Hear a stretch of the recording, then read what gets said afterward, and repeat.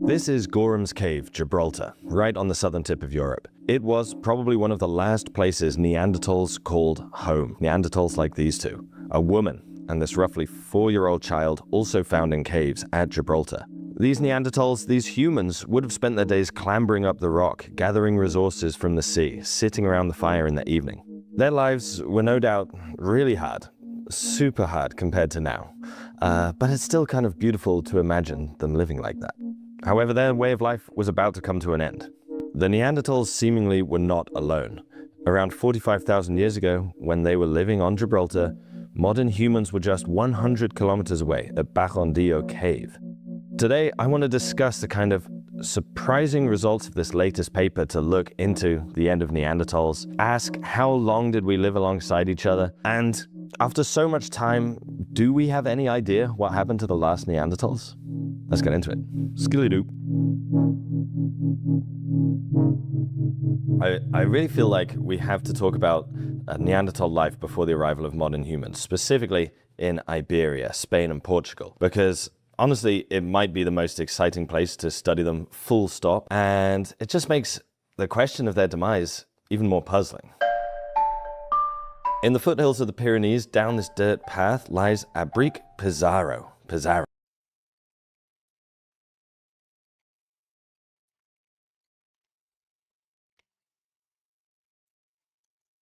Yeah, I saw the UFC card. That was great.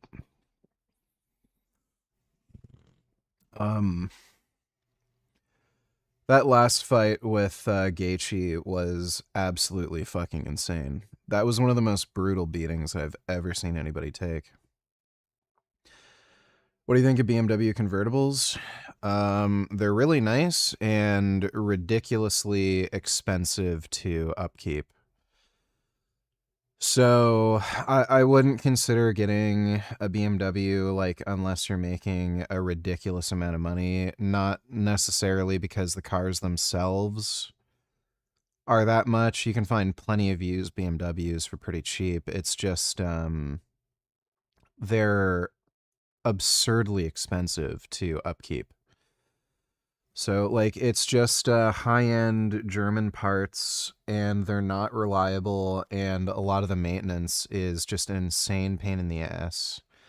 They're not made in a way where they considered how easy it is to, like, replace basic parts, and the parts themselves also cost a lot, so not only are you paying a big premium for parts, but, like, just labor is insane. It just, like, hours and hours and hours and hours of labor adds up. So, like, I'm pretty sure your average mechanic is gonna, like, charge over $100 an hour for labor, and some of the shit that you're gonna have to do to maintain those vehicles, you're talking about 20, 30, 40 hours labor total, so that adds up very quickly, and plus the parts cost. So, I know there's a lot of BMW convertibles. What is it? The Z6 or whatever the fuck it is. They're really nice. But yeah, they're not really worth buying unless you're making, like, really serious cash. Pizarro. Most British pronunciation ever. Roughly 70 to 80,000 years ago, it was home to a community of Neanderthals. It's a warm Mediterranean climate now, of course, but back then it would have been much colder, much drier. It was a climatic downturn. Not a great time to be alive. The excavators found hundreds of deer and horse bones, as well as smaller prey like rabbits and turtles, even the remains of a rhino. It's just a great example of, you know, even in harsh climatic times, Neanderthals were very resourceful, very adaptable humans, using the full range of resources in their environment. Like, it was their home, truly. And this is the crazy thing, especially in Iberia. These animals, this landscape, even themselves, they certainly imbued them with this, like, layer of symbolism, which we all do, of course. This is Cueva de Escubierta in central Spain. Here, archaeologists found the remains of animals, but mainly the skulls of horned animals, some of which placed over fires, it seems. I've made a whole video just about this site because it's so special. Of course, it's hard to know exactly what's going on, but the simplest explanation is that this is a collection of hunting trophies. This is a site that meant something about these horned animals. They were putting them there for a reason, right? The most likely explanation, I think, by far, is that this is like a collection of hunting trophies. If I hunted a bison with nothing but a spear, I'm making a trophy.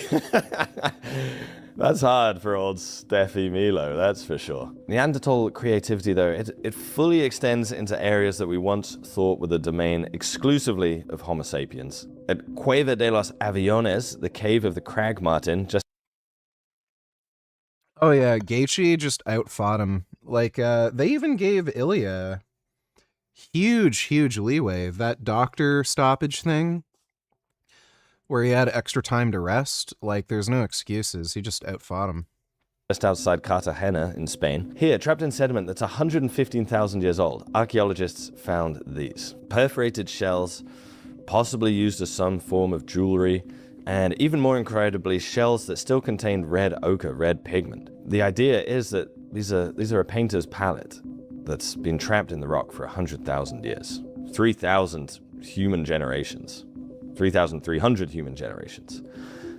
Kind of incredible. Like at one site in Spain, there are even hand stencils, that such iconic form of prehistoric art that was seemingly made by a Neanderthal. With all the evidence we have, it was made by a Neanderthal, at least 65,000 years old, something like that. So remarkable, man, to see like the hand of a Neanderthal, an extinct, archaic form of human reaching out to us. It's crazy. It's literally crazy. What would I give to go see that? It's insane. Gives you a tingle. Gives you a tingle in the best way possible. Makes you feel small in the best way possible. All of human creativity, certainly my own, is fueled by coffee. My favorite here. Ilya didn't quit at the end of round 4. His brother threw in the towel. So his corner threw in the towel for him. Brewed by Cometia. Cheers. Delicious coffee. Thank you to Cometia. So, obviously, the more we learn about Neanderthals here, the more we learn about how capable they were, how smart they were, how much like us they were, the more their disappearance seems strange, doesn't it? Because we're here, so why aren't they here? Obviously, we can't really get a good idea about what happened to them if we don't know when they kind of disappear. There's been a really big debate in archaeology as to whether Iberia was some sort of refuge for the Neanderthals, a place where they made their last stand. I mean, last stand sounds so deliberate, but the place that they last lived. It would make sense that that is the case because all the evidence we have is that modern humans arrived in Europe from the east, and Iberia is as far west as you can get. So likely it is the last place they lived, but statistically so, like in any meaningful way, this has been a huge debate.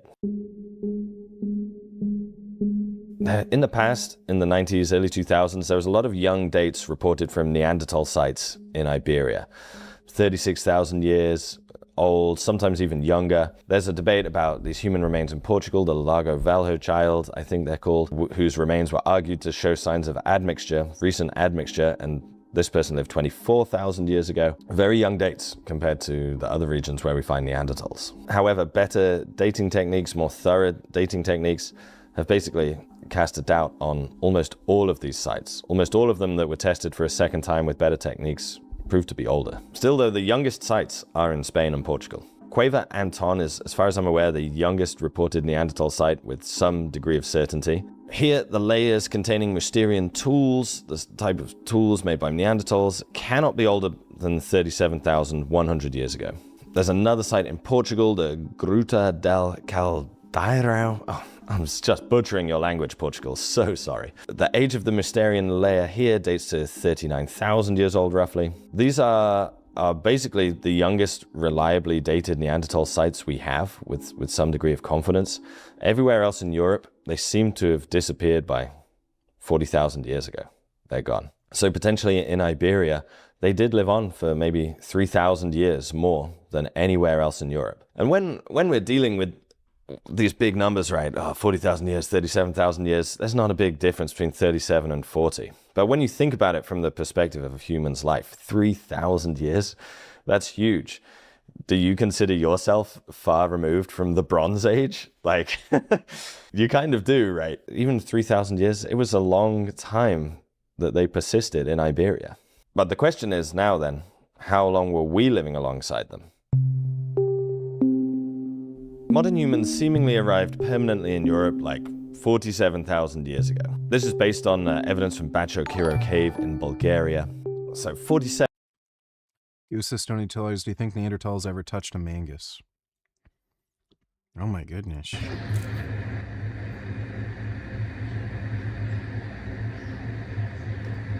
They probably did. Might have been even more manguses. It's a good mangus. Oh my goodness. Wow. That's a beautiful mangus.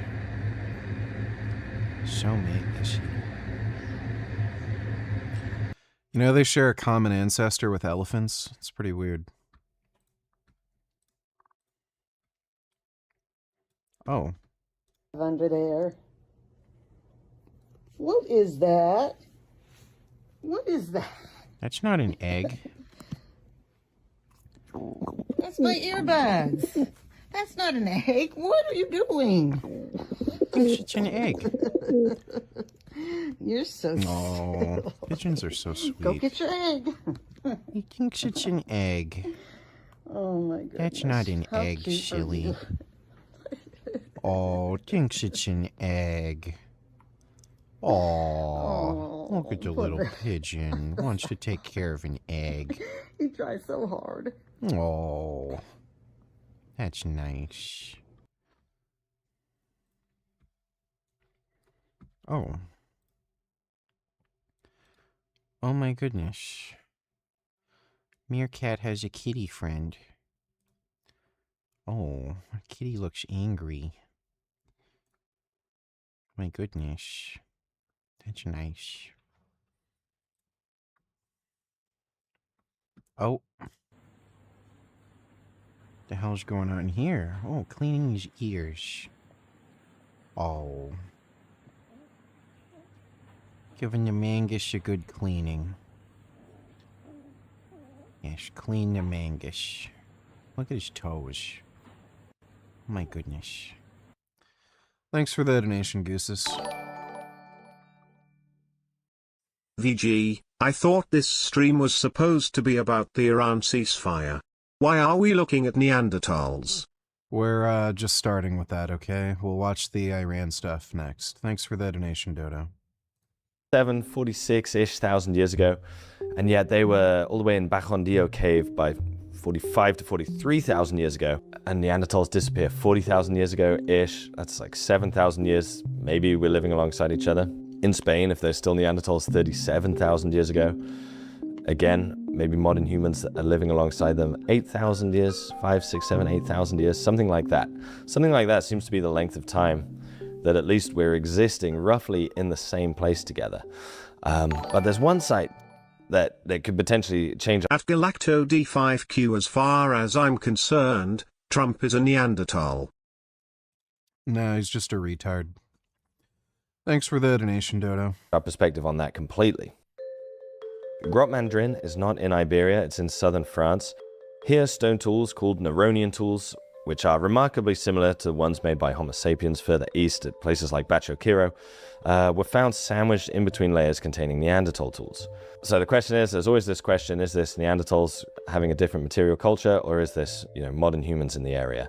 Well, fantastically, amazingly, rarely, at Grotte Mandrin, there are also human remains. Teeth from 7 individuals were found across the layers of the cave, and one of them, a lone modern human child's tooth, was fortunately recovered from the layer containing Neronian tools, really helping to identify that particular time period as being occupied by modern humans. What's fascinating is that this layer dates between 56,800 and 51,700 years ago, thousands of years before we thought modern humans had arrived in Europe, which suggests, possibly 2 things. Either modern humans arrived in Europe thousands of years before we thought, or that, they're a temporary arrivals of modern humans that actually reached quite far into the continent. Maybe both are true. Both are true to some extent. The unfortunate thing with Grotte Mandrin is that Neanderthals and modern humans never seem to be at the site at the same time, which is unfortunate. I don't know that we have any evidence of that from any site in the world. But it seems that Neanderthals were there, then modern humans were there. For some reason they left, Neanderthals came back. Why that is, why? We don't know. We don't know. We know at some point, though, that humans and Neanderthals must have been in the same room at the same time, though, because we know it from our DNA, right? We admix with them. Hard to do that if you're not in the same spot at the same time. So this right here is the latest paper to try and tackle this question of Neanderthal extinction, Neanderthal disappearance.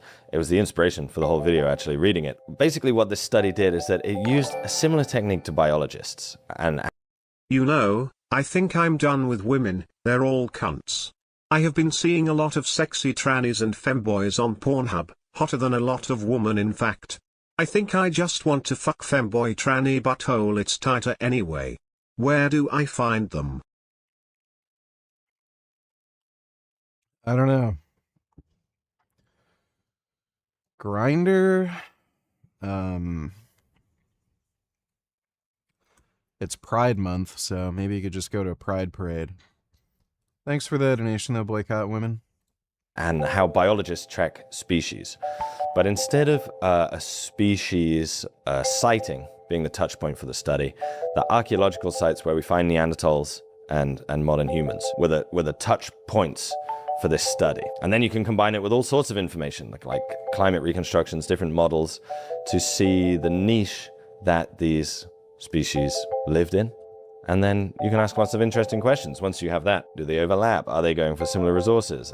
How does their distribution perhaps change over time? Lots of interesting questions like that. Once you sort of have the niche that this species, us, is living in. One of the big questions this paper wanted to answer is was climate responsible for the demise of Neanderthals? 40,000 years ago, it was a rough time, climatic.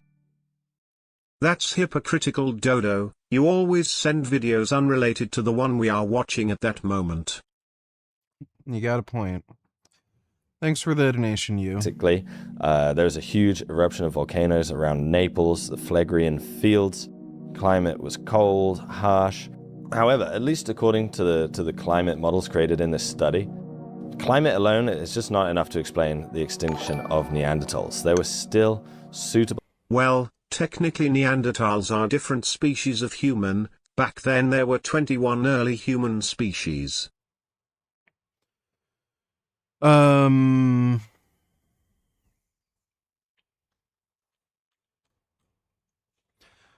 Depending on what definition of species you're using, they're not technically a different species. Like, if you can interbreed and have viable offspring, isn't that, like, generally the definition of species?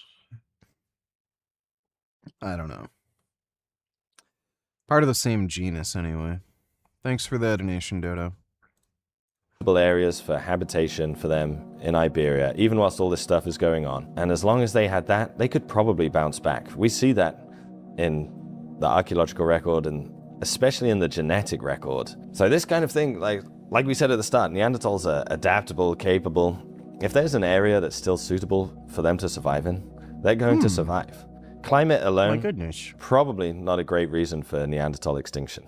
What about us? Did we contribute in any way? We have no evidence of violence between Homo sapiens and Neanderthals. There's only one site, Shanidar Cave, where that idea is even suggested because one Neanderthal has a pretty vicious stab to a rib bone. But we don't know that that was caused by modern humans. It's just an idea. It's just an idea put out there. It's questionable how much we were bumping into each other, really. At least according to the ecological models made by this study, our ranges overlapped, our preferred areas of habitation overlapped by just about 5%. We're just meeting each other at the fringes of the areas where we're living, it seems. This is based roughly on how much a hunter-gatherer would move typically away from sort of a home region, from these archaeological touch points that we have of them. That, of course, raises a huge caveat in that we don't have every archaeological site that the humans and Neanderthals lived at, right? We haven't found every one. With the big caveat that we don't have every site. Yes, I'm definitely stronger than a Neanderthal. I think they only averaged like 5 feet tall or something.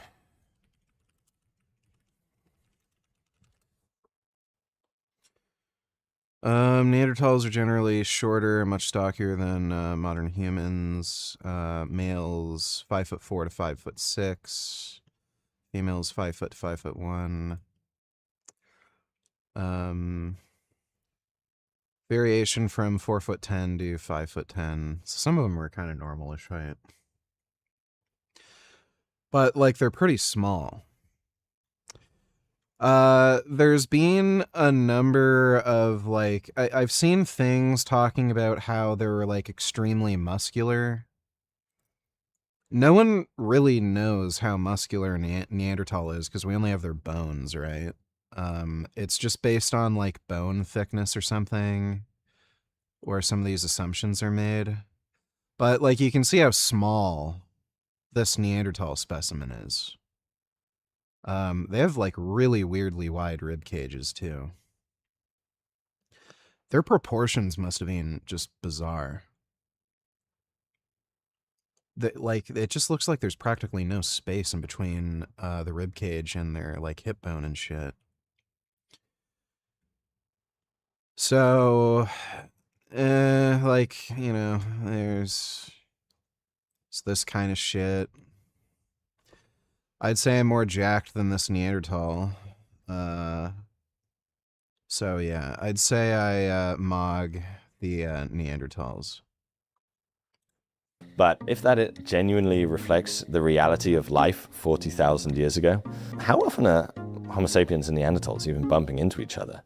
And if our ranges don't overlap that much, how much are we competing for even the same resources?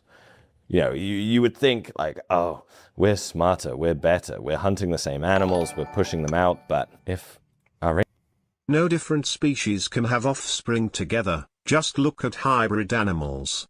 For example, horses and donkeys are different species, and they can have mules together. You who own a hybrid wolf dog should know this, VG. Mules are infertile, and I never had a hybrid wolf dog. Hybrids are illegal, so. Yeah, but mules are infertile. Hybrid wolf dogs are not infertile. So wolves and dogs are the same species. Thanks for the donation, though, Dodo. ranges aren't overlapping that much, are we? Are we actually? The paper did have another really interesting detail, though. One thing that kind of stood out in the paper was that the regions favored by Homo sapiens, seemingly they're better connected, they're closer together, at least along these coastal routes, which is probably one of the main areas Homo sapiens expanded into Europe, was along these coastal routes. Again, our knowledge is biased by the fact that the sea level has risen so much since this time, so we're missing many, many sites that are now fully under the Mediterranean. Neanderthal society was maybe smaller and more fragmented, it seems. Genetically, one of the Neanderthals at Grot Mandrin kind of gives us that impression again. This is Thorin. Cool name, very cool name. Thorin, living at Grot Mandrin and the community that he lived in, seemingly was isolated from other Neanderthal populations for maybe 50,000 years. 50,000 years, that's a really long time. Like, I know we're debating how long 3,000 years is, but 50,000 years, that's a really long time. And yet, southern France does seem to be this core region of Neanderthal life, a very important region of Neanderthal life. And they're still cut off from their neighbors? There are so many questions that this study raised, is...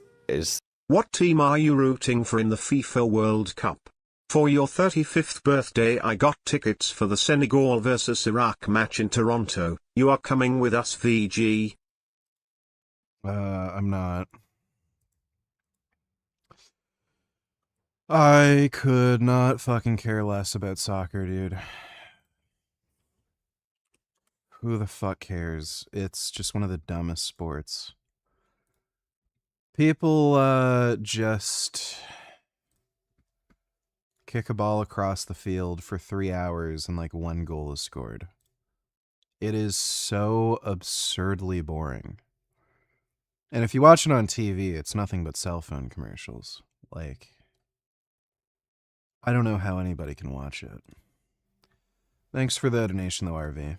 Thorin dated correctly is, what do we mean by a community being isolated? All these things are being heavily debated now, thanks to that study.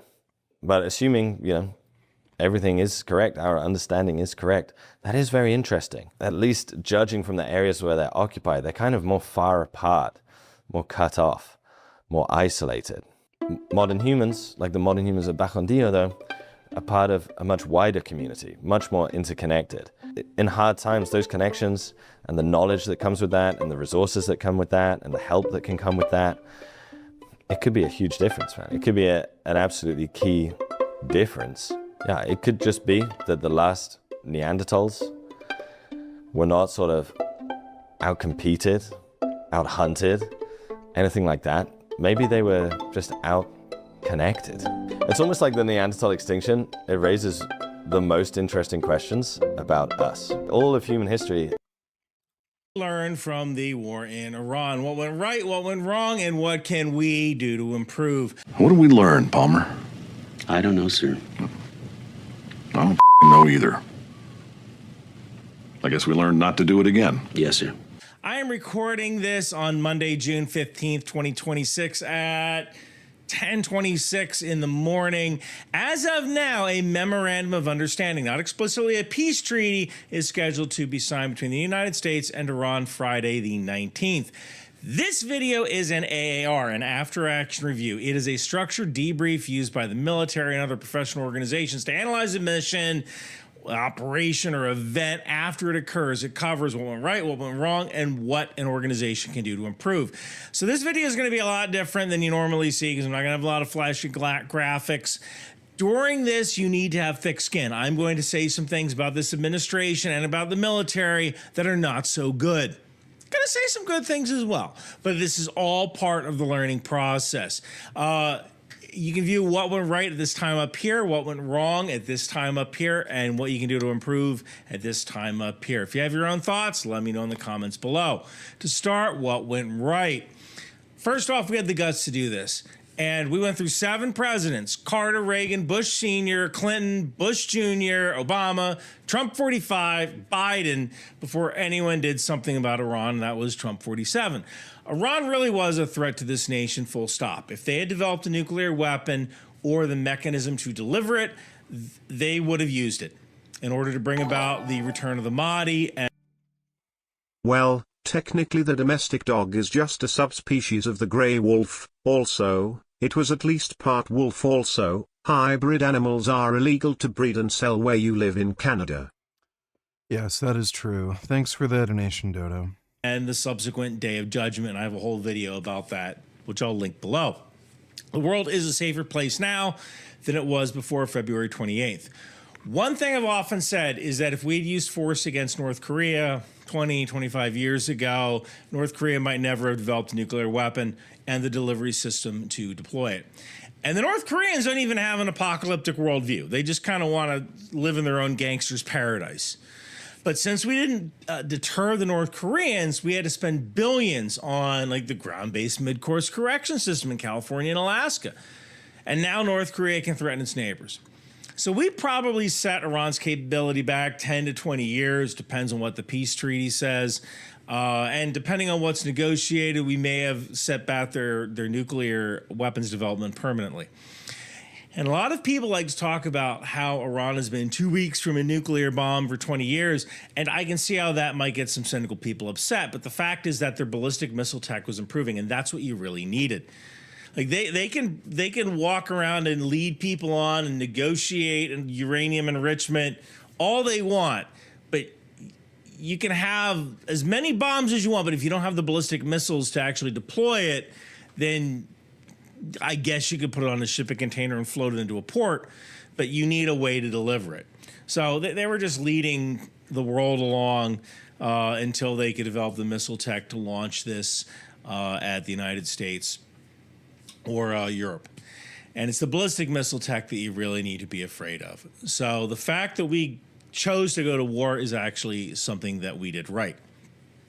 Next, minimal. You want to bet. If you ask Destiny, we shouldn't have intervened. What did we accomplish? Nothing happened. It was a waste of time. It made America look bad. I'm a dumbass. Yeah, so this is why you don't listen to fucking Destiny. The guy's a brain-rotted fucking retard at this point. None of his political commentary is sensible. Losses. We flew thousands of air missions and only lost a few planes. During Operation Desert Storm in 1991, the coalition lost 75 aircraft, 52 fixed wing, and 23 helicopters. By my count, we lost 4 F-15s, 1 refueling tanker, 1 E-3 AWACS, 1 A-10, 1 Apache, 2 MC-130Js, and 2 MH-6s. And those last 2 were self-destruction. From a tactical standpoint, this is a success by any measure of the word. And I can tell you this, Secretary Rubio laid out the objectives very clearly. He's one of the clearest objective statements I've ever seen. Number 1, destruction of Iran's Air Force. Number 2, destruction of Iran's Navy. Number 3, destruction of their missile launching capabilities. Number 4, destruction of their missile and drone facilities. And I think it is clear that we accomplished those 4 objectives to an acceptable level. They'll always be able to create some missiles, but we severely degraded their ability to do so. Next, Patriot and THAAD, they actually worked. You know, there's this guy named Ted Postall who loves to go around podcasts claiming that the Patriot missile system doesn't work. I mean, if the missile system didn't work, why the hell did 19... Really? What law forbids the breeding or selling of hybrid animals in your country, VG? Show us, please. I think it has something to do with animal trafficking. I don't know what specific law, but there's animal trafficking laws, and I know there's exotic animal laws where you can't have like wolves or hyenas or lions or anything like that. Thanks for the donation though, Dodo. Countries buy it. You know, but yeah, he found a shtick, right? He found there's money to be made in being a contrarian and saying America's bad and Patriots bad. And I get the guy's gimmick. I use a cigar and a bathrobe, right? He hates America. Everyone needs a gimmick. But the fact is that Patriot and THAAD were intercepting ballistic missiles, and they were doing a good job. Next, I've got to talk about the target set. The target set service was absolutely incredible. We hit over 13,000 targets in 38 days. That is an insane number of targets. We would not have had this capability even just a few years ago with, before artificial intelligence assistance. And of all the targets we hit, I only know of one that was wrong. It was a big one, but one. And that is a testament to our complete dominance in the battle space of ISR, intelligence, surveillance, reconnaissance, and the doctrine of any sensor, any decider, any shooter. We saw a target. We got that information to a decider. That person made a decision to strike, and we hit it. And that's what we're going to use in the Pacific to defeat China. Oh, yeah. Next, we will come after you. I want to talk about the destruction of leadership in Iran. Our ability to find, fix, and finish regime leadership targets was incredible. And one lesson our adversaries likely learned is that we will come after you. Not just your generals, but you, the leader of the nation. This is a warning to China. You want to invade Taiwan? Cool. But you as an individual are going to pay the price. We will find you. We will attack you. So you might want to close that loop before taking Taiwan. Fuck yeah, dude. Another major debut in this conflict that worked was the Advanced Precision Kill Weapon, APKW. Now, technically, this debuted during Operation Rough Rider against the Houthis, but this system shot down a hell of a lot of Shahed drones. It is basically a 70-millimeter Hydra missile with laser receivers in the fin. Cost per shot's around $25,000. All the people who claimed we're using $4 million missiles shoot down $40,000 drones obviously haven't heard of the APKW. Next, Iran's information warfare strategy mostly failed. I actually thought this was going to be a big one, and it's not like Iran didn't try, but Iran really wasn't able to implement a coherent information warfare strategy like Russia has, or even Hamas did after October 7th. I mean, yeah, Iran had the Lego videos, but they were more amusing than effective at getting people sympathetic to Iran's cause. And I think the reason for that is threefold. First off, very few people were directly on Iran's side. Like, you know, most people kind of know that Iran's regime is evil. So this. Yeah, unless you're Hassan. And I guess Destiny, since he's a commie brain-rotted fuckwit. What about Iran's sovereignty? There's very few people who were genuinely pro-Iran. There were plenty of people who were not so much pro-Iran as anti-America, although I'll cover that in what went wrong and what we can do to improve. Second reason is that X implemented a policy that would demonetize accounts that posted fake war videos. X is a cesspool of misinformation, but I think this was basically a firebreak. If X hadn't implemented this policy, we would have seen fake war footage all over the place. Finally, number three, Iran shut off the internet. Now, they did this to prevent their own people from accessing the outside world and to prevent the coalition from doing battle damage assessment from posted footage. But, you know, this kind of goes both ways. All of the videos that we saw come out of Gaza helped sway public opinion when you saw like massive areas that have been destroyed, right? And maybe more public opinion would have been swayed if Iranians could say, look, my house was hit. Yeah, I feel good. I'm doing good. My mood was kind of low for a little bit because I came back from Australia. I had to leave Pat behind. Hadn't taken any steroids for 2 weeks. And I got sick, which was really annoying. I kind of wanted to just get right back to training and shit.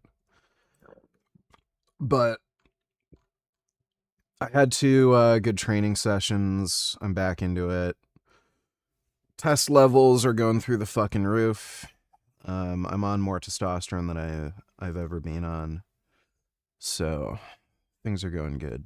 By a bomb, you know, but because Iran had shut down the internet, those naturally occurring pictures just weren't there. Next, we have the rescue of Dude 44. This was the call sign of the F-15 that was shot down over Iran. Dude 44's rescue and the rescue 36 hours later of the weapons officer was a testament to our abilities to combat search and rescue. And yeah, we did lose 2 MC-130s and 2 MH-6 Little Birds, but that just goes to show the lengths we will go to bring somebody home. Nobody gets left behind. Is Dr. Avi regretting his vote yet? Definitely not.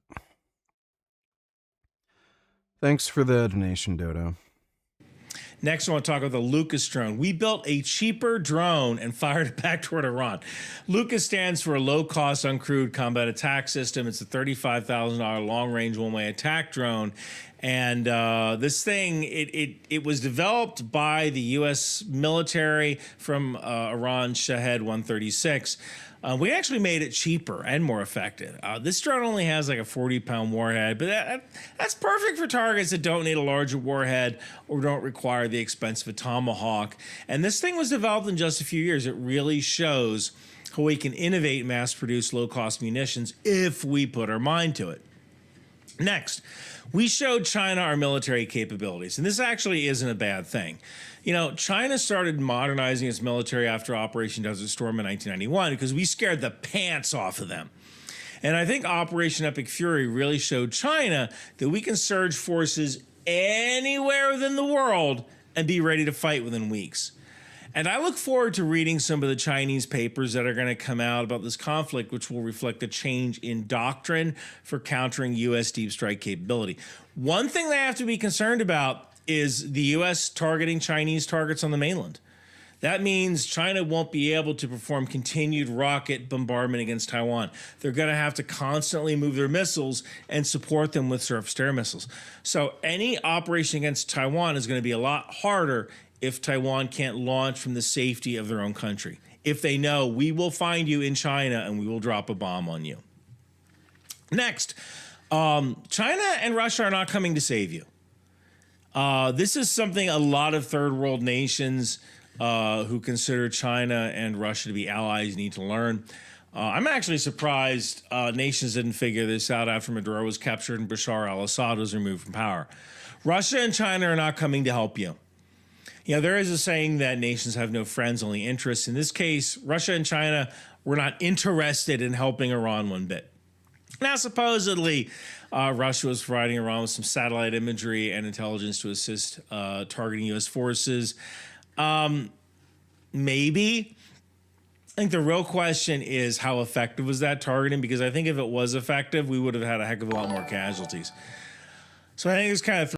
Now that Trump botched the Iran war and achieved no strategic objectives and is throwing Israel under the bus, he said he wants to settle Ukraine next. This man is the worst president in history. He is completely ruining this country for decades. Where did you get the idea that they achieved no strategic objectives? They did. Like, this was a guaranteed W because as soon as they shut down the Strait of Hormuz, like the U.S. blockade,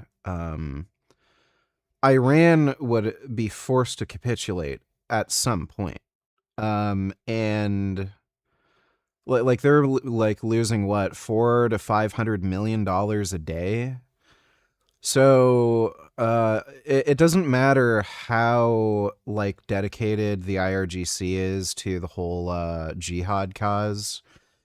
If you have no fucking money and you can't put food on the table, like they're going to have to open the Strait of Hormuz. You can't be broke and commit jihad.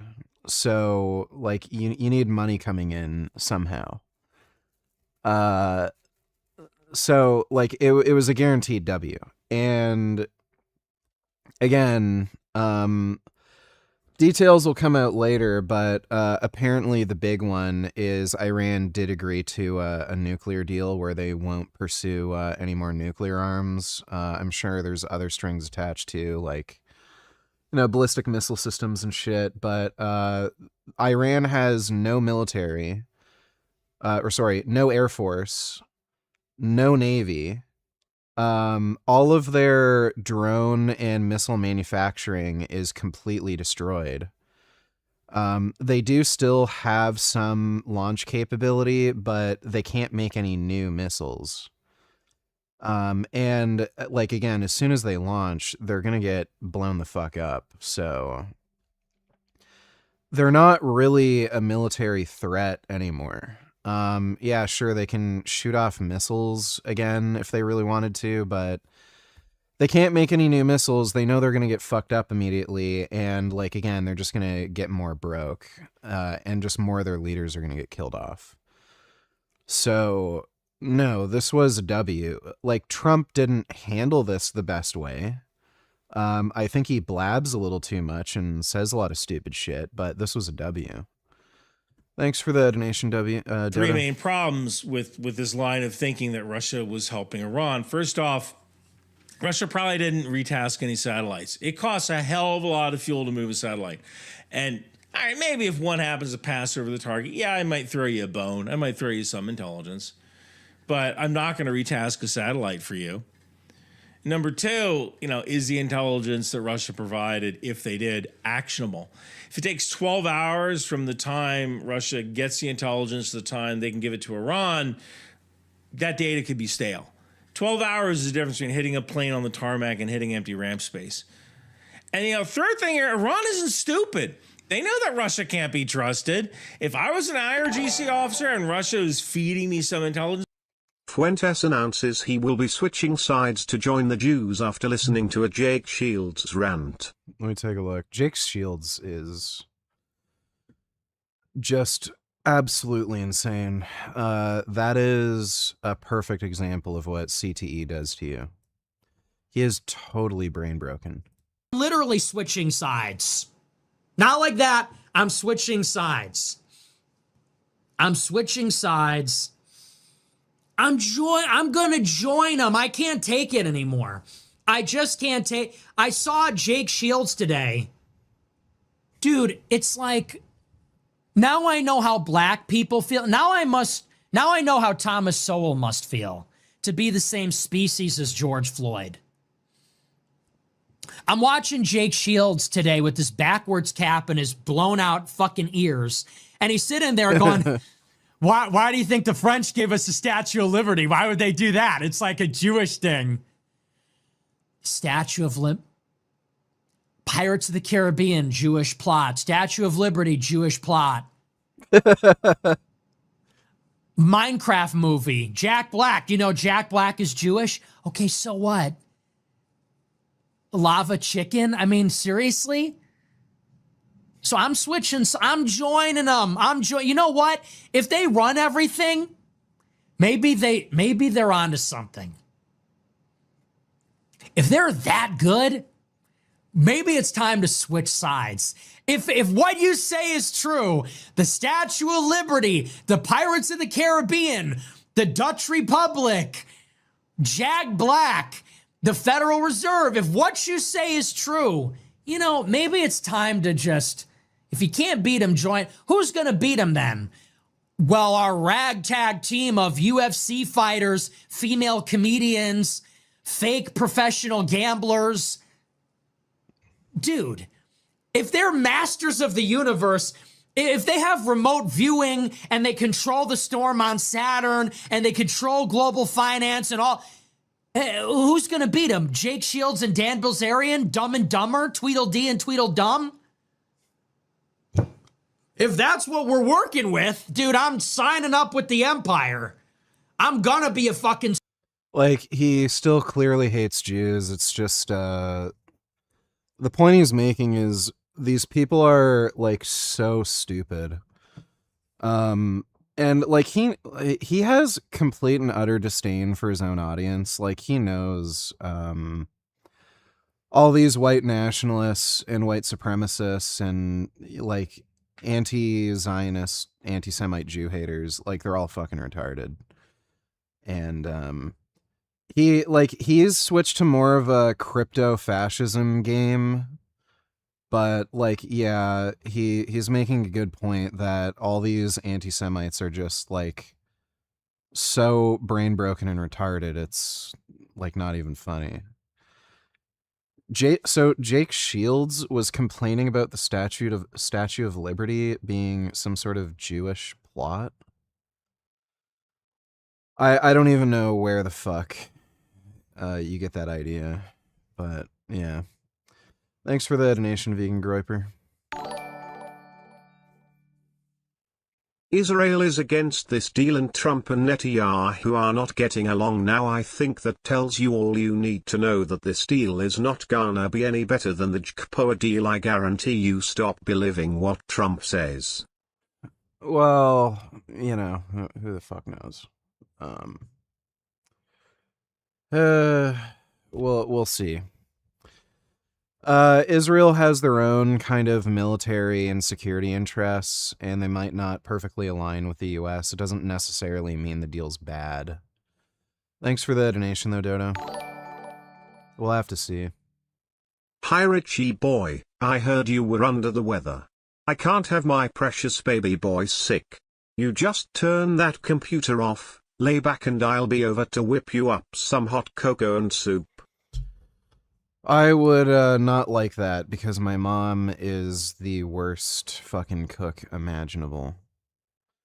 She literally can't even make hot chocolate. I'm not even fucking kidding you. Dude. Oh my god. That's why I was one of those rare kids that loved, like, raw fruits and vegetables. I would just eat, like, cups and cups of raw broccoli and carrots. It's because my mom's cooking was so bad. Dude, she would microwave me soup and it would be like bone fucking cold. Like it's insane. She would make like hot chocolate and it would either be water or it would be like so ridiculously sickeningly sweet and she'd put too much in it Like every way you could imagine fucking up food, my mom just does somehow. I don't know if she's gotten any better, but like, holy fuck. Just her cooking was so fucking horrendous. Like shockingly, horrifically awful. So yeah, I'd rather not have my mom make me soup because she'd probably fuck it up. Thanks for the donation though, Mom. So I would be afraid that they were giving me targets that they wanted hit rather than targets that I want to hit. So I think one thing that went right is that it kind of proves that Russia is the friend who offers to help you move, then only shows up for the pizza an hour after you've packed everything up. Next, U.S. cyber warfare was a resounding success. We were everywhere. We were everywhere. Dude, you pick up a phone, we're listening. Send an email, we read it. The U.S. effectively had Iranian commanders hunkering inside of bunkers afraid of their phones. And that made it a lot harder for Iran to coordinate drone and missile attacks. Cyber warfare from Iran's end, that was actually a nothing burger. Iran-affiliated organizations were able to attack the medical company Stryker. There were some incidents of attacks on programmable logic controllers at like gas stations, but for the most part, Iran was not able to use cyber attacks against American infrastructure to cause appreciable damage. Really well, if the US had the same wildlife trafficking regulations your country has, VG, then hybrids like this would not be allowed to be sold in animal auctions to trophy hunters. He was only a couple of weeks old and was taken away from his mother so he can be sold to canned hunt ranches. They breed exotics for people to come and shoot and then take them home as a trophy. That is psychotic. Trophy hunters are like the most degenerate fucking scum on the planet, dude. Literally the most pathetic, cowardly, degenerate scum I've ever fucking seen. Thanks for the donation, Dodo. What are your thoughts on vegans who buy non-vegan DIY HRT from online due to a lack of availability or viability, so they transition from male to female? What? Non-vegan HRT. I've never heard of such a thing. So, first of all, you can literally just order raw materials from China. And if you're just talking about hormones, like, you know, like estrogen, that's vegan. So I don't know where you're getting that idea from, that it's non-vegan. And if you're transitioning to male, testosterone, like, what makes it non-vegan? It's just made from plants. Thanks for the donation, Sally. At the start of the war you said if regime change isn't accomplished, the war would be a strategic failure. Regime change isn't accomplished and the so-called deal is just a memorandum of understanding. I think you're being kind of retarded on this. I don't recall saying that, and secondly, the memorandum of understanding, that's just the beginning of the, like, peace deal. So it's just, it's essentially just a temporary ceasefire until they can get, like, the deal kind of solidified. So where... Just... I want to retire. Cam donate $2. These are kind of dope, though.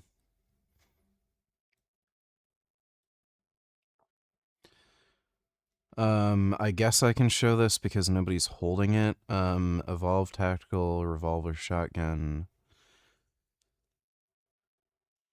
Well, this is, that's not even anything. The new meta for the Canadian, you know, stupid assault weapon ban thing is to get a pump action shotgun with like a 20 round magazine. So there's no magazine restrictions on pump action or manual action shotguns. So you're seeing new products come to market where you just get a pump action shotgun with a removable magazine, and there's no magazine size restriction. I've seen drum magazines as high as 20 rounds. That's the new meta. These revolver shotguns don't even make any sense. Like, these are also 410 gauge. They're not... Like, this is just stupid. These are not... I'd be very skeptical if this was like... Yeah, so 45 long Colt. This is something people are doing to get around the handgun ban. Okay, that's what it is. It's a handgun ban thing. I get it now. Yeah. Like, why? Like, well, they know. They're very well aware that this whole thing was stupid, but they're doing it anyway because that's what liberals do. Thanks for the donation, Cam. And conservatives say it's a woman's job to cook meals for her family. Not if you're my mom. You definitely don't want her doing that. Thanks for the donation, Dodo.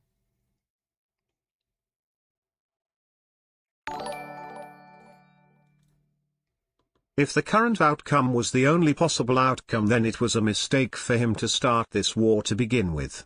Really nothing's been achieved besides inflation and both sides wasting military munitions and equipment. Plus Iran's munitions are cheaper. Okay, well, that's nice that you have absolutely no ability to listen to the fucking video we're watching, or hear any fucking arguments, or use any critical thinking skills, but thanks for the money, I guess. Like, I guess that's the cost of me listening to your fucking horse shit. Dodo donate $2 true. With the threat of a nuclear Iran, how do you think things are being handled right now there? It is doubtful that any agreement that arises is going to be significantly different or a significant improvement from the deal that we had in the... Oh my god. This guy is such a fucking liar. Like, this has to be some bullshit of him just not liking Trump or something. So, first of all, the deal that he had with Iran was just complete bullshit. During his presidency, the U.S. was still in the Iraq War and in the Afghan War. So, dealing with Iran and adding like another fucking huge conflict to the whole like problem, it just wasn't really like, it wasn't like, it wouldn't make sense politically, and it would just be massively costly as well. So what they ended up doing was they made some like bullshit deal with Iran where they would lift sanctions with the agreement that there would be UN inspection teams to make sure they're not enriching uranium and making a nuclear weapon. But what that ended up doing was it allowed Iran to export oil, make money again, and support terror proxies, which, you know, we know what that led to. It led to October 7th. It led to Iran, Hezbollah, and the Houthis being more well-armed than ever. And now Israel's having to deal with all that shit, and we're having to deal with that shit. So his stupid nuclear deal with Iran, it prevented them sort of from like actually developing a nuclear weapon, but like Ryan Macbeth just said, the big issue was them making ballistic missile systems. So his fucking Iran nuclear deal allowed them to improve their ballistic missile system tech, allowed them to to fund terror proxies all around the fucking Middle East, And then when the time came where they actually wanted to develop a nuke, well, now it's a real fucking issue because now they have technology to actually deploy the fucking nuclear arms. So his Iran nuclear deal was fucking horseshit and stupid. It's just something that he kind of had to do at the time because the US was already at war in Iraq and Afghanistan. And again, adding like military action against Iran at that point in time, it would balloon the military budget. It would like waste weapons and equipment. It would not have been politically sensible. So he ended up making this like really shitty garbage fucking deal just to prevent Iran from like just enriching uranium. But it wasn't a good deal. So him saying, oh, well, it's no different than the deal we had. Well, no, it's a lot fucking different. You fucking idiot. So he's lying. Like, he's not a stupid guy. So he's just lying just to make Trump look bad. How did Jeff Nippard's wife die? He hasn't commented on it, but if I had to guess, it was suicide. There's a few reasons why I think that. One, he's being extremely tight-lipped over how she died. So if it was just some like accident, generally speaking, people aren't going to be like weirdly sensitive over mentioning the cause of death. Like you would mention like on a post, like, hey, tragically my wife died or my fiance died. I think they're married. I can't remember. He was either engaged or married to her. You would say she tragically died in a car accident or something, you know, like because it's just not particularly sensitive. Whereas if it's a suicide, that ends up becoming a lot more weirdly personal because it also raises a bunch of questions like, why is she suicidally depressed if she's with you? Like now there's a lot more questions like, why wasn't she getting any kind of like help for suicidal issues? Why was she so miserable with you? There's a lot more like nonsense that you might have to deal with if you admit that it was a suicide. So I'm leaning towards suicide primarily for that reason because like again, if it was some sort of accidental death or like natural death, like a heart attack or something, you'd expect him to like maybe say like she passed away because of some heart condition or like car accident or something. It wouldn't like look bad on him in any way. Whereas a suicide that can look bad on Jeff or his and her family in some way.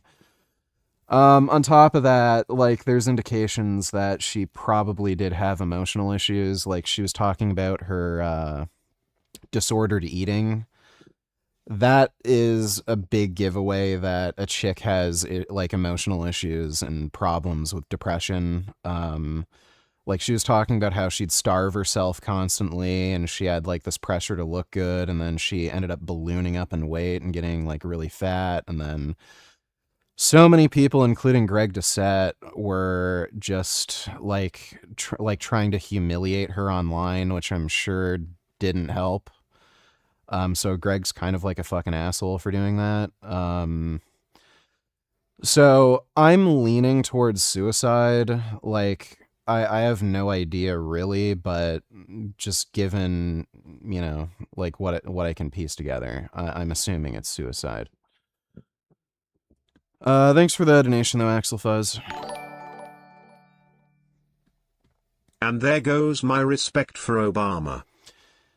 Yeah, he's a cunt, just like every other politician. Thanks for the donation, Dodo.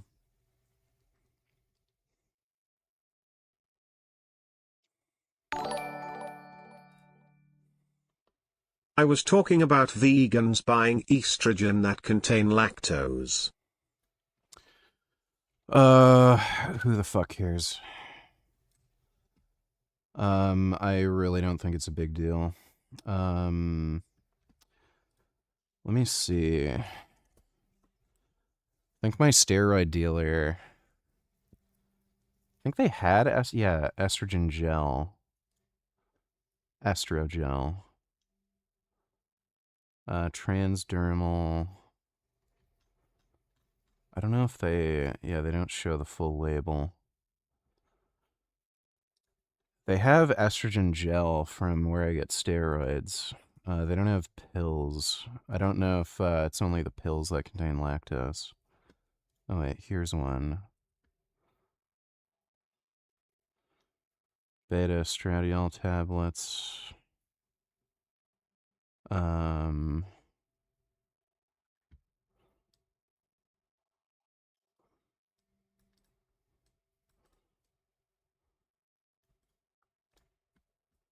think I was talking to a trans vegan who was talking about it containing lactose.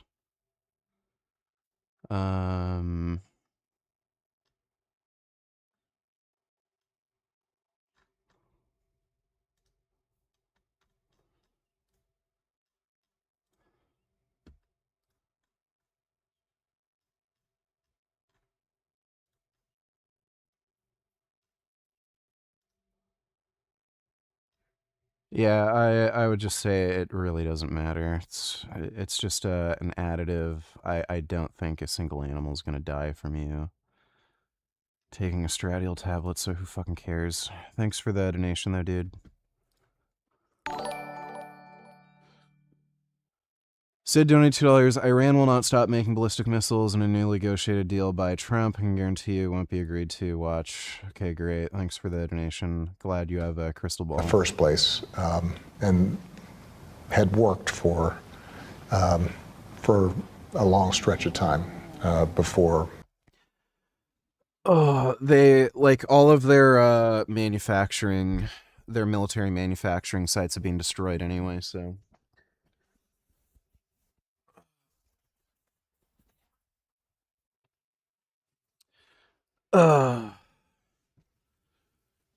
Worst case scenario, they won't even be able to build any new ballistic missile systems for like another decade or so.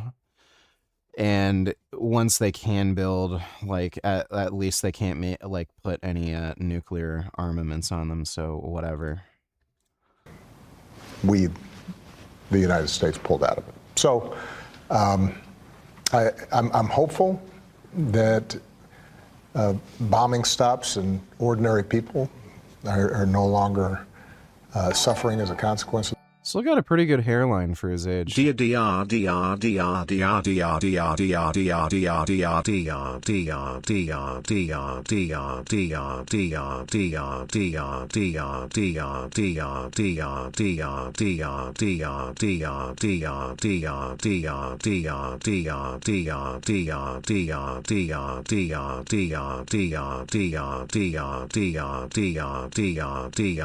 I was gonna skip that, but thanks for the donation, Vegan Daddy. Sneeko reacts to the Knicks winning the big game.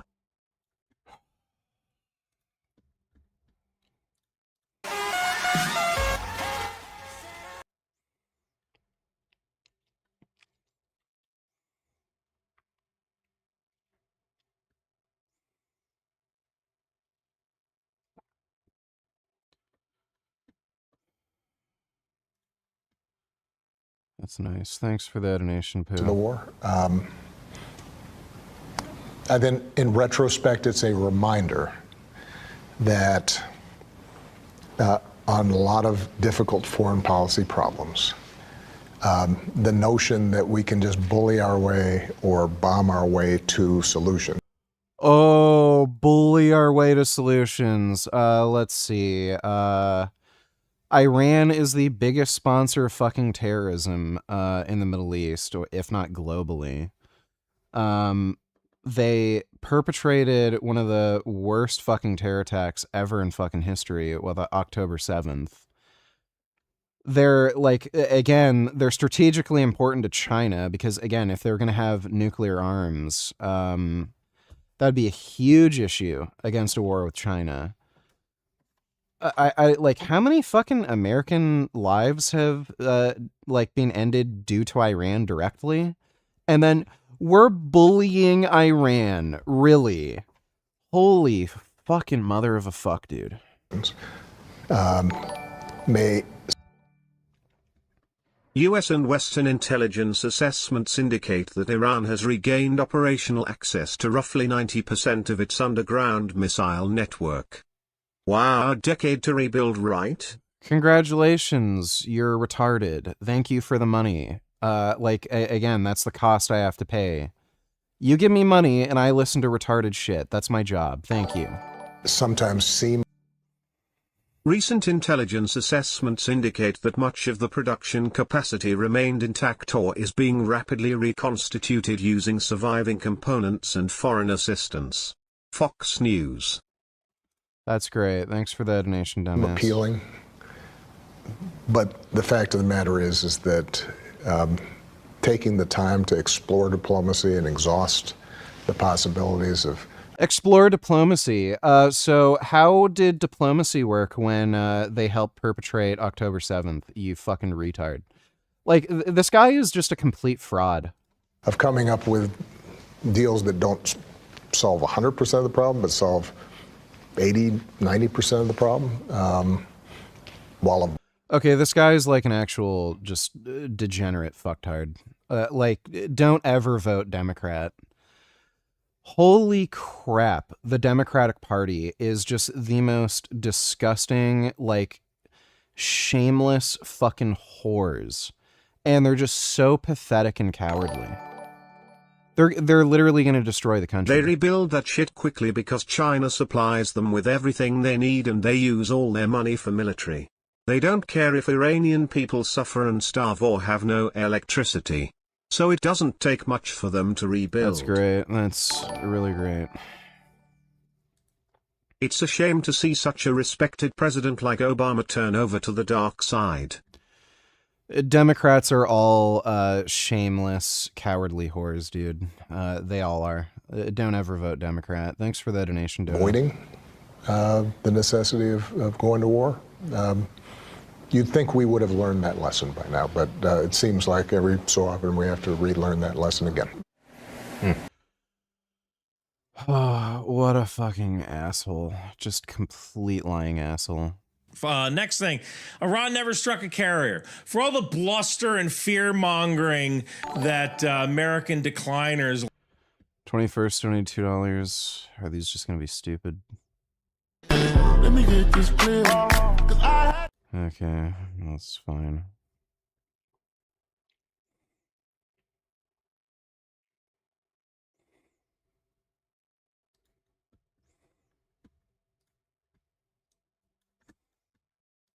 We did the Hobo Max Challenge. No shave, no haircut for over 6 months. We did that. We've conquered that. Should we keep it going? Or should we shave all the hair off? Should we do a half? Remember that film in 2016 with the half and half? We shave one part of the face and then let that. Should we do that? What should we do? The comment with the most likes, we'll do that. I ain't going to Turkey for a hair transplant. We're keeping an arrow here.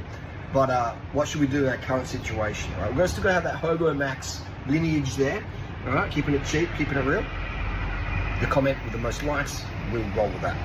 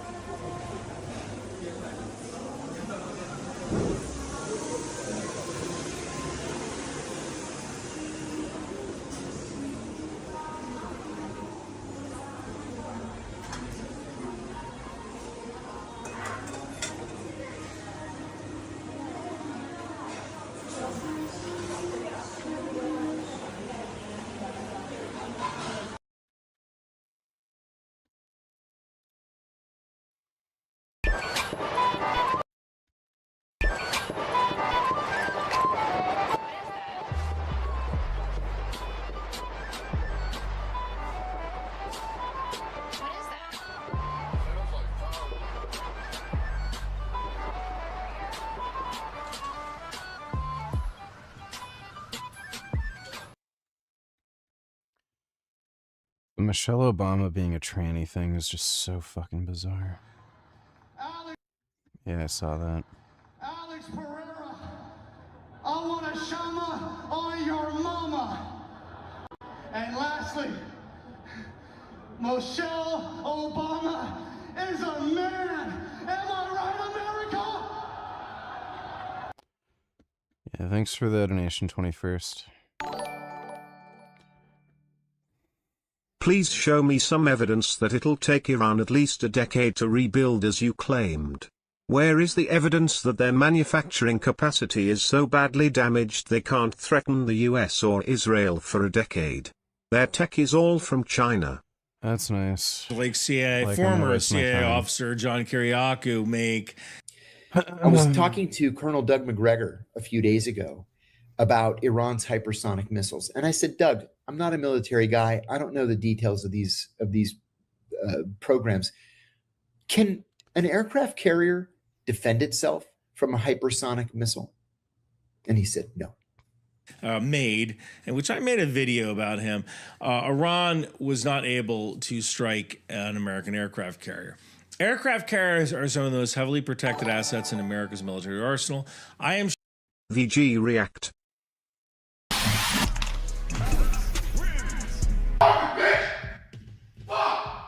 God, man. Fucking stupid ass cat got trapped in my room and ruined my fucking carpet.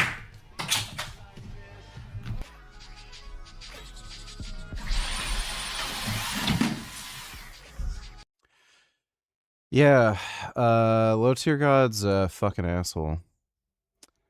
Literally a fucking irredeemable asshole. Thanks for the donation, 22nd. sure Iran tried like hell to hit the USS Abraham Lincoln, but they failed every time. Next, I want to talk about... Like, getting mad at an animal is the stupidest fucking thing imaginable. Like, I can understand having kind of a quick gut reaction or something. Like, if you see your dog pissing or shitting on your bed, you're like, no, don't do that. Get the fuck out. You know, like something like that. But, like, actually being mad at the animal for doing something, it's like going to a zoo and, like, starting a fight with the monkeys, you know, because they flung shit at you. It's like... they're fucking animals, you know? What went wrong? Of course, this is the longest section. And again, you need to have thick skin because I'm going to say some things that aren't so nice. First off, troops run on hardened shelters.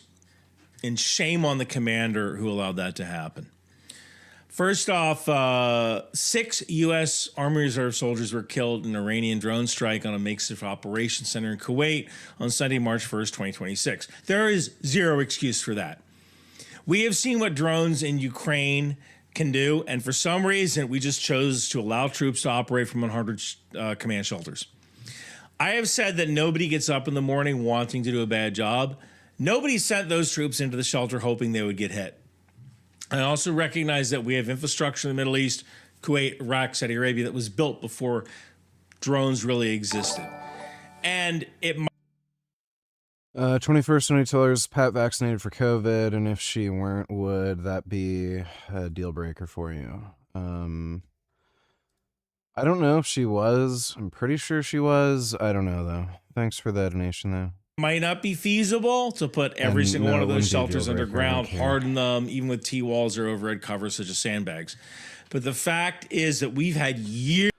No, I don't bet on sports, and I don't care about the World Cup. ...years to deal with this problem, and we chose not to. And that's fucked up. Putting my NCO hat on there. Moving forward, we really need to have to think about how we protect our forces from drone and missile threats. Next, we were not using Agile Combat Employment, or ACE. This is a doctrine where you are constantly moving aircraft from base to base. This tactic was supposed to be used in the Pacific Theater, where we've dusted off some of our World War II era bases to act as forward landing, rearming, and staging points. And this might be why we lost a precious E-3 Sentry AWACS aircraft. Now, There are a few problems with using ACE in a country like Saudi Arabia. It's logistically difficult. We would have to get landing rights in multiple airfields. Saudi Arabia certainly might not have wanted the U.S. to fly missions out of civilian airports, and doing so would have required significant logistical burden. But that's going to happen anyway, fighting China. So we should probably practice this now. The E-3 Sentry aircraft that was destroyed at Prince Sultan Air Base was the same place which had all the logistical and maintenance needs to operate all of those strategic assets. So kind of makes sense it was there. Where else are you going to put it? You're going to put it where the logistical assets are that can service and maintain that aircraft. So I think this was likely a risk calculation. We can either try to perform ACE and negotiate with Saudi Arabia, or we could have rebased our aircraft out of Germany, which could anger the host nation government. Oh, I don't want you flying out of here. You know, like. 21st 22 Pat, we're anti-vax. Would that be a problem for you? Also react to this base guy stands up to black thugs. Like, yeah, I guess, sort of. I don't know.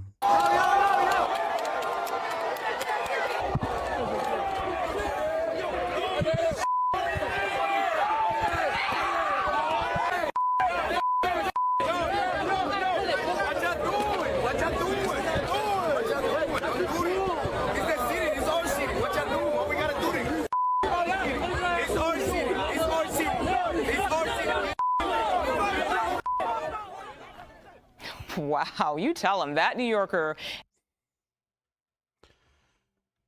Yeah. They're so cute. They're so tiny. Come here. I'm getting cuteness aggression, guys. I'm getting cuteness aggression. I just want to pick her up and take her. It's lovely. Michelle, do you see that dog behind you? Stop. Oh my gosh, it's another cat. It's Lady Cat. Oh my gosh, dude. Guys. Meow. Baby cat. There's another one that just ran. Wow. Meow. Is this a boy? Meow. Meowing. Lady Cat. Oh my gosh. I have a cat that looks like this. Not exactly like this, but it's a black and white. Oh my god. Meow. It's a good meow meow. Alright, thanks, 21st. And speaking of cowards, VG. For a guy who claims, I hate America, he has no problem calling for all sorts of policies that are beneficial to a foreign country at the detriment of the American people. I'll give you a few examples. Ben Shapiro likes to fancy himself a fiscal conservative, but he's only a fiscal conservative when it comes to, Social Security, a program that we, the people, have paid into, that we fund. He says, oh, it's contributing to our deficit. It's contributing to our debt. And it is true that the Social Security program is now giving out benefits, more benefits than we're taking in funding, but you can easily solve that by lifting the Social Security tax cap, which overwhelmingly has been benefiting the wealthiest people in this country. Just lift the cap. Not that difficult. And if you do a comparative analysis, you'll notice that The conservatives' issue with Social Security is just retarded. It's just not a big deal. You could either raise retirement age, which nobody wants to do. Work sucks, but people are living longer, or you can just increase taxes for Social Security.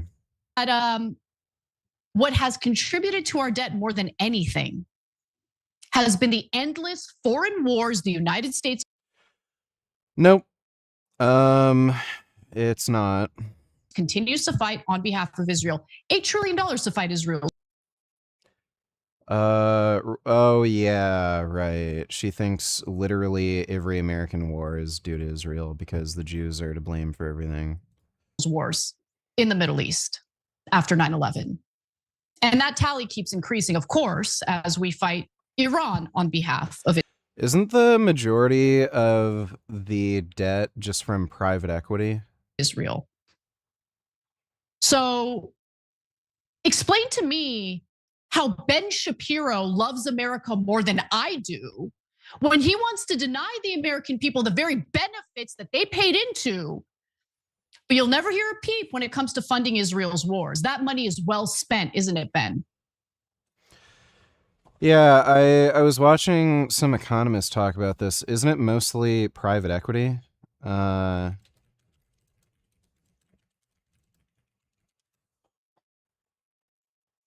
Get the fuck out.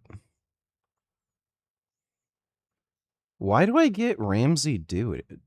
Banks lend money and create money by doing that. That spending by you boosts the total demand for the economy. It's not offset by somebody else having to spend less. So therefore, at the aggregate level, total spending is income out of existing money plus income generated by new debt, which creates new money. And that's given me a strong focus upon the role of private debt in the economy. What this can give you over time is a rising level of private debt compared to income, and ultimately get to the stage where that's such a great burden that, first of all, it stops growing because people don't want to take on any more debt, and secondly, the servicing cost of debt can overwhelm the economy. Yeah, it's mostly private equity. So, where did she get the idea that it's mostly from military spending? They just fucking retarded. Thanks for the membership. Weird name person. There's more. There's more. Let's talk a little bit about what Ben had to say in regard to the Republican Party and their views on Israel, because he's wrong. Okay. In fact, Pew Research, this is a survey that we've cited many times, but 60% of US adults have an unfavorable view of Israel, according to Pew Research, up from 53% last year in both political parties, Democrats. What does that have to do with anything? Democrats and Republicans, majorities of adults under the age of 50 now rate Israel and Netanyahu negatively. You know, convenient that he left that out of his commentary, What does that have to do with anything? right? Most people don't like this thing, therefore it's bad. Okay. In fact, Brookings. All right, majority of people don't like black people. I guess we got to get Brown out of town. Like, what the fuck does that have to do with anything?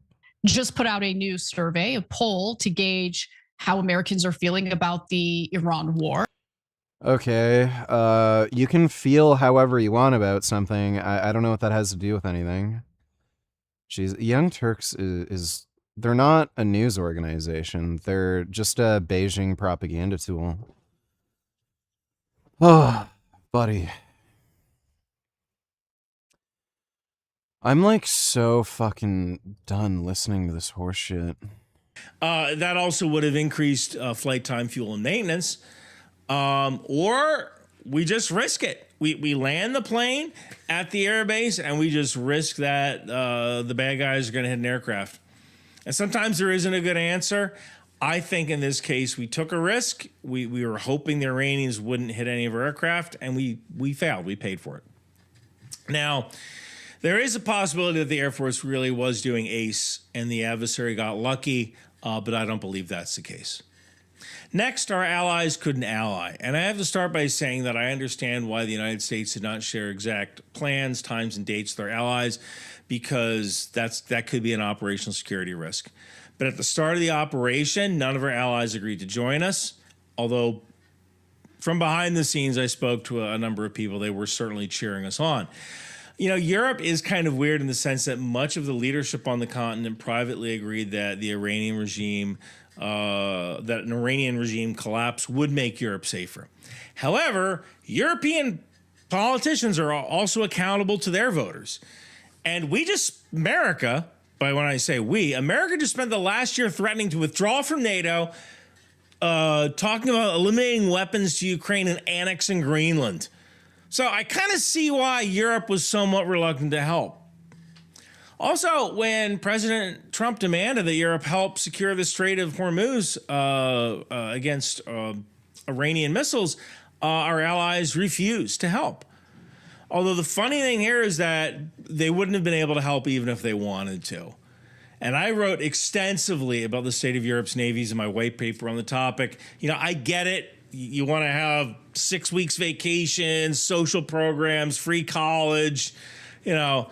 It's not only that, the UK in particular has a huge recruitment issue. Nobody has any interest in joining the Navy or military, period.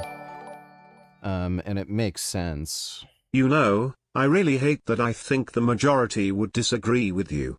Excuse me, okay, then the majority of people are retarded, then. Yeah, I mean, if you ran a poll in Nazi Germany about favorability of Hitler, at least in the 1930s, you'd get a pretty glowing reception. I don't know what that has to do with whether or not Hitler's a good guy. Like, it's just fucking retarded. Thanks for the donation, Dodo. And maybe all of those things added up mean... Yeah, like, the UK and Europe, they're absolute shitholes. Basically, they, like, they're these over-regulated commie fucking cesspits where it's impossible to make any money, and then when you do, the government just steals all your money, and then they give your money to illegal immigrants. And like crime is increasing, like children are getting raped en masse, and then like they're arresting the rape victims because the police are afraid of being racist, and then like they're wondering why nobody wants to join the military. It's like, okay, well, what are you fighting for? You know, like these countries are being overrun by illegal immigrants and nobody's allowed to make any money, and then they're surprised nobody has any national pride and doesn't want to join the military. You can't have a Navy, but you got Uncle Sugar looking out for you. And if you can't control your own sea lanes, if you can't control your own areas of interest on the globe where you get your oil, you don't really have a country. You're going to be at the whims of local petty dictators, and you're going to be at the whims of China. And look, the UK had to scrape the bottom of the barrel just to get a destroyer over to Crete for air defense when Iran launched a drone at a British airbase there. That is unacceptable. 100%. The British Navy should be embarrassed. People need to get fired. I'll come over. I'll fire them myself.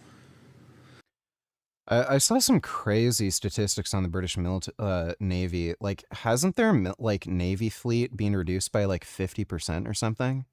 It was something crazy. The way Europe was acting was like, you ask your buddy to help you move, another moving analogy, and he says, nah, I don't feel like it. You were kind of a dick to me the last time you came over. And then you remember, oh wait, my friend doesn't have a truck. So yeah, we asked Europe to help us, but Europe probably would have had a hard time helping us even if they wanted to. They just don't have the ships, which is a problem in itself. Europe's navies might have made some difference, but likely not enough to make a great difference. And the fact is that, yeah, you know what? President Trump can be boorish. To some people, that's part of his appeal. That's how he appeals to his base. It's to be this boorish, iconoclastic, disruptor. You're either crooked or you're stupid. You play right into their hands with this rep. You know that these elections are rigged. Let's use a polite word, right? But this should be a lesson that the way we treat our allies matters. Next issue is that a significant part of the American demographic was rooting, not necessarily for Iran to win, but for America to lose. And I think that this is because President Trump is such a polarizing figure that the opposition thought they could deny him. If they could deny him a victory, even at the cost of supporting Iran's interests, the opposition was willing to do that. In some cases, it's just a case of monetization. Tucker Carlson, for example, I don't think Tucker Carlson believes this crap that he's spewing. It's just that there's no negative consequences for him saying it, and he found a revenue stream in being a decliner, right? So why not go against America's interests? And I think there's a reason why so many celebrities and internet personalities feel comfortable espousing views that go against America. The reason is that we don't throw people in jail for what they say. We don't have re-education camps. And even the whole cancel culture thing is mostly petered out. Americans have so few genuine external threats that we have the luxury of entertaining ideologies like communism or isolationism, or the notion that Hamas is heroic instead of barbaric, or even the notion that Cuba is somehow romantic instead of the hellhole. It's because at the end of the day, I think we as Americans know that we can posture as progressive or isolationist or globalize the Intifada or Che Guevara, because we never really are going to have to pay the consequences for it. And we know in our hearts that America is going to be okay ultimately. So why not make some money off pretending that America is in decline? I mean, what's more American than making money? And we won't have to pay for our actions until one day we wake up and we do. I don't know how to fix that. I mean, I'm old enough to remember the 1980s. Tip O'Neill, probably one of the greatest Democrats that ever lived. I never saw him espousing Russian or Iranian propaganda to embarrass President Reagan. Be like Tip O'Neill. And we have to get back to that before we lose our nation for good. Next, we rolled snake eyes on Hormuz. We took a gamble on the Strait of Hormuz, and we bet wrong. Now, to start, I have to say that the Strait of Hormuz was never closed, but it kind of helps to think of it like this way. Imagine you're an Uber driver. You get into a car accident. The car insurance company, they will pay for a new car, but it'll take a few days for them to do it. You got to get the inspection, cut the check. You have to buy a new car, get the plates. And if you're an Uber driver, that car is your livelihood. The insurance company might pay for a new car, but they're not going to pay for all the work that you missed. So the solution in that case is just don't drive Uber if it's you're going into a bad neighborhood, or just stay home if it's snowing, the weather's bad. If you own a $140 million oil tanker, you are not going through the Strait of Hormuz, even if there's a 1% chance of that ship being destroyed. Because, yeah, insurance might pay for a new ship, but they're not going to pay for all the revenue you lost that ship might have brought in.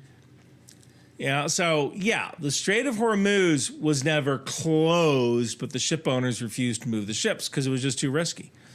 Now, people said that President Trump didn't have a plan for a disruption in the Strait of Hormuz. And you're right, President Trump didn't, but CENTCOM did.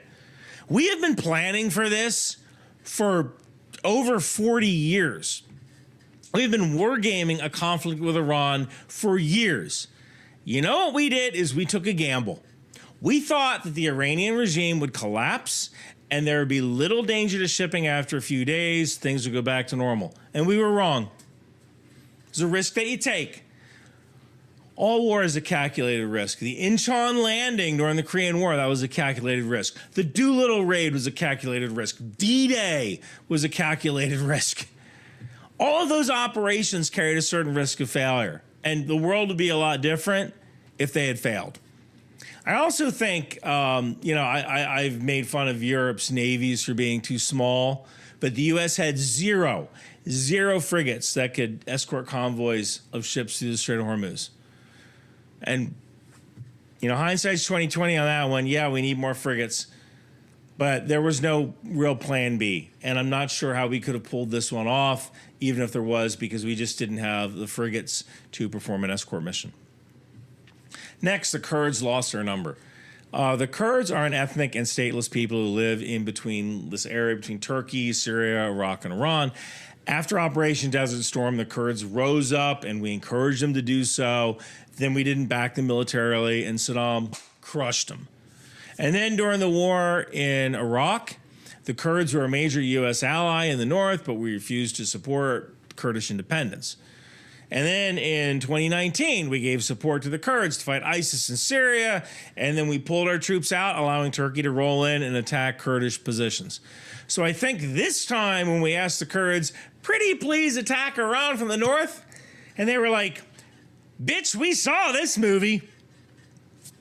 Now, could 8,000 or 9,000 Kurdish fighters have made a difference in Iran? Couldn't have hurt. Would have complicated things on the ground for Iran. Iran would have had to fought a ground invasion in the north while simultaneously getting bombed by the U.S. Hell, if we had... Richard, a vegan, doesn't know why anyone would support Dems. Meanwhile, Republican politicians are testing whether vegan is still a sufficiently embarrassing insult for campaign messaging.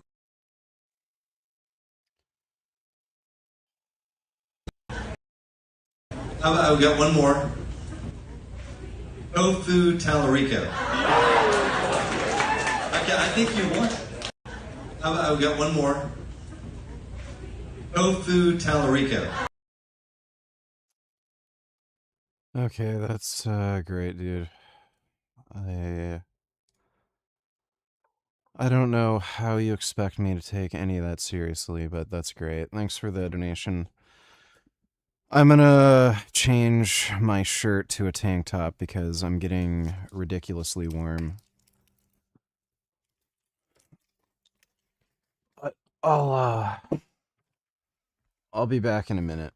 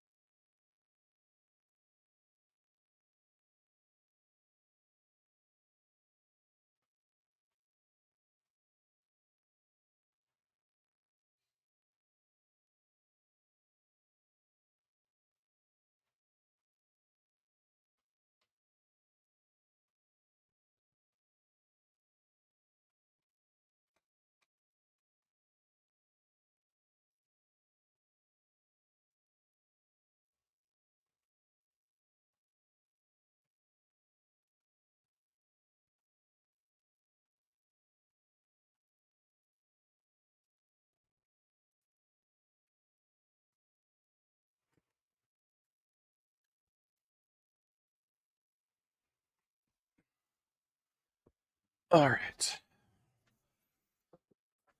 Oh, I'm back. Embedded special forces like we did in Operation Enduring Freedom in Afghanistan with the Northern Alliance, we might have made a difference.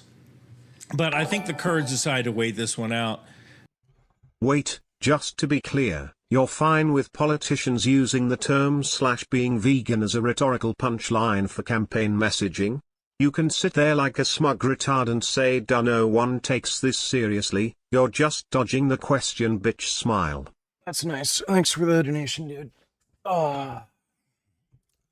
And those are the consequences of abandoning your allies for political expediency. Next, we failed to define an end state, or we failed to define what an end state actually was. Now, if you take Secretary Marco Rubio at his word, the objective was to destroy Iran's Air Force, Navy, missile launch capability, and missile manufacturing capability. Cool. But that isn't an end state, right? Like, that's an objective. When I want to go get ice cream, my objective is to acquire ice cream. The end state is to be full of ice cream. Those are two different things. So, what is the defined end state of the operation? I don't know. Nobody ever told us. I guess it was maybe to keep bombing until a regime was in power that would agree not to develop a nuclear weapon.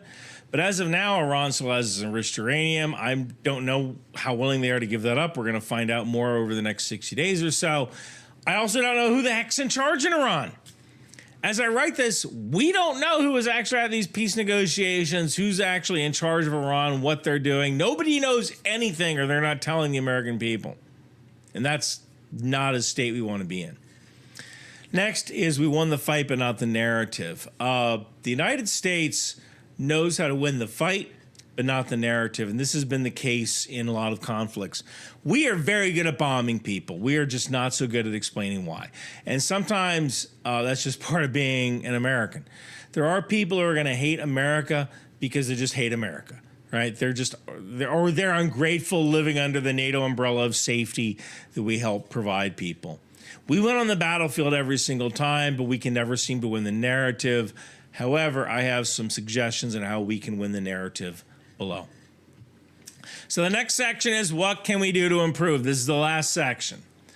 Number one, we need to restart the E-7 Wedgetail AWACS program immediately, or at least start buying Air Force versions of the E-2 Hawkeye AWACS.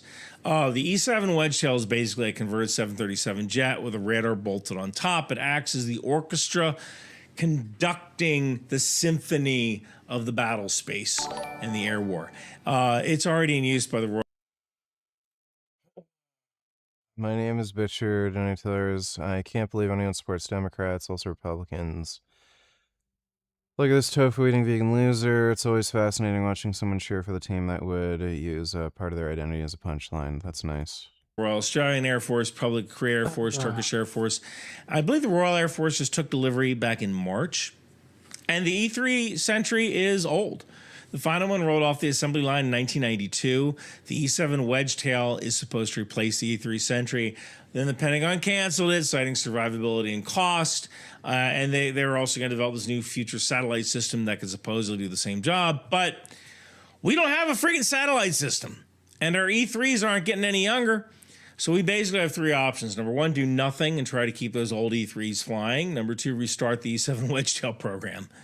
Now, Congress did override the Pentagon, and they forced the Air Force to continue rapid prototyping activities. So there may still be hope. There's another option, which is buy the E-2D Hawkeye from the Navy. This is a Navy's AWACS bird. It's still in production. And as an added bonus, it could operate from shorter landing fields, such as islands in the Pacific that we kind of talked about earlier with the Air Force's ACE strategy. Now, the Hawkeye is a less capable plane than the E-3 Sentry, but maybe we can create data links that could pass information to the ground where you could have more people monitor the battle space. That's a tactical issue. So we do have options. The only real bad option is to do nothing. Next, what we can do to improve is we need to use counter-drone tech more effectively, and we need to listen to Ukraine. When it comes to counter-drone, we need to license drone interceptors from Ukraine. We need to start manufacturing them here. That is the only way we're going to start mitigating the drone threat. We also have to take a look at Ukraine's TTPs, or tactics, techniques, and procedures. Cock. Wait a sec. Cock. Wait a sec. Cock. Wait a sec. Cock. Wait a sec. Cock. Wait a sec. Cock. Wait a sec. Cock. Wait a sec. Cock. Wait a sec. Cock. Wait a sec. Cock. Wait a sec. Cock. Wait a sec. Cock. Wait a sec. Cock. Wait a sec. Cock. Wait a sec.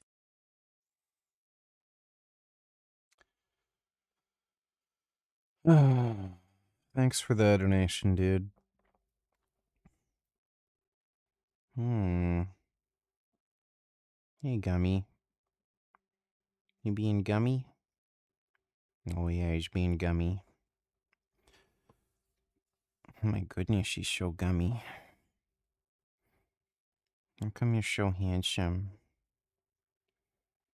Yeah, that's a good handsome boy. How are you, Gum Gum? How's my Gum Gum? Oh, someone wants cuddles. Someone wants cuddles. Yeah, that's a good cuddle cat.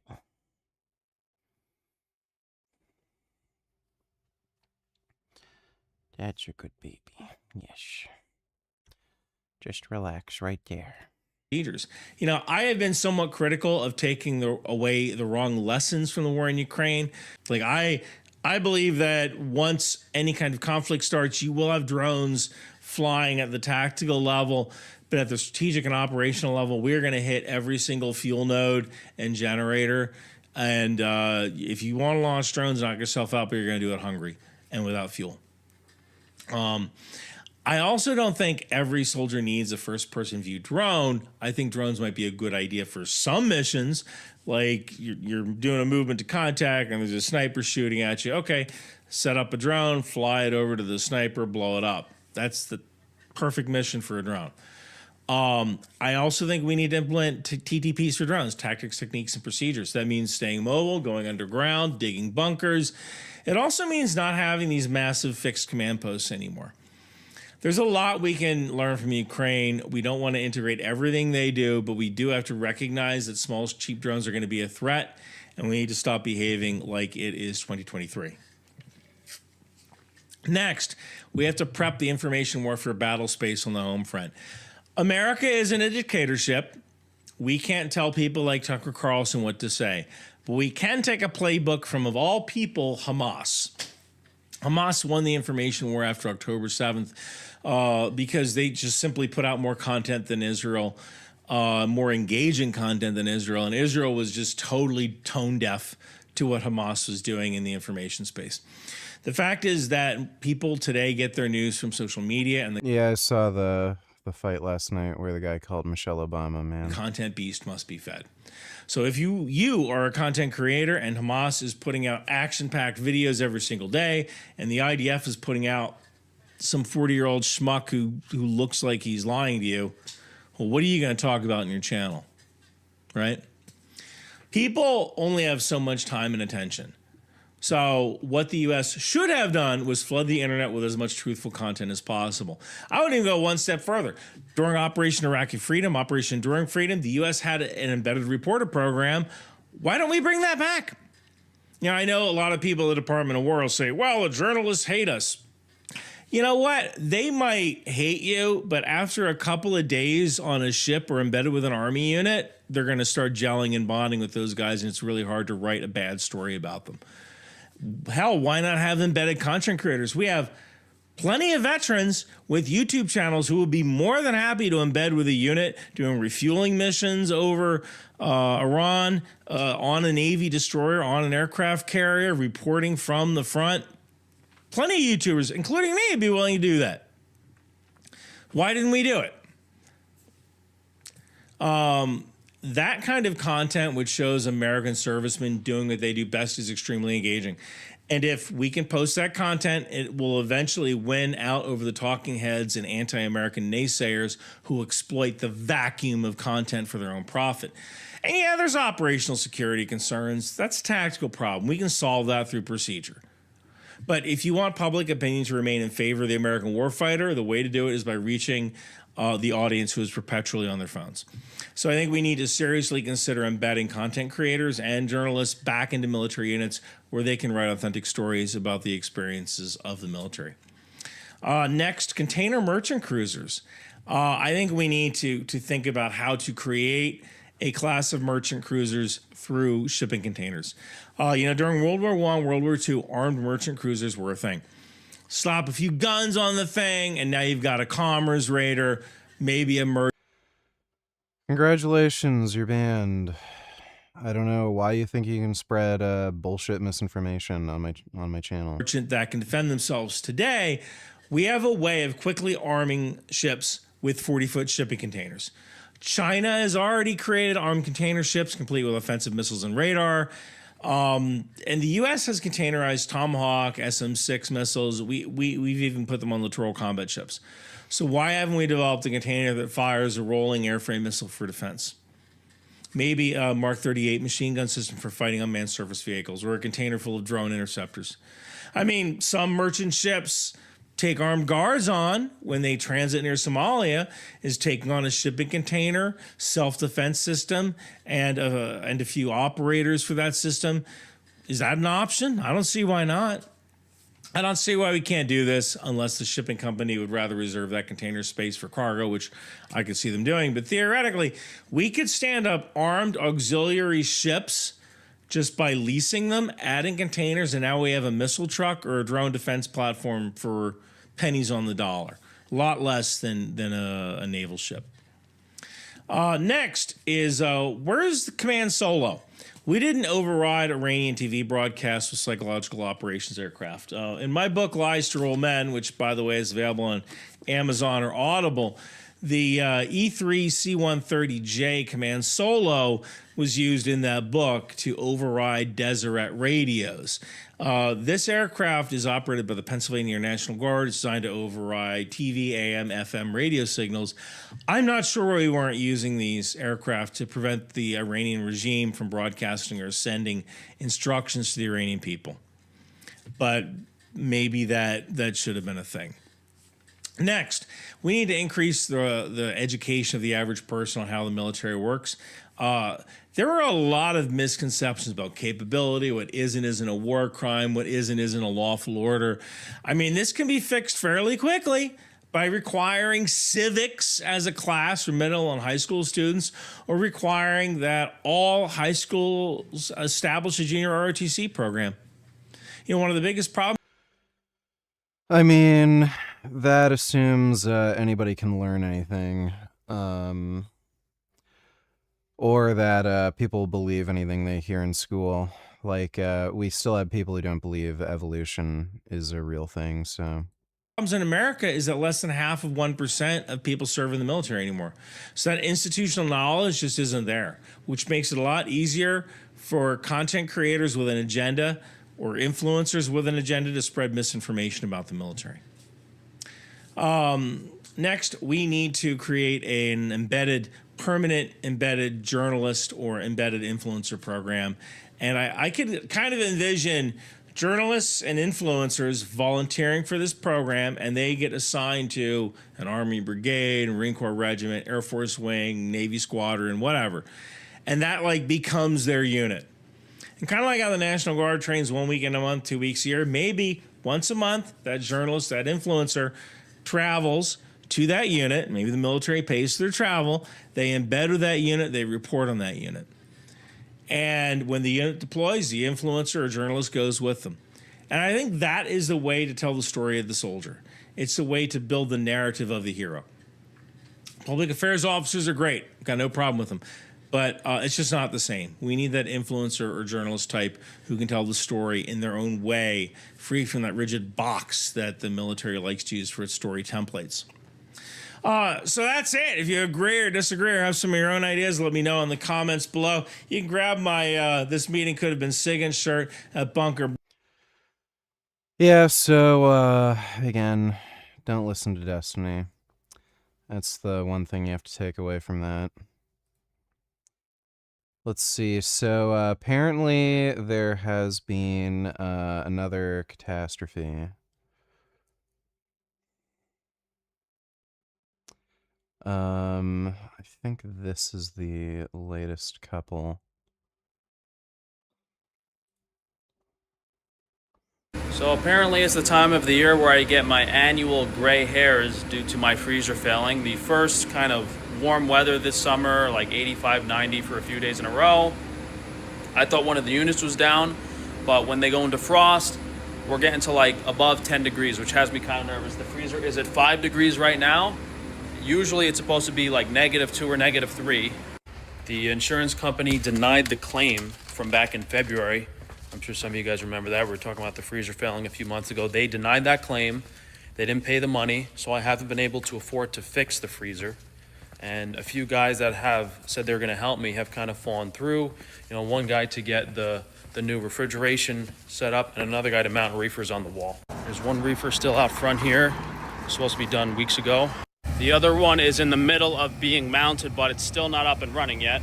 And everything is running. None of the freezer units are currently down, which is a good and a bad thing. It's good that we don't have any broken freezer units. It's bad that they're not able to keep up with the demands in the hotter weather. So hopefully these guys show up tomorrow and we can get that one reefer unit mounted to the freezer, and that'll prevent any sort of failures. We'll be able to keep the freezer at temp. When we get the second reefer mounted, that'll be like reassurance, because those two reefers will be able to probably keep that whole freezer cold on their own. And then when we get the third thing, which is the new refrigeration unit up and running, we'll be able to turn all the old stuff off. So we won't ever have to worry about any freezer failures moving forward. We'll have 2 new units in there and 2 reefer units, and we'll be good to go. It's just a matter of getting to that point. But if you guys can help us out and place an order on the business, I just want to get as much meat out of the freezer as possible so I'm not as stressed. We had to do this last year because we were in really bad freezer failure, and we had to actually take all the stuff out of the freezer. I'm hoping it doesn't get to that point because it is supposed to cool off overnight, and this whole week is going to be cooler. So we have a week to get all the stuff up and running, but if we had a heat wave like above in the 90s, 100s, I think we would be in a really bad position. So unfortunately, the insurance company denied the claim. That's our 45th lawsuit we have to file now against the insurance company, and they denied all my claims last year. I had refrigeration failure in the summer last year. I had a forklift failure in the winter, and another refrigeration freezer failure in the winter. So it's just a disaster. They denied all 3 claims. I never got paid for anything. So his freezer is like at above 5 degrees, and he's still selling all that meat that's probably rotting right now. Jelker Gaines, when we tell us, what's your opinion on Carmelo Anthony case? He's guilty. Also, what's your opinion on the Rick Chow case? I'm not really familiar with that one. Is the Rick Chow one the Asian guy who chased down the shoplifter? That's just clear self-defense. Guess some 14-year-old raccoon got chased down trying to steal a water bottle, turned to a mannequin. Well, the guy stole from the store. He chased after him, but he pulled out a gun and he was about to shoot the guy's son or something. Like, that's clear self-defense. Thanks for the donation, dude. Dem calves are looking like chicken legs, Richard.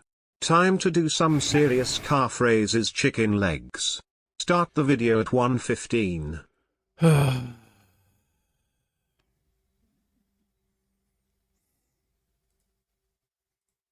Little pun.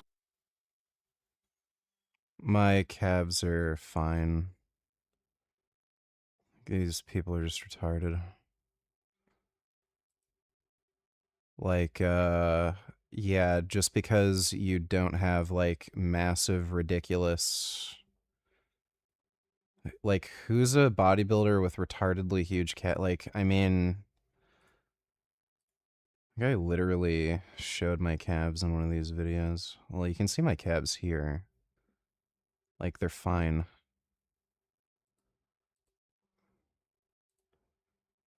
Like, it's just stupid. I don't really care about, like, dumbasses who are like, your calves.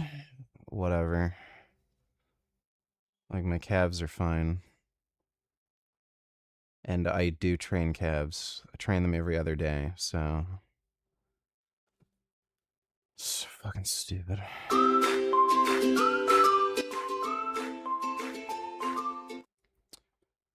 Okay, that looks gross.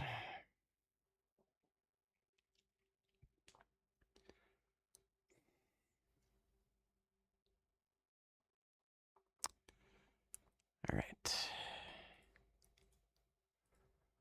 Enhanced games. Enhanced games 10 days ago. There's been a lot of talk about it. There's been a lot of things about it on the internet. So I thought, as one of the athletes, I should make a video about it and give you guys my point of view as someone that was there in the competition. So first I'm going to talk about my performance there and how I felt about it. Then we'll get into the other stuff that's been going on. So first, my performance out there, I was okay with it. I wish I would have done better. I mean, I've been not so great mentally for like the last year and some change. I've just been, giving up on myself a little bit. And when I got this opportunity, I at first was almost too scared of the opportunity to say yes. I almost just bailed on it because I knew a lot of people were going to say negative things about me, and that wasn't going to be good for my brain. And I just kind of wanted to avoid the chance of failure and just kind of not do it at all. But at some point, I was like, I have to give myself an opportunity to believe in myself, and that was the big motivating factor that went behind me accepting the offer and going through with it. I knew when I signed on, there would be a lot of people with things to say about how I wasn't deserving of it and how I wasn't going to break world records, and they were right with the world record thing. Do I think I have that somewhere in me? Genuinely, I do. With enough time, I think I could get there. I'm not going to say definitely, but why would I not believe in myself as far as that goes? I'm going to continue training. I've just wrapped up my first week of training back, and we're going to keep going for it. The competition, I totaled 365 kilos. In a competition setting, that's extremely good for me. I opened at a 360 total, and that was kind of the plan all along. I knew those were going to be my openers, and I was just preparing for them and training like they were my openers. I trained extremely hard, especially the 10 weeks leading up with Wes Kitts. We had been teammates in the past. We trained together, and that was probably the most dialed in I've ever been in training ever. I did not miss one meal. I did not have one night go without 8 hours of sleep at least. Most of the time I was getting 10. Every exercise on the program was done. Like, I knew if I took this opportunity, I could not do what I normally do and kind of self-destruct as time went on. So when I failed, I wouldn't be like, oh, well, 2 weeks out, I don't know, I wasn't in it. I didn't want to have that excuse going into it. I wanted to go into it and be like, I did every single thing I could possibly do to make this the competition I want it to be. And when I competed, it almost became a huge failure. I missed my first 2 snatches and then clutched up on my last one. Ideally, I wanted 170 out there, but that's not how it happened. I was the most nervous I've ever been in my life. When we came out for those introductions and I walked onto the stage and I saw how many people were there and the media quality and how many cameras were there, I saw myself on the Jumbotrons. I was like, whew, especially because the last meet I did, I bombed out. I was more nervous than I'd ever been in my life. And I knew I was going to be. I was fully prepared to feel exactly like that. But when I was out there, I couldn't feel my hands. I was completely rattled. And then I missed my first 2 snatches. And then the last one, I was just like, this is it. I'm like, if I miss this lift, I need to move on from the sport. That's literally what was going through my head. I was like, this is the best opportunity I'm going to get. There were a lot of deserving people that should have been in my shoes. It didn't work out that way. I ended up getting the opportunity, and I was like, you have to let this bar fucking kill you. As I walked on stage, Mike Bergner was yelling at me and screaming at me. I was just like, here we go. I'm going to fully commit to this thing. We made it. And that was a big moment for me. When I stood up that lift and got the down signal, it was just like the belief in myself that I had lost over the years. I felt it again, and it was really, really cool. Then clean and jerks had it open at 200, then went 205. Barely missed 210, and I'm okay with that. I wanted more, but it doesn't always happen that way, especially in the sport, especially with those conditions. When I say conditions, the conditions were great. A lot of people were like, oh, they didn't have enough time between snatch and clean and jerk or the lifts. Like, if you go to a meet and your attempts are timed out like that, you got very lucky. Normally you have to hit lift, go sit, take some in the back, sit for 12 minutes, go out, take your second, and then you get 2 minutes for your third. Like, that stuff happens all the time. We had even rests. We had 2 lifts in between each of our lifts, and it was great. But just how nervous I was, all the people there, the CEO was like right over there watching me lift. And I wanted to impress him. I want to be able to get re-signed and go back and do it again. There's a lot of nerves. With that being said, I'm okay with how everything went. I'm very happy with my meet, the preparation that went into it. Now, as far as competition goes, the enhanced games as a whole, let's talk about it a little bit. The most common questions, the first one I get is, how much are you paid? That's kind of private information. I know I'm like a social media guy and I talk about a lot of stuff on the internet, but I don't really want to share my income. Maybe if everyone goes and comments their annual income in the comments, then I'd be like, all right, maybe I could, but I don't expect anyone to do that. It's private information. I've known people my whole life. I don't know how much they make a year, but I will say that it was payment like I had never seen before in weightlifting. Not just for me, for anyone. I've never heard of any weightlifter getting paid like that. And it allowed me to just fully commit to being a weightlifter. And that was an opportunity I didn't think I would ever get. They supported me. Any physio or anything I needed, they covered that. The lodging, staying in the Airbnb, they covered that. They really, really went the extra mile to make sure that we could commit all of our energy and all of our stress into training. So I'm not gonna go into exactly how much I got paid, but 1 month was significantly more than I ever made with USA Weightlifting. I'm not saying I'm deserving of getting a ton of money. I know the lifter I am. I'm very aware of it, and so are you guys. I'm not an Olympian. I'm not the tip of the spear. I'd say I'm pretty good, but I'm well aware of where I stand. And for someone like me to get paid the way I did it was unbelievable. Next, I want to get into the whole conditions of the competition. People were saying that the platform was weird. People were just making. Dude, it's absolutely fucking insane the kind of money that the Olympics is willing to spend on drug testing. But then they won't pay the athletes fucking anything. They spend literally billions of dollars on drug testing. We haven't reacted to Frank's latest long video yet. Yes, we have. We've already watched that video, I'm pretty sure. Thanks for the donation, V. Making, just saying shit. Everything about that platform was fine. It was a very high quality platform. The equipment was great. It was works on equipment. I have trained. Yeah, like it's insane. They'll spend billions of dollars on drug testing, but then not pay the athletes fucking anything. The whole drug testing in sports is just retarded. Pay the athletes more. Like I can guarantee you, if the money they'd take out of drug testing, if that would go into the athletes' pockets, there isn't a single fucking athlete that wouldn't prefer that. Trained on that for a long time, so it was quality. And the one thing that freaked me out was just how many people were there. You are lifting underneath the stage in the warm-up room, then you come out, you're lifting outside in the Vegas heat. There are 2,500 people in the arena. It's loud. On the left, you have all the private suites filled up. On the right, you have the bleachers that are filled up. In front of you, you have the pool. And it's just like going from, I was like looking at a tarp while I was warming up, and then we walked up stage, and I was just like, oh my God. It's kind of like that scene in Gladiator when he walks into the Coliseum for the first time, and he's just like, what the fuck? I'm sure he was a little more stoic about it than I was. I was like, I can't feel my hands. I'm gonna fucking have a panic attack right now. The conditions were great. The people in charge of weightlifting at that meet did an excellent job. Which brings me to my next thing. I want to talk about the second session. The second session with Wes, Arlie, and Bodie was, or the second men's session, the third weightlifting session, was unfortunate. You know, that everyone wishes that could have been a little bit better. Arlie hurt his hand like a week out, just a weird clean miss, and he was doing everything he could to get it back on track, but I hope they give him another crack, because he snatched this shit at a 183 like 12 days out. He was really going to put a hurting on the world record, in my opinion. Next, Bodie had a knee thing going on that he was doing his best to work through. So it just ended up being kind of like they had Bodie do the clean and press, which not everyone was a fan of, and you are completely allowed to have your own opinions on anything. Wes cleaned the shit out of 230. That was crazy. He'd only touched that on the clean and jerk once in training, and he like walked clean out that one. He smoked the clean. But you know, they had time slots for the events, and they just had to fill that time with something. So they did their best there. Ideally, it wouldn't have gone that way, and I'm sure next time around it's going to be a little better. But yeah, that was out of their control. That was everything they could do. The next thing I want to touch on is the whole it not being about the athletes, it not being about world records. It's all about them profiting off of the athletes. Now, as one of the athletes, I hope they make a profit. The way they treated me and the way they treated all the athletes there, you can ask any athlete that was there. I understand we're under contract by them, but I'm saying this as non-biased as I possibly can. The support was crazy. And behind closed doors, when I was talking to the athletes that were there, all of them were just over the moon with the amount of support that they got. So a company that gives to athletes like that, I hope that they turn a profit. If they weren't supporting us the way they were, then I'd be like, oh, we're just a carnival act for them. They're putting us on display and then raking in money. But they are giving so much money to the athletes. They're giving so much support to the athletes, kind of support that just doesn't exist in these sports. My thing is like, if another Olympic related organization came out and was like, we're going to start a supplement line so we can pay the athletes more. We're going to try to turn a profit selling supplements so we can get these athletes paid. I think everyone would probably be over the moon about that and very excited. I think because performance enhancing drugs are so controversial and they were in the picture in this meet heavily, it's kind of the backbone of the whole thing. Opinions started to rise, and which is fine. Everyone's entitled to their own opinion completely. I'm just telling you my opinion as someone that was there competing for that organization and working with them. I'm trying to be as clear as I can. Not one part of me feels like I was used. If that's like I've seen that dialogue out there, and I just want to come out here and say like, I didn't feel that way at all. The last couple of years, it's just been like this opportunity did so many good things for me. And I know a lot of people just have opinions on it, and that's fine. But like, if you followed me and you've liked my stuff at all, just know that like, without the enhanced games, I'd probably be moving on to something else. And it brought life back into my love for this sport.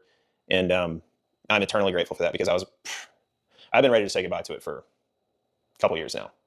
And I've been hanging on because I knew if I just keep doing it, a good opportunity is going to come along. And that opportunity ended up being the enhanced games. And now I'm more motivated than ever to do this sport. So that's just my overall outlook on the enhanced games. And I hope that kind of can put some things into perspective for you guys. I completely understand all the controversy and hate around it. Like, it's the fucking internet, man. You guys are allowed to think certain things. You guys are allowed to not like Kesha's music. You know what I'm saying? It's all good. We have different tastes. It's all right. But as someone that's a weightlifter that lifted in 2 different organizations now, I couldn't be happier, and I feel incredibly lucky. So now let's talk about the drugs, what that was like. Using the enhancements, there's a learning curve, for sure. I thought in my excited brain, it's like, oh my God, I'm doing this stuff now. Here we go. PRs are coming. I thought it was just the silver bullet kind of deal. Like, you take it and you are off. Like, PR, hit heavy shit. But it wasn't that at all. Best way I can describe it to you guys is your current threshold for output. How hard you can try in a training session. How hard you can grit your teeth and pull on a bar. The max for clean athletes is 100. Okay? And that balances really well with what your ligaments and tendons can handle, what your body can handle. only being able to get up to 100, you're going to be able to recover and do things well, and your body's going to feel okay all the time because you have this, your body naturally just has this cap of how hard you can put force into a lift. Therefore, you're not going to be able to lift enough to completely destroy you. Enhancements will take you up to 130. You get into the gym and you're like, you feel strong. You are able to just kind of grit your teeth and try harder on things in a way that you've never really been able to before. And what that did is, for the first like 2 months, I was making crazy jumps. Like, I was getting up very fast, and eventually, like, my body was hurting, but I was like, oh, my body hurts like this when I'm cleaning without them, or when I'm lifting without enhancements. So I'm going to recover better, and this stuff's going to go away. That's not how it worked. After about 2 months, my body was so messed up. I remember I flew to LA for some health testing. I remember standing in the airport, and my quads felt like they were literally going to snap. Like, I would like try to like lift my heel up to my butt and like stretch my quad a little bit, and I couldn't get my shin parallel to the floor.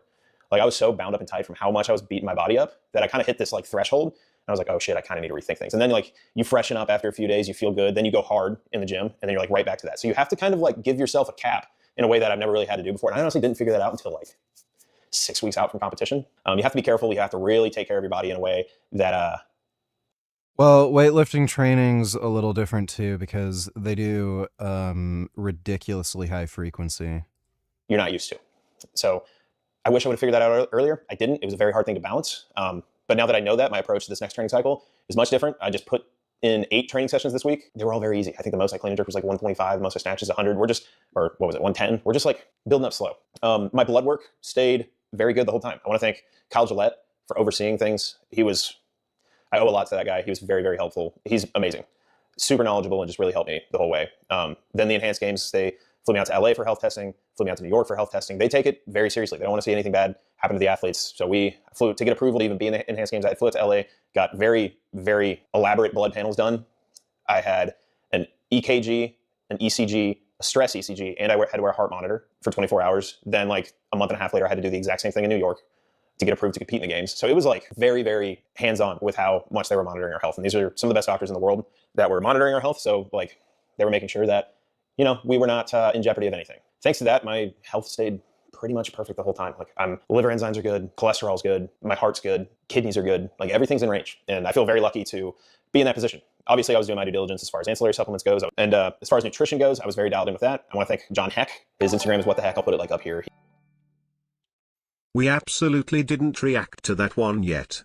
At the end of previous normal stream you had the video open, but didn't play. Okay. All right, we'll get back to Frank in a minute. Thanks for the donation, Ed. He's a mutant, and he is also extremely knowledgeable when it comes to coaching nutrition for athletes in strength sports. That's what drew me to him, and he did a killer job. It was such a turning point when I signed on with him. I was like, oh my God, this is how I'm supposed to feel. So that was, if you guys need anything nutrition, go look at John Heck. But yeah, like, what a cool experience it was. I'm eternally grateful for like everyone at Enhanced Games, to Max, the owner, all the people, all the doctors that helped along the way, and all the people behind the scenes that just made everything so easy for me. It was really incredible. I am so grateful for the experience. And yeah, and I also want to thank all of you who still support me after this, because I know there's probably a lot of people that don't. And I knew that coming into it. I knew that there would definitely be some people kind of against what I'm doing. And jeez, you know, that's just, when you do something like this, it's... Had my first leg training session back from Australia. My knee is still kind of like fucking messed up from that plane flight. To be expected, but I just want everyone to know that I have zero regrets. I am working my ass off so I can get re-signed, and that's, Enhanced Games is where I want to be after this whole experience, and just Enhanced Games is what I want to do. So I hope this cleared some things up for you guys. It's been a rough couple of years, and to have a moment like that and have a journey like that and have it pay off in a way that I'm happy with is...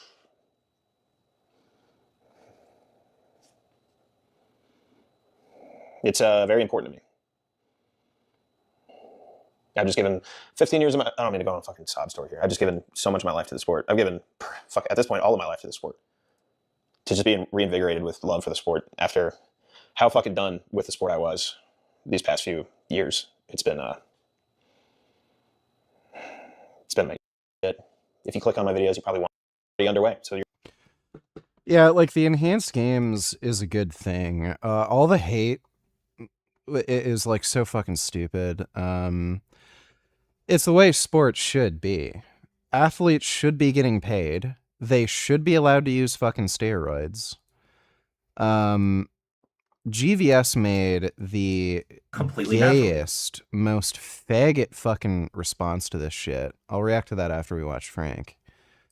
Guys, despite everything not going so well the past few months. You know, we're still doing new things every week, coming out with new products, trying to make you guys happy. And, you know, as much as with everything I've been through in my life and really thinking it's time to throw in the towel, like, no one should have to go through as much as I've gone through and all this harassment and all this business stuff. Like, it's not worth it. Like, that's what the smart part of my brain says. And it's hard because I look at all this stuff I've done and all these unique and creative products and all the stuff that no one else is offering, and that I still have all these other ideas in my head that I still want to do. It's hard for me to let that part go. It's hard for me to let the creative side go and know that I'm adding a lot to this industry. And, you know, that's the other part that shocks me, is that these people are so cruel and have done all these horrific things to me, and they copy and steal my ideas. You would assume they want to keep me around so that they can continue to steal my ideas. Because if I give up and decide to go away, you know, I'm still a relatively young guy. I sort of talked about Gaz Oakley. I didn't react to him directly. He's just a faggot. He's always been a faggot. Like, dude, I mean...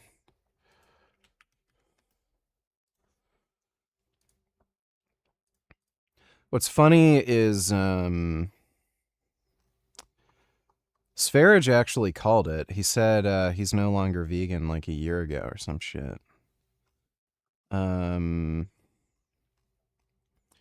He made some gay... Yeah, this was it. I think this is it.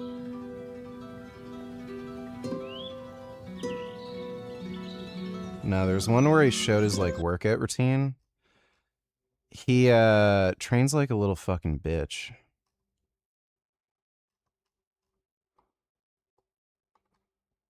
Let me see. This cat is on my arm.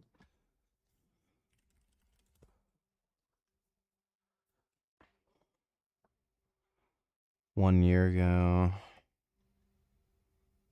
Muscle building comfort food. Bro, like...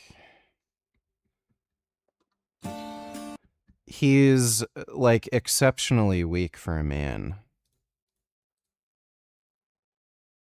Torture chamber. I actually gave you a whole tour of this gym that my dad and I made in the garage. Obviously living so rurally, it's hard to get to a gym, but this is my happy place. But you've been asking me for a long time of kind of workouts that I do, so I'll show you what I do now. My goal is not to get big, it's not to get massive, it's to be fit and strong. I want to be able to run long distance. Well, he's not strong. Fit, I don't know about that. Pretty sure I can smoke you in a fucking boxing ring, dude. I want to be amazing at boxing. I want to be... Yeah, cool. So why don't we fight? Since you decided to be a carnus dipshit. Yeah, why don't you show us how meat has made you being in such great shape, asshole? Able to lift a considerable amount of weight, but I just want to until failure on each set, and then we'll go into the more heavier strength exercises. Heavier strength exercises. Dumbbell deadlifts. So we're going to be using the dumbbells as you would a bar, and just slowly coming up, using the legs, driving up through your feet. This guy, unironically, does deadlifts with, like, what, 20 or 30 pound dumbbells? Like this would be embarrassing for my mom, who's almost 60. I think she just turned, like, she's turning 59. And then I'll do 9 front squats, again with the dumbbells. This is all a good, nice dumbbell workout, minimal equipment, getting really... Like you literally can't make this shit up. This would be embarrassing for my mom. Low on the and she's a 59-year-old woman. Squat, and just taking the time and making sure I'm using really good form. And then finally, I'll do 9 shoulder presses with the same dumbbells. This is like a shoulder to overhead, so you can use a bit of your legs. You don't want to be jerking too much, but use to drive through your legs because they're quite heavy weights. I'll do... So, like I mentioned, this guy has always been a beta male faggot. Just absolutely fucking pathetic. So it's not a surprise to me that this beta male fucking twat just ended up quitting veganism. Like, he's just so pathetically fucking weak. Physically and just mentally. As far as I understand, this guy owns like a restaurant or a restaurant chain or something. I think that's how he makes a lot of his money. And he shacked up with this like fucking dumb bitch.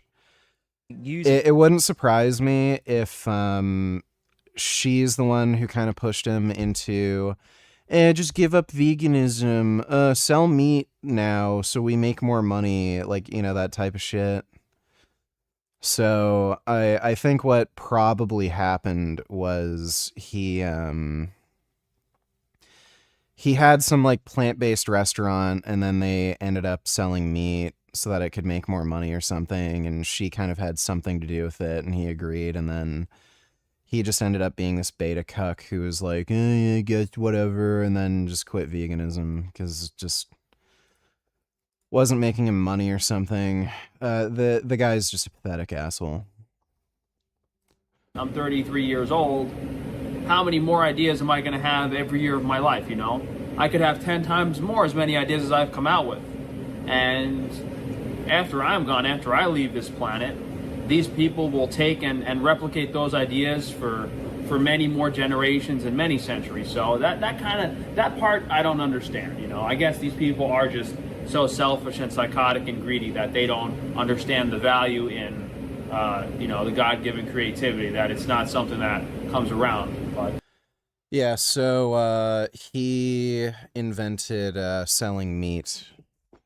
He's the person who had that idea. I really do appreciate you guys continuing to support us. I don't know how much longer I can stick it out. Hopefully the tax return. The main issue. Yeah, I'm pretty sure I've already watched this. Somebody said I didn't. And the main thing I need help with this week is like the chargebacks are horrendous. You know, they kind of backed off for a few months, and they got so bad on the foods website, on the Frankie Strange Foods website, Shopify took away our Shopify payments. Yeah, we've already seen this. And he showed a bunch of like stupid equipment he got. I'd have mentioned it in other vlogs. We finally got all the kitchen equipment moved out of the meat room, which is now chilled. So the changes are, the skillet wasn't under the hood previously, now it is, and we have a rotisserie oven that hopefully will be able to.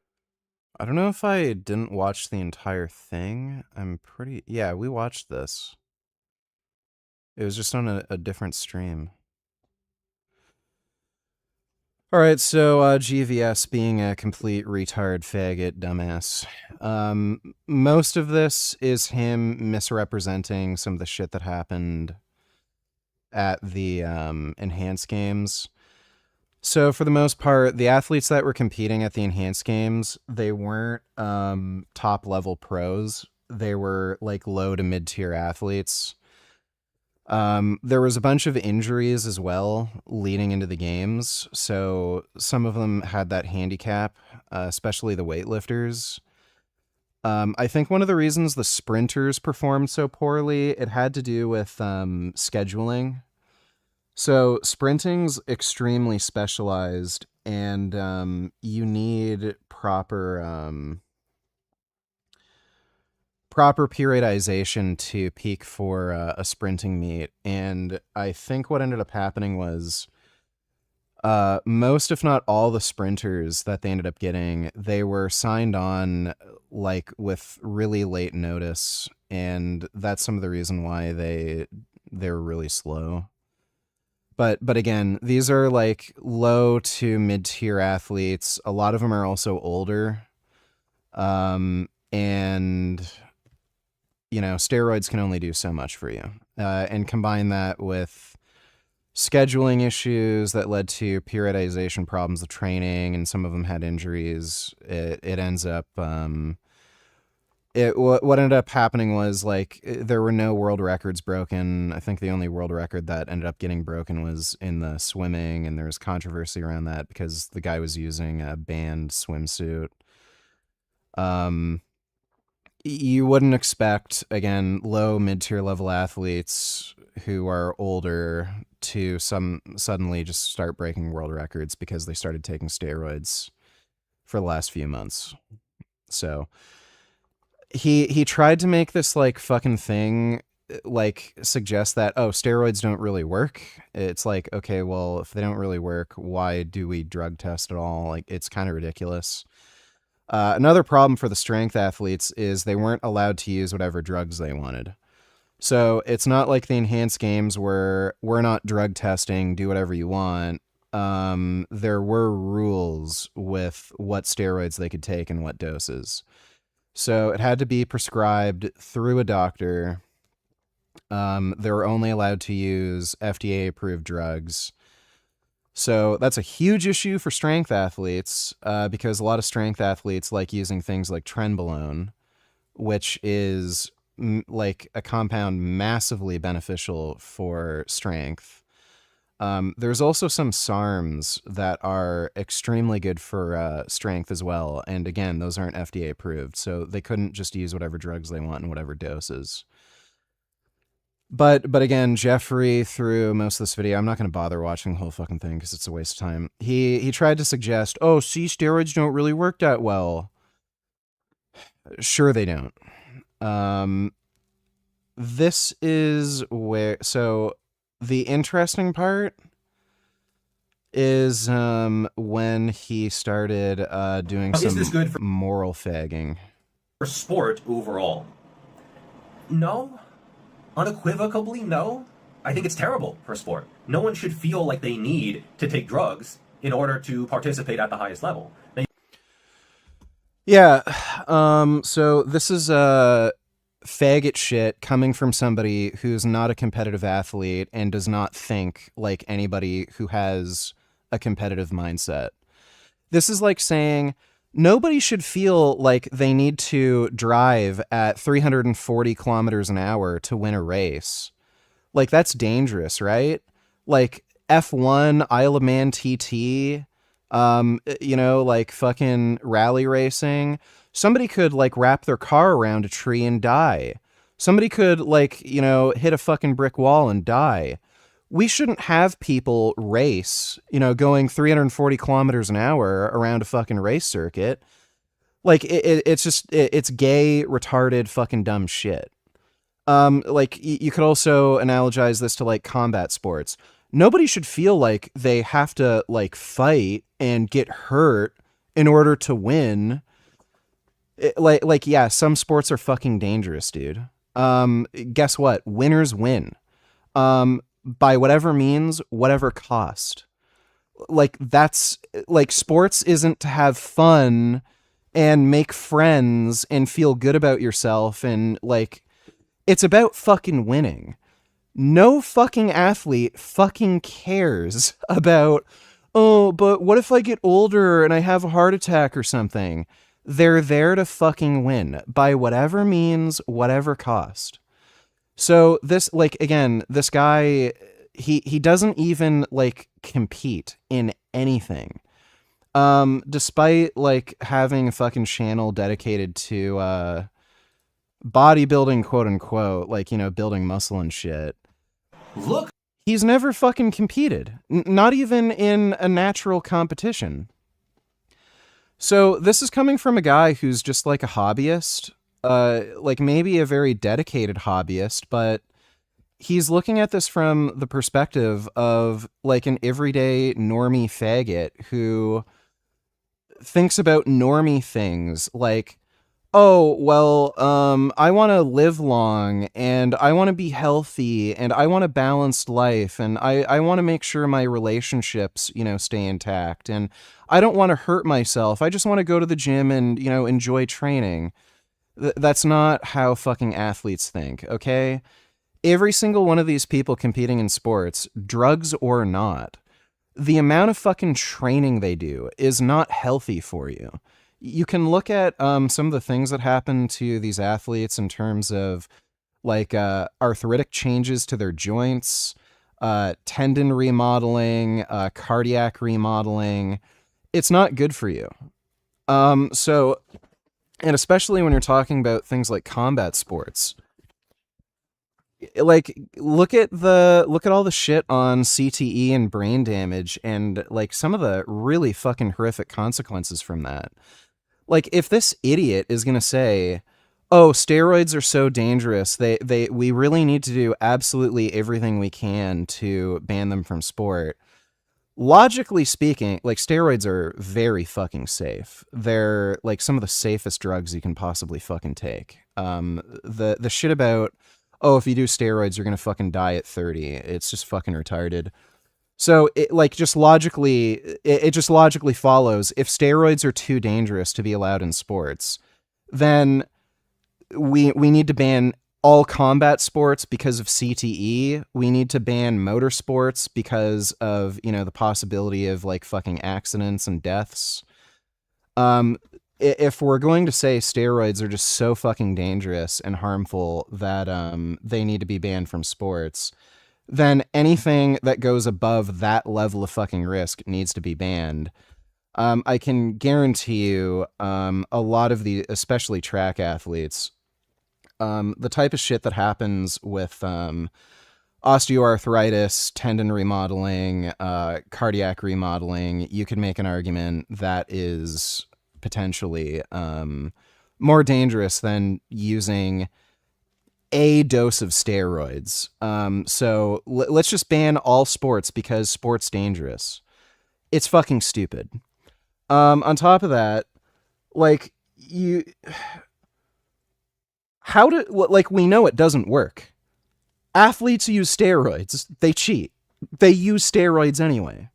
So all you're gonna fucking end up doing is inviting corruption and cheating, which happens. We look at the whole thing, the Icarus documentary on Netflix with the Russian cheating scandal. That's only the tip of the iceberg. China is also a huge fucking steroid cheating nation. A lot of these adversarial nations, they have state-sponsored doping. So all you're going to fucking end up doing is giving China, Russia, and whatever other nation that has an interest in winning at any of these sports, you're just going to give them an unfair advantage because they have state-sponsored doping. I can guarantee you they have designer steroids that are designed to be undetectable.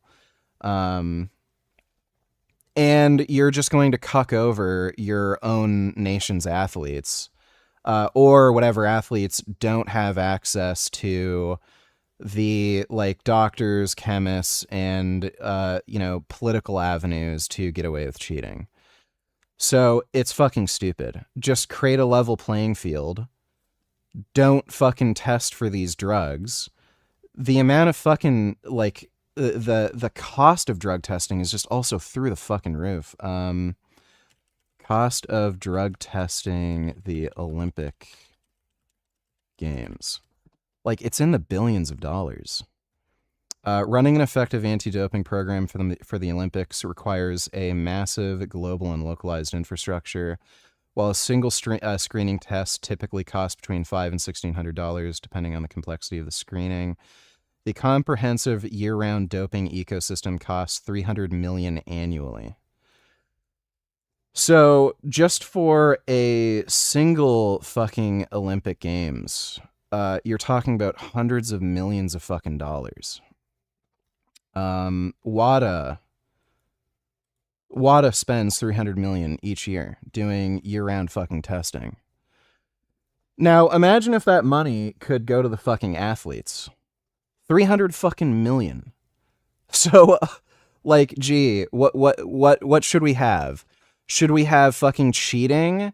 Should we give advantages to athletes that come from certain countries like China, Russia, North Korea, or any other nation that has state-sponsored doping, or any athletes that have certain political advantages, and then fuck over literally everyone in the sport and make sure that they can't get fucking paid? Or should we have a level playing field where people can do whatever the fuck they want? They're adults. They can assume whatever risk they want, and they can get fucking paid more for what they're doing. So gay, faggot, retarded bullshit. Somebody who's never fucking competed in professional sports or like just competitive sports in general. Sports should be for fun. We should be making friends and being healthy. Gay. Like, this is the thoughts of a gay fucking uncompetitive retard. And you could argue that the Dodo $22. Did he really say that? Let them eat cake. I love inflation. Marie Antoinette didn't say that, apparently. That was a big misquote. I don't know if Trump ever said he loved inflation. I'm not sure. Oh. Is that cat going after a bee? Oh no, it's a toy.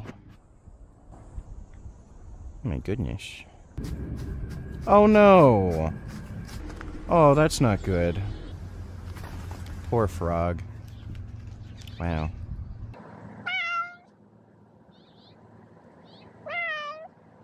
Catch. Oh my goodness.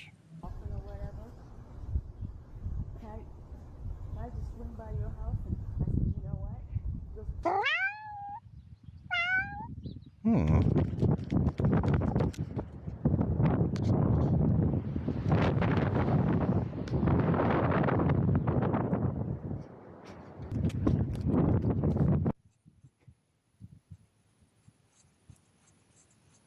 Oh my goodness.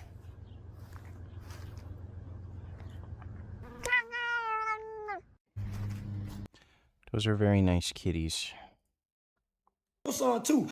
Son too. I served time for killing a white man, nigga. Front page paper. My brother killed the nigga.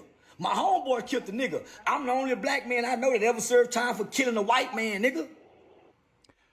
I'm pretty sure if he killed a white dude, he'd still be in prison. Stood over and watched him die. That's a badge of honor to me. And white people can't take that from me. So during these times when I close my eyes, my heart smiled. Cause I done something I know they wish I was dead for, nigga.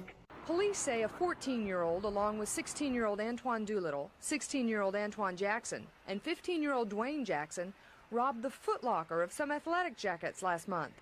They were chased into the parking lot, and that's where they encountered Michael Levy.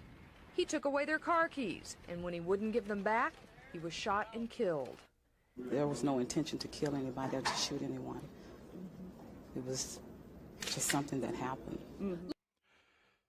Yeah. So those kids' parents are pieces of shit. Lois Wilkins' son is known to his friends as Big Twan. Little Twan, Antoine Doolittle, is the teen police say did the shooting. His mother told us her son doesn't remember the events of September 18th and is scared by the court proceedings. The parents of Dwayne DJ Jackson wouldn't. Well, you know why these kids ended up being pieces of shit? Their fucking parents are just scumbags. Comment. But all seem relieved their sons would not be tried on a capital murder charge because prosecutors couldn't link the theft of the jackets directly to the murder.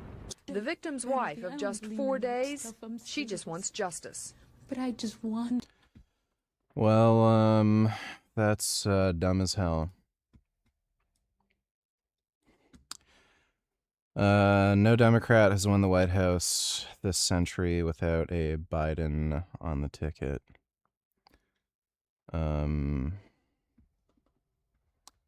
Okay. Thanks for the donation, Dodo. these sports are dirty anyway. But I think there are performers at or very close to the highest level in many of these sports who have done things completely naturally. And I think when you introduce the super suits in swimming, there's a reason they were banned, because now you need a super suit to participate. I think when it comes to running, the super shoes, now you need a super shoe. You're not going to be competitive without these special shoes. I don't think that's a good thing. I think it's a barrier to entry. Now, with the suits, with the shoes, at the very least, you're not risking your health. It's a financial or an availability barrier. Do you really want a hormonal barrier? Do you really want... Yes, it's called winning, you idiot. Like again, well, if we allow for like more powerful engines in racing, do we really want cars to go fast where people could like, crash and hurt themselves or die, like it's fucking gay and retarded. Yes, guess what? Racers, they want to go faster around the track so they can fucking win. Runners want to be able to run faster so they can fucking win.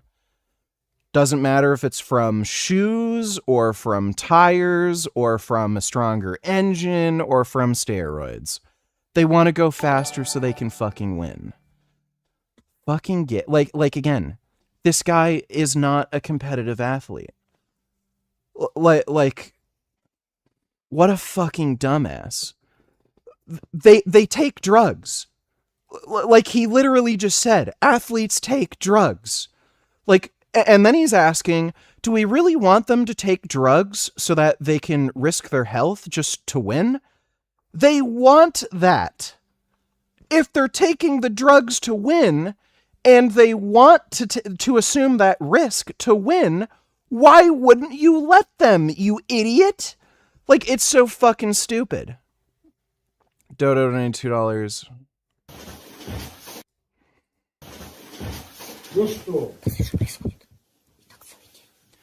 Russian democracy while voting.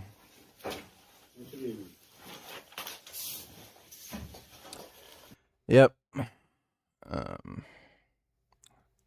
Across the country, thousands of data centers are powering the growth of AI, but some communities are pushing back, concerned by the massive amounts of energy and water these facilities use to keep the power on.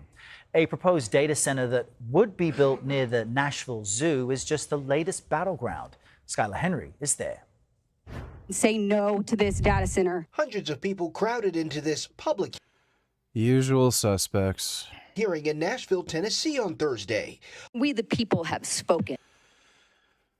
These are paid protesters. I can guarantee you a lot of these people are getting paid through some like weird channels through China. We do not want data centers in our city. Looking to stop a nearly 70,000 square foot data center from being built just feet from the Nashville Zoo. It's not too late to stop it. Country music star Brad Paisley urged people to back an online petition against the project, which has racked up roughly 400,000 signatures as of last night. Yes, that's right. No data centers. Let China become, the winners of the AI race so that we all have to learn fucking Mandarin and we have no rights. This is everything I ate at a hot pot buffet as a vegan. Firstly, other than the beautiful setting, I was floored by the sheer number of ingredients here that were vegan. I first made my own hot pot dipping sauce with spring onions, chilies, coriander, soy sauce, mushroom sauce, chili oil, black vinegar, and sesame seeds. I even had a pre-made pineapple chili sauce that I was so excited to try. For the vegan broths here, we got the tomato and tom yum veg soup. And for the ingredients, we kind of went overboard because there were that many options. They had different types of bean curd, vegetables, mushrooms, dumplings, and even tri-colored noodles. This was insanity. I first built my custom hot pot with lion's mane mushroom, bean curd skin, dumplings, mushrooms, tofu, seltas, spinach for vegetables. A must is always to dip the bean curd skin into the piping hot broth followed by the dipping sauce. This is my favorite ingredient in every single hot pot. The dumplings were huge and meaty, so loved them. The ingredients really soaked up all the flavors from the broth, so they all tasted pretty amazing. The sheer number of protein options, including the chroma tofu cubes, filled us up. The noodles were chewy and springy. It was also my first time trying cotton tofu. Obviously, I had to have space for dessert as well, so I had a mix of bean curd and grass jelly. This was the most comforting dessert ever. The yam pastries really surprised us, especially the taro blossom snowflake dessert, which was filled with edible flowers. You need to visit this Yunnan-style hot pot restaurant, Broth and Beyond, and this. We already saw that one. This is episode 28 of Viral Food Trends Hacked, and obviously this is the viral dot cake made vegan and super easy. When it comes to vegan baking, firstly, it can be quite intimidating, and most of the time the end result is just not as impressive as you think because it's hard to find substitutes for a lot of the crucial ingredients like eggs and butter. So here's an easy way to enjoy this delicious treat at home with ingredients that are a little more accessible. I got a vegan vanilla cake mix and added simple ingredients like plant milk, oil, and vinegar. Bake that in the oven for about 30 minutes, let that cool, and carve out the cake with the ramekins. Layer on thick dairy-free Greek-style yogurt on top before sprinkling an insane amount of It's disgusting. Yogurt on cake. For Ukraine. This guy is completely delusional. He definitely lives in his wonderland. After months of searching through intelligence community holdings and files, Today I'm releasing new evidence of long-standing U.S. government funding of more than 120 biolabs in over 30 countries. Biolabs. Tulsi Gabbard, before closing the door on a leave, released special materials exposing secret labs. Wow.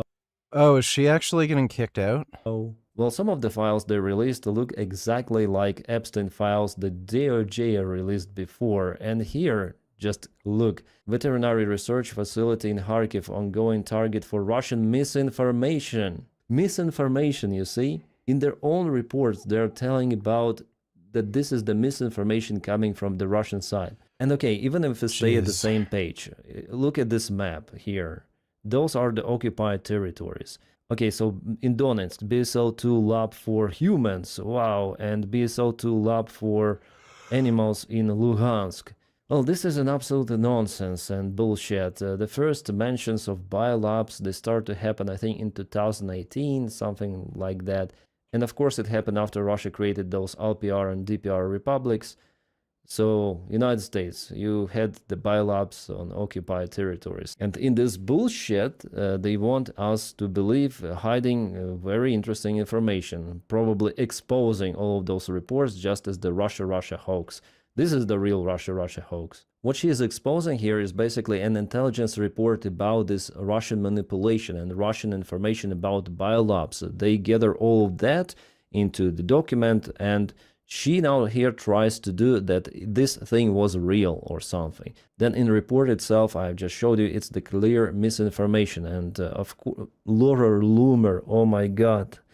Yeah, I can't believe I agree with Laura Loomer, but so be it. Yeah, Laura Loomer, who is a great Trump supporter, of course, the last thing that Tulsi does in office before she departs is release a vogue pro-Russia conspiracies and bullshit with no factual revelatory value. The senators who opposed her confirmation hearing were right about... Well, here I agree with her, yeah. Yeah. Not with Tulsi, of course. Wow, dude, when you're getting fact-checked by Laura Loomer...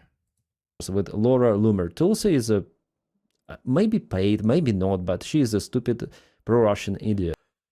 She's definitely a compromised individual. That's fucking retarded. She was also like apologetic to the Assad regime. Like again, which would be a pro-Russian position. So it's good she's gotten kicked out. Thanks for the donation, Dodo. Why the fuck is there even an AI arm race? Nobody has asked for this shit, and literally nobody wants it. In fact, everyone doesn't want it to exist anymore and stop being forced on us. Don't care. This tech is only beneficial for billionaires. To have a doctor and a pharmacist and a team monitoring your blood work in order to be competitive? I don't think that's good. I think that's decidedly bad. I mean, what's next? The next event, the men's 100 meters. Craig Furley has chosen to run with a rocket strapped to his ass. There's a 90% chance it'll explode, but if it doesn't, he's going to set a world record. Yes, because taking steroids is the same as strapping a rocket to your butt to win a sprint, right? Like, just fucking stupid. No, you shouldn't expect athletes to have to undertake this kind of risk to be competitive. And to a certain Okay, so tell me, is getting hit in the head repeatedly, hundreds of times, safer or more dangerous than taking steroids? Because again, if he's going to assume steroids carry too high of a risk to be allowed into sport, that would mean anything that exceeds the risk of taking steroids should also be banned. So according to Jeffrey, we need to ban combat sports. Like, this guy is just a faggot. Dodo donated $2. Tulsi not getting kicked out. She's leaving because her husband has cancer. Really? Okay.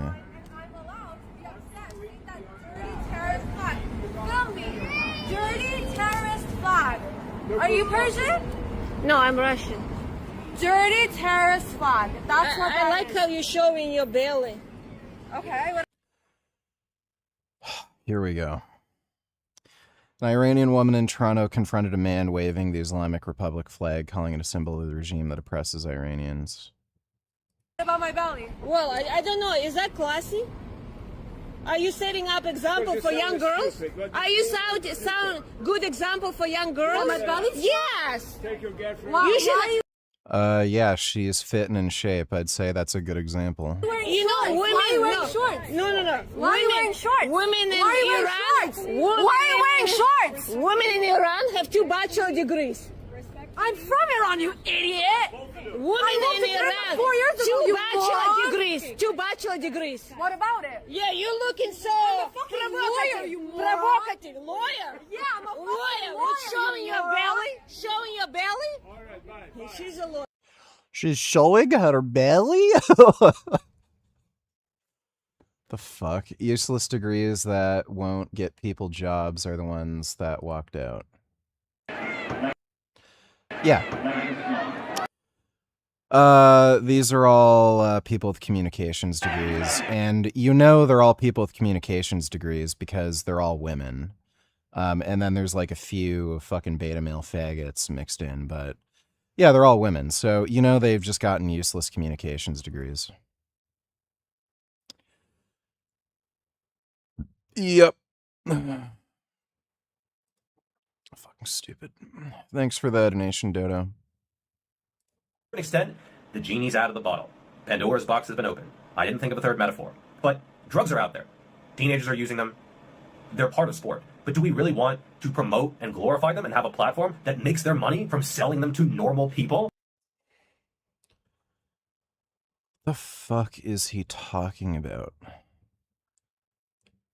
So, like there's so much to unpack here. First of all, you can't get them like through normal means anymore. Like it used to be the case, you know, like mid 1980s and earlier, you could just go to the doctor, say, hey, I'm doing sports, I'm doing bodybuilding or something, can you prescribe me steroids? And then they just write you a script for like testosterone or Decadurabolin or something. That's how C.T. Fletcher got his steroids. He literally went to the doctor, said, hey, I'm like competing in, you know, like powerlifting. Can I like get steroids? And then they just write you a script. There was no black market. It didn't exist. Like, and it's because they were accessible. Like, you had to go through like a small little stupid hoop. Like you just have to go to the doctor, say, hey, I'm competing in sports, I want steroids, and they'd give it to you. But there was no black market. There was no such thing as any underground labs. Worst case was the veterinary route. So they used to sell equipoise for human use. It used to just be called Boldenone. The FDA delisted it, and then it became equipoise. Bodybuilders would actually use equipoise and just get it through veterinary sources. I don't know exactly how they got it. I don't know if it was like just some over-the-counter thing that you could technically buy. But it used to be dosed at like, I think it was 50 milligrams per 3 mils.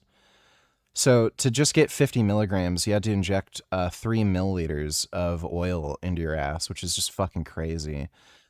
I don't think anybody ever fucking used it though, until way later. Like Arnold Schwarzenegger, I don't think he ever used anything like that.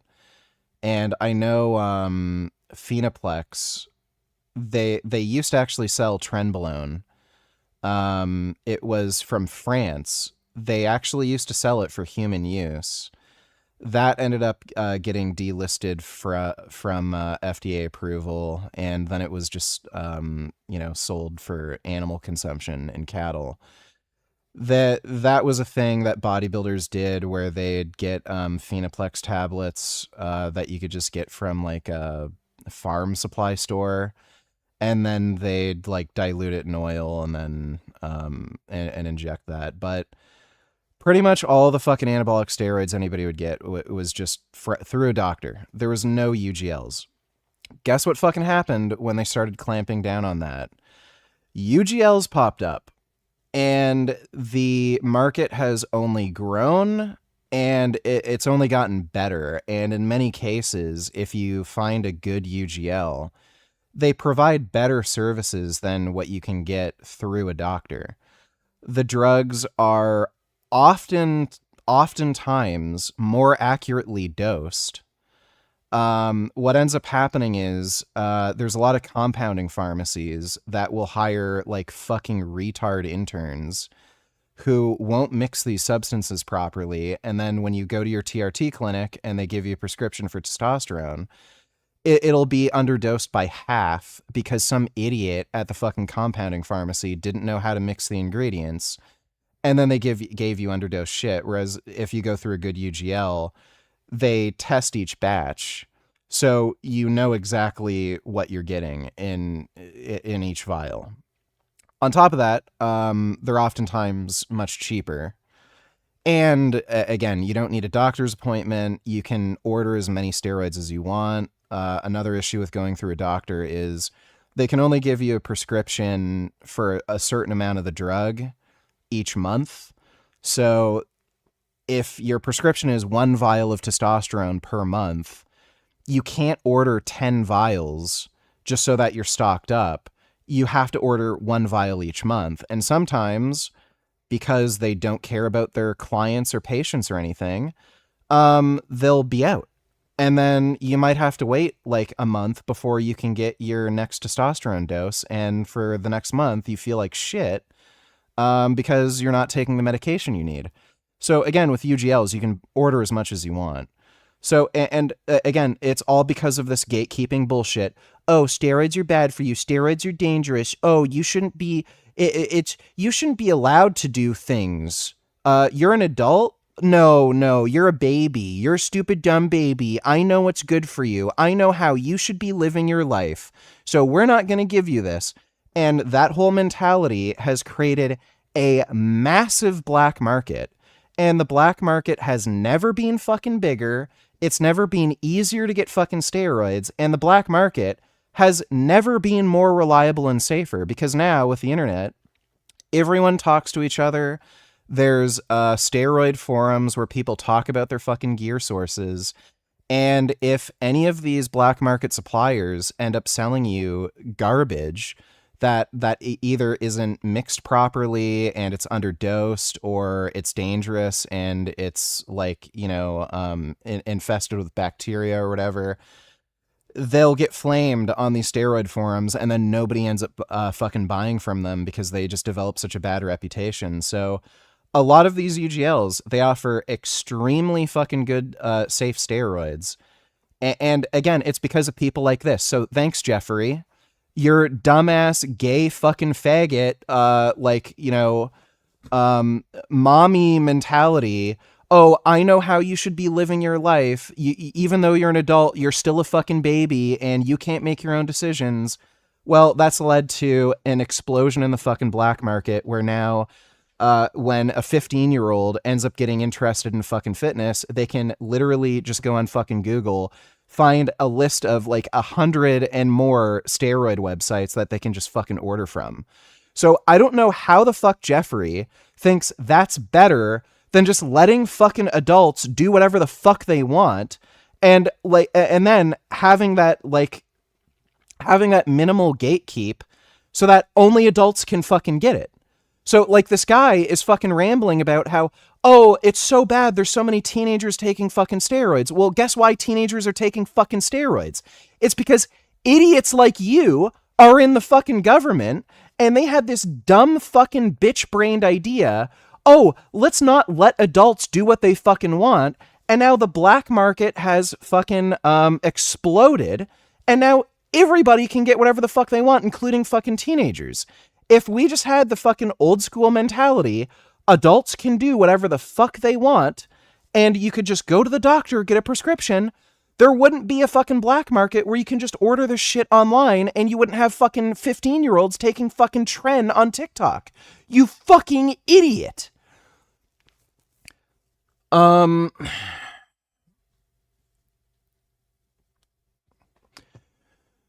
There's also something adjacent to that whole... Oh, yeah. I don't know why where this fucking idea creeps in. By the way, this guy's like whining like a little fucking baby about how it's so bad that athletes are taking dangerous drugs like steroids when he doesn't even compete in fucking any sports. Buddy, you can buy cigarettes and alcohol from your fucking local gas station. Like, is this guy fucking, like, does he have the idea that cigarettes and alcohol are safer than steroids?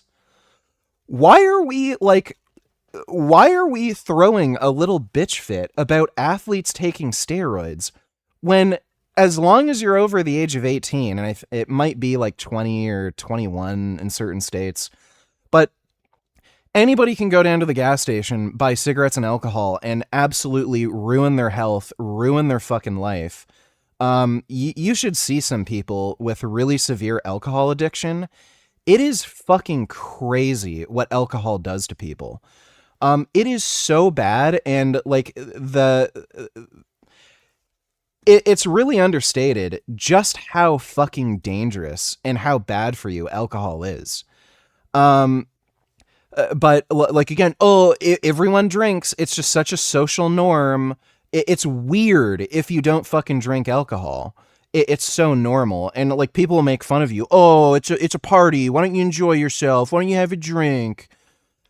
Alcohol is one of the most dangerous fucking drugs you can possibly fucking take. Destroys your, like, every organ system in your body. Destroys your fucking brain. Destroys your liver. Destroys your fucking kidneys.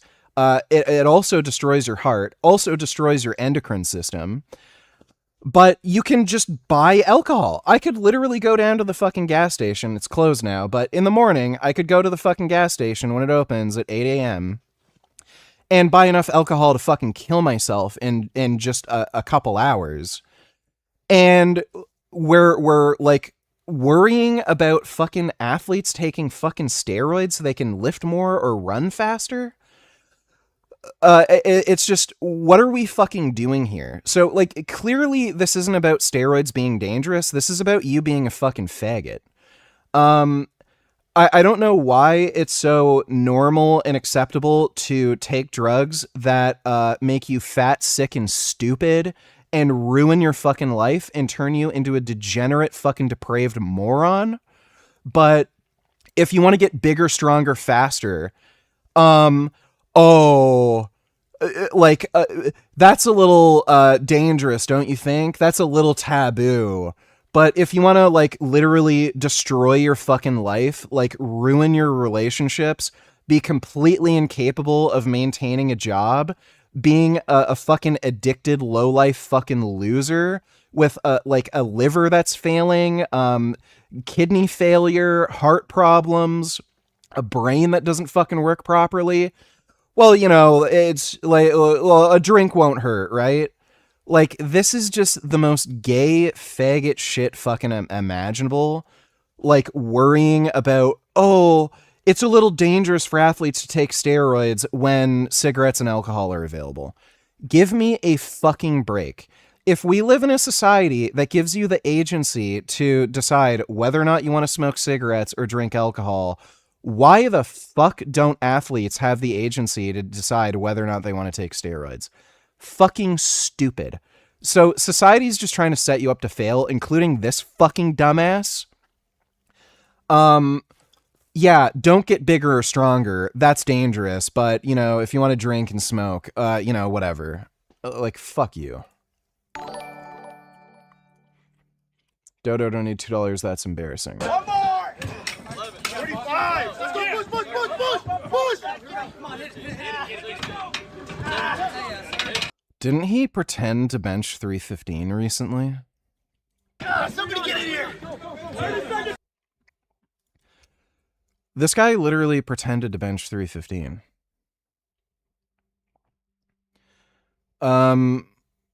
Is that actually... Yeah, what? What's weird, too, is, with that fake bench video, it looked like he knew how to bench. Like, nothing seemed off, but, like, literally everything is wrong with this. He's not holding the bar properly. His back isn't positioned evenly on the bench. His feet are way out and lifting off the floor. Like, this guy is, like, literally never picked up a weight in his life. He's literally never picked up a weight in his life. This is what you see from people who, one, have never weightlifted before, and two, are naturally unathletic. Yeah, that is actually embarrassing.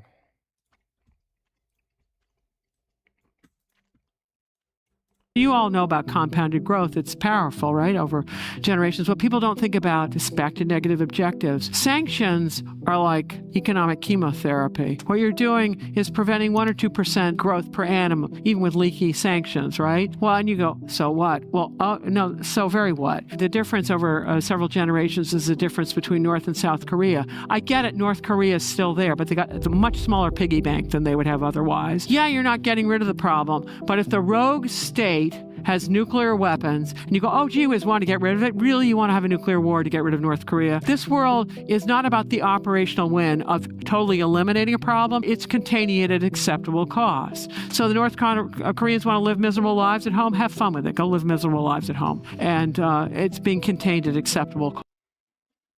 Sarah Payne's based.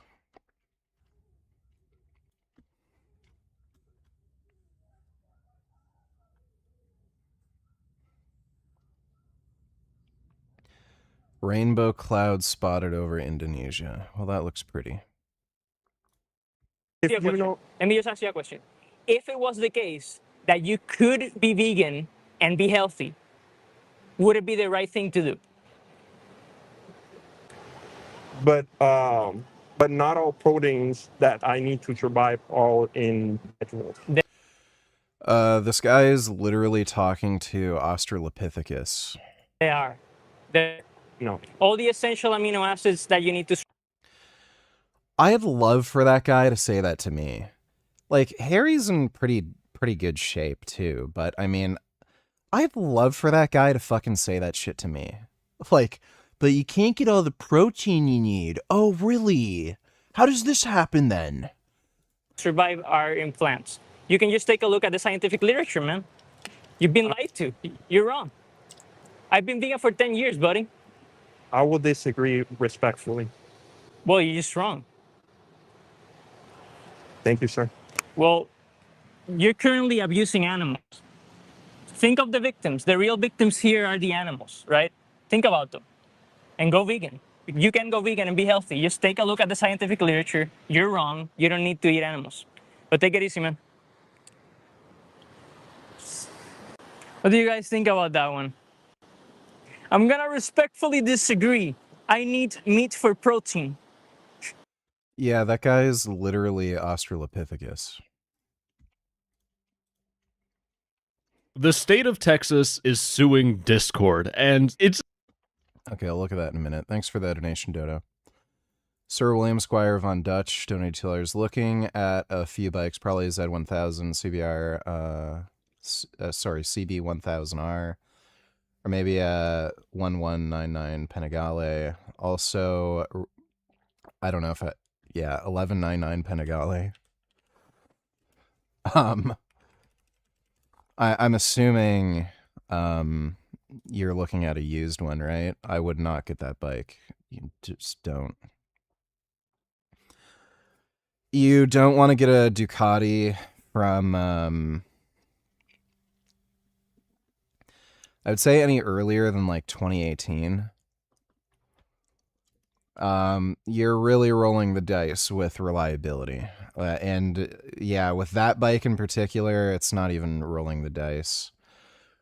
These are very expensive bikes to work on. And you do not want a problem with a fucking V4 like fucking leader bike. So you're going to be paying the cost of the bike in repairs. If not now, you will in like a year or two, especially used. And with bikes like this too, if you're looking at a used sport bike, especially leader bikes, the story behind these is always the same. It's either somebody fucking got into a wreck with the thing and they changed the fucking plastics and the fairings, and they're passing it off as, oh yeah, it's barely being used, and they fucked this bike up and they got scared riding, or they're trying to recoup their loss or something and fuck you over. Or they got this as like their first bike. They weren't an experienced rider. The amount of power these bikes have scared the fuck out of them. They never rode the thing, which means everything in the fucking bike is rotted. So the fuel lines are bad. The hoses are bad. All the gaskets are bad. And you're going to have to tear the entire fucking bike apart to fucking repair it. Do not get a fucking, like, do not get a used fucking 1199. Really fucking bad idea. CB 1000R, is that the standard? Shit. Yeah, that's standard. Z1000, that's the Kawasaki, right?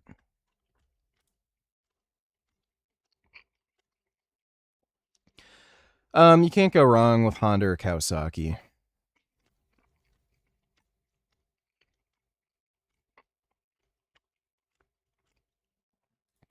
Those would be better choices. I wouldn't get a used 1199. Also read a lot of reviews and bought a new X15 Shoei, which is the best helmet I've ever had. I want to get the Shoei Neotech, the modular helmet. Probably get that for this summer. I really like the modular helmets. They're just way too fucking convenient. Like, especially on hot days when you just want more airflow. That is a nice helmet, though. But yeah, I'd avoid the 1199. Unless, like, again, prices, like, you're gonna have to. The used motorcycle market is a fucking shithole, dude. Unless you're getting that through a dealer. Yeah, I would not get that through a private seller. Through a dealer, you're a little safer, but that bike is going to have problems, and fixing a V4 leader bike, it's rough. You're going to spend a lot of money on that. Thanks for the donation, though, Sir William. When you were fat like 2 years ago, did you realize how fat you were? Or looking back now, do you see that wow, you were really fat but you didn't recognize quite how fat you were at the time? When you were getting your sweetie to get you A&W fries every week. Yeah, I knew I was pretty fat. Thanks for the donation, 21st. Dodo Donatillers, can you briefly check in on these people?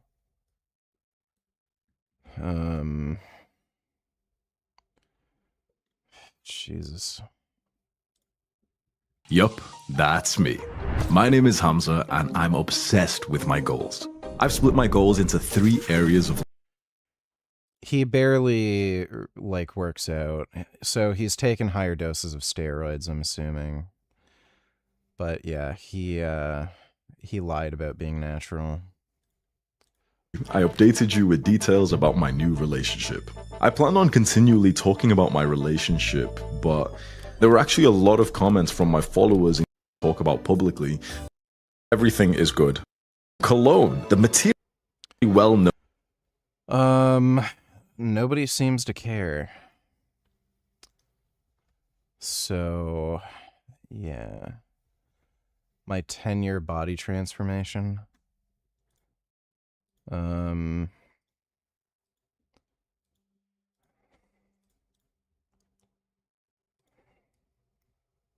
Yeah, this is not worth watching.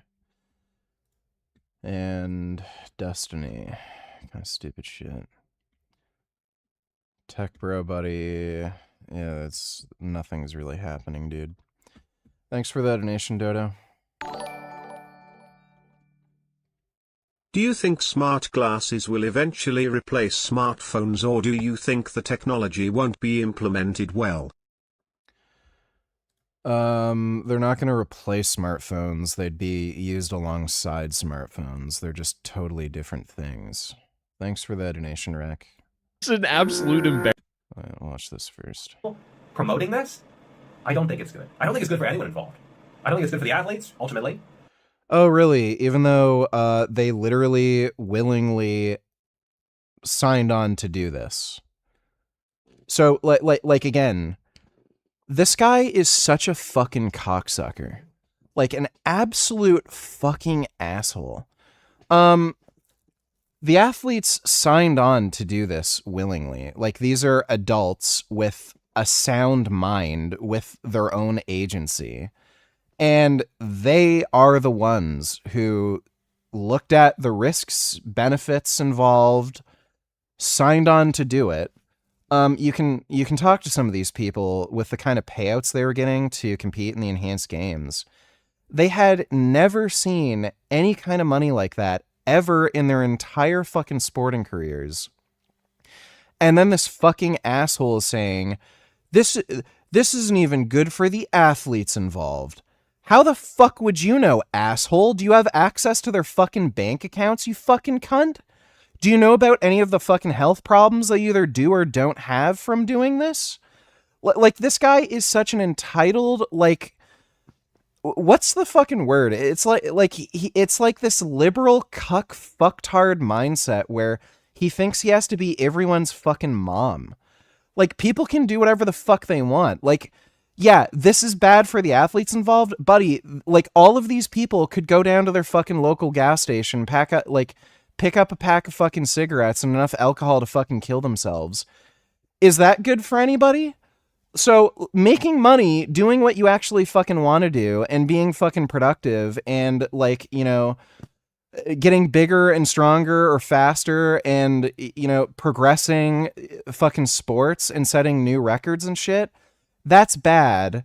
But let's just ignore, like, all the fucking fat shits who fucking smoke, drink alcohol, and eat like crap. That's fine. We can let people have that agency. But if they want to make money, you know, at their sport using steroids, oh yeah, that's going too fucking far. Fuck you. I don't think it's good for the people watching and being sold this shit, too. It's just bad all around. And ultimately, it's a bit of a cultural struggle. What is normalized? What is... By the way, this lying fucktard faggot won't fucking debate me.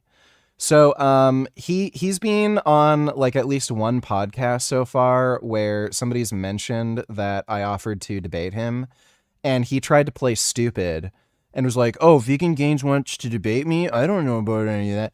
I left a comment on one of his videos, and I got in really early. I think it was, like, within the first hour or two, his video was uploaded, so he saw the comment. I challenged him on a debate on steroids about, like, safety, efficacy, shit like that. Ignored me, didn't respond back, and then he's playing dumb. And this guy is, like, again, trying to, like, talk up the danger of fucking steroids. Oh, they're so dangerous. They shouldn't be allowed. Holy mother of a fuck, dude. If steroids were so dangerous, then you'd see way more fucking athletes dying.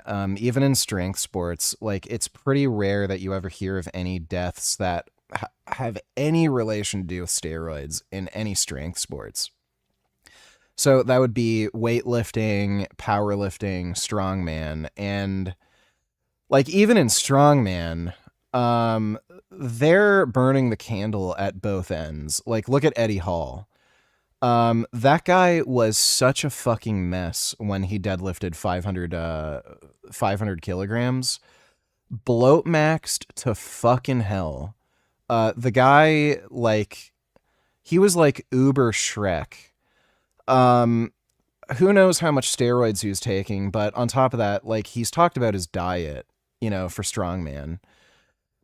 Like, I didn't know a person could eat like that and live. Let alone, like, on top of that, taking whatever performance enhancing drugs he was doing and being the body weight he was at. He's not dead. Eddie Hall's alive. So like the whole thing about steroids being so dangerous, that mostly seems to come from bodybuilding, because there's a lot of young bodybuilder deaths that we've seen. But it's only the one sport, bodybuilding. I've seen a few powerlifters and strongmen die here and there. I know there was one big one. Was it Magnuson or something that had an aortic dissection? I think it was at a competition. But like, rarely do you ever hear of any strength athletes dying. There was a few deaths that came out of Westside Barbell. But it was like one chick who had cancer, and there was one dude, Matt Dimmel. He died from overdosing on cocaine and heroin. And like maybe there's like one other death, like from a heart attack or something. But like it's pretty rare that you ever hear of any of these dudes dying. And again, they don't have the most ideal lifestyles on top of that. So like, what the fuck? Like, this guy admits steroid use is ubiquitous in sports, and then you don't hear of any athletes dying. Like, what the fuck are we talking about here? Glorified, what is promoted, what is shamed, what is shameful. Drugs are becoming more normalized. And I have, as I said before, a ton of friends on TRT or who have chosen to go down the enhanced road, and that's fine. But when we expect athletes to have to use them, I think that is getting into a realm that is very, very... We already do, you idiot. Like, why do you think WADA spends $300 million a year on drug testing? It's because they're already expected to use them, you fucking idiot. Problematic, particularly when there is money involved, because that rarely makes things better, right? And given the company's stock price, which is, I'm sure, what the people in charge actually care about, not the athletes, it seems the world...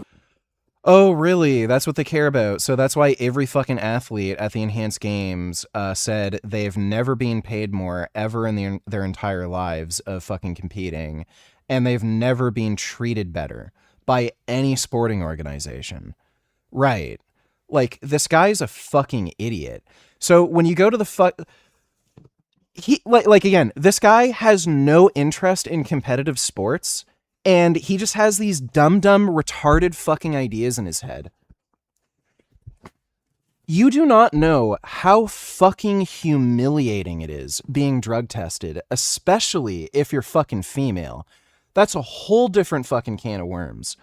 So, for drug testing, you can be asked to randomly submit a sample, like a piss test. Not only do you have to piss in a cup, but you have to piss in a cup in front of like 3 different fucking people. There has to be at least like one WADA representative there. The person collecting the sample has to literally observe your penis releasing urine into the fucking cup.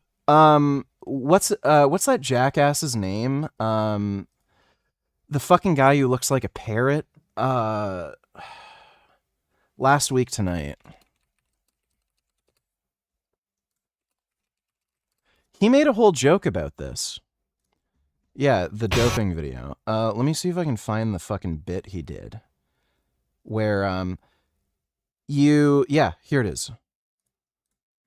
Named Alex Zosels. Alex agreed to let us film the moment of truth. Lowell is required to witness and have an unobstructed view.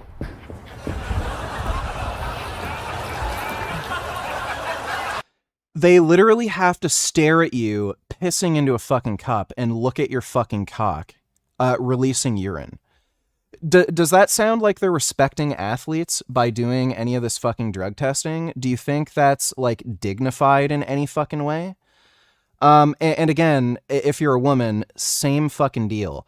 You have to spread your fucking legs open your fucking vagina flaps, urinate into the fucking little cup, and have somebody fucking stare at you when you fucking do it. So, does any of that sound remotely fucking dignified to the fucking athletes? Does that sound like they respect athletes when they make you fucking do that? And with women, because there's that whole fucking issue with people faking being female or being trans, Holy fucking shit. The type of crap that women have to go through when it comes to some of these, like, you know, quote unquote doping or cheating issues.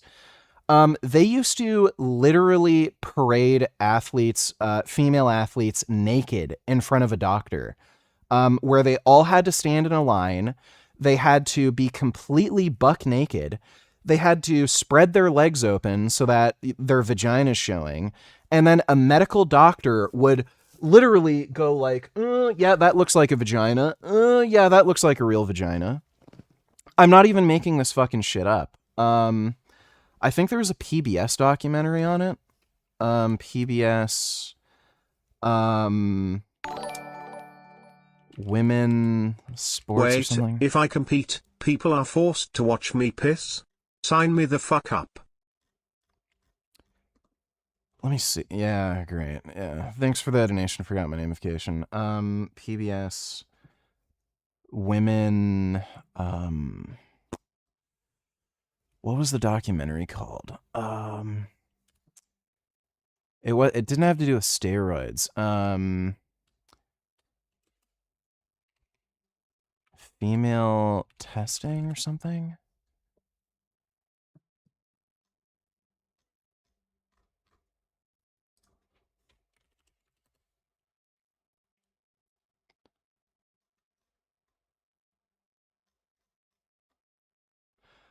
I'm pretty sure it was up on YouTube. Oh yeah.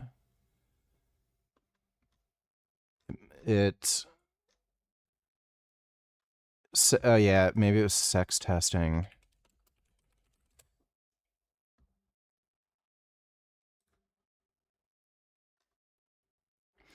Who's Woman Enough? This is a great documentary. Oh no, wait, crap, that's not it.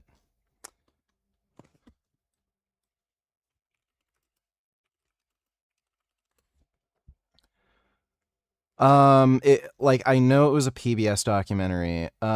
Basically it covered sex testing in women's sports. So some of the like horrible shit they made women do, I already mentioned. They would literally parade like female athletes all in a row, naked in front of a doctor, to sex test them to see if they're female, and a doctor would like literally inspect you while you're buck naked in front of like every other fucking female athlete. They also, if there's I think to this day they still do this, if there's question as to whether or not you're biologically female, they will make you go through more scrutinized testing, which includes shoving a fucking device up your vagina and having a doctor inspect inside your vagina to see if you have anatomically correct parts. So if you have like a womb and like fallopian tubes and shit. Sometimes that's not enough, and they'll also do genetic screening to see if you have like Veyer syndrome and shit, which is obviously less invasive. But like this idea that you know, traditional sports that do drug testing, oh, they treat the athletes so well. They don't get paid fucking shit. If you're competing in the Olympics, you get paid absolutely nothing. It's part of the rules because they're supposed to be non-professional athletes. And these communist countries have gotten around this by just giving their athletes like bullshit fucking jobs, you know, quote unquote. So again, America doesn't do that. Canada doesn't do that. A lot of other developed nations don't do that. But in China or Russia, they'll pay you to be a full-time athlete and work professionally, even though they're not technically supposed to do that. But they'll give you some bullcrap job saying, oh, you work in this government office, but you're literally never there and you don't do that job. So they don't get paid literally anything, nothing.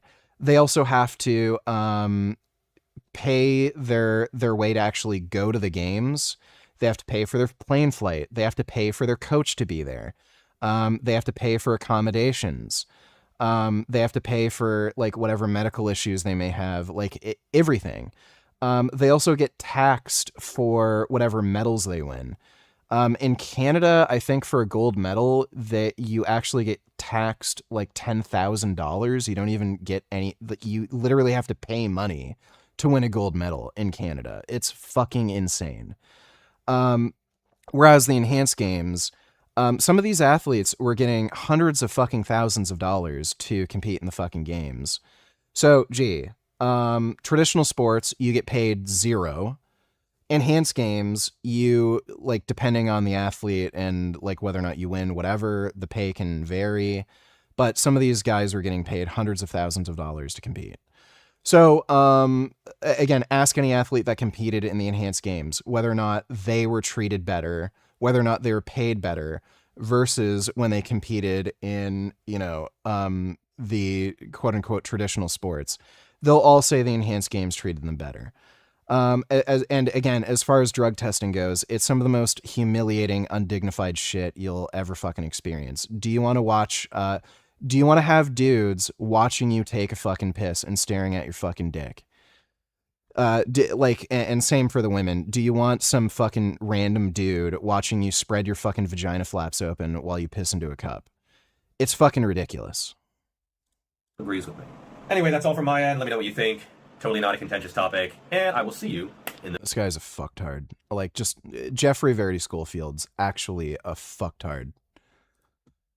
It's just, like, it's the most pathetic beta male bitch way of fucking thinking imaginable. Steroids are dangerous. We need to ban it. Let's have, like, some athletes have an unfair fucking advantage based on what political connections they have and what country they're from, and have a massive fucking black market where everybody can get steroids. That's better than the alternative. Like, fuck you. What a fucking asshole. Embarrassment. Straight up, I can't say it any nicer, because I don't even think the lawyers know or understand how Discord works, and throughout this video where I'm constantly losing it, I started to wonder if there's a hidden reason behind them making this lawsuit, because it is so bad. Like, I don't think this is going to go anywhere. So why did they even make it in the first place? Now, my Fiverr lawyer told me to say this so I don't get sued, but this video is my opinion. I'm not alleging anything. I will be calling these lawyers absolute f***ing idiots. So they might get a little mad and try to do some legal action. And if my Fiverr lawyer was wrong, and I'm still going to get sued, then I'm going to raise money by talking about this video's sponsor, Proton VPN. Now imagine this totally random scenario, but your government decides to ban Discord to keep you safe from the e-kittens. Well, using Proton VPN, you can VPN into one of their 140 plus countries to get around your local internet censorship and use Discord as if nothing happened. And I know if you live in a country where you don't have to worry about surveillance, you're like, oh, this guy's a nut job. But even in Canada, my stupid lobotomized government is trying to pass a mass surveillance bill. And given how I investigate cyber criminals, I'll go on cyber criminal websites. I'll even sign up for cyber criminal accounts. Like, I'm doing shady shit, and I'm not scamming people, but if the government is watching my internet activity, they're gonna be like, oh, this guy's a scammer. Then they're gonna find a reason to arrest me. They'll be like, oh, he might have pirated something when he was 16. Let's fucking kill him. But of course, with Proton VPN, I can hide my activity from my ISP and my government, and you help support the channel. And now that I'm done with my pretty princess Proton VPN, big kisses from Discord Daddy. I can't do that. Anyways, getting back to this clown-ass lawsuit, I'm going to start off with the dumbest thing I have ever read in a lawsuit ever. This is the whole reason why I even made this video. Now, I'm like halfway through the lawsuit, so some context. This is a lawsuit about child safety. But the lawyers are getting mad that Discord has, you know, server moderators, you know, server staff, the obese 600-pound people that moderate Pokimane feet collection server. And they say that when a Discord moderator encounters CSAM, a credible threat, and a brooming situation, or violent extremist content, Discord has given them no training, no protocol, and no guaranteed escalation pathway. But the lawyers say that we are trained to do nothing, and they show this screenshot to explain what the f they mean by that. At Darwin Kernel, bruh, we need an explanation. Wow, they really did spell that one wrong. What is that Moderator Academy? I have been part for 2 months, no reports, there is nothing happening there. He follows up by saying, how do I ban bruh? No one thought me, I am new here, and some guy Moderator told me to report here, and plus, why is there nothing happened in the Moderator Academy thing? Already, we are like a couple minutes into this video, and we have incoherent rambling. This is a new record. But the lawyers are using this message Why did Brian Johnson refuse to use anabolic steroids for muscle growth? He's on testosterone. He tried using gene therapy instead. He's on testosterone.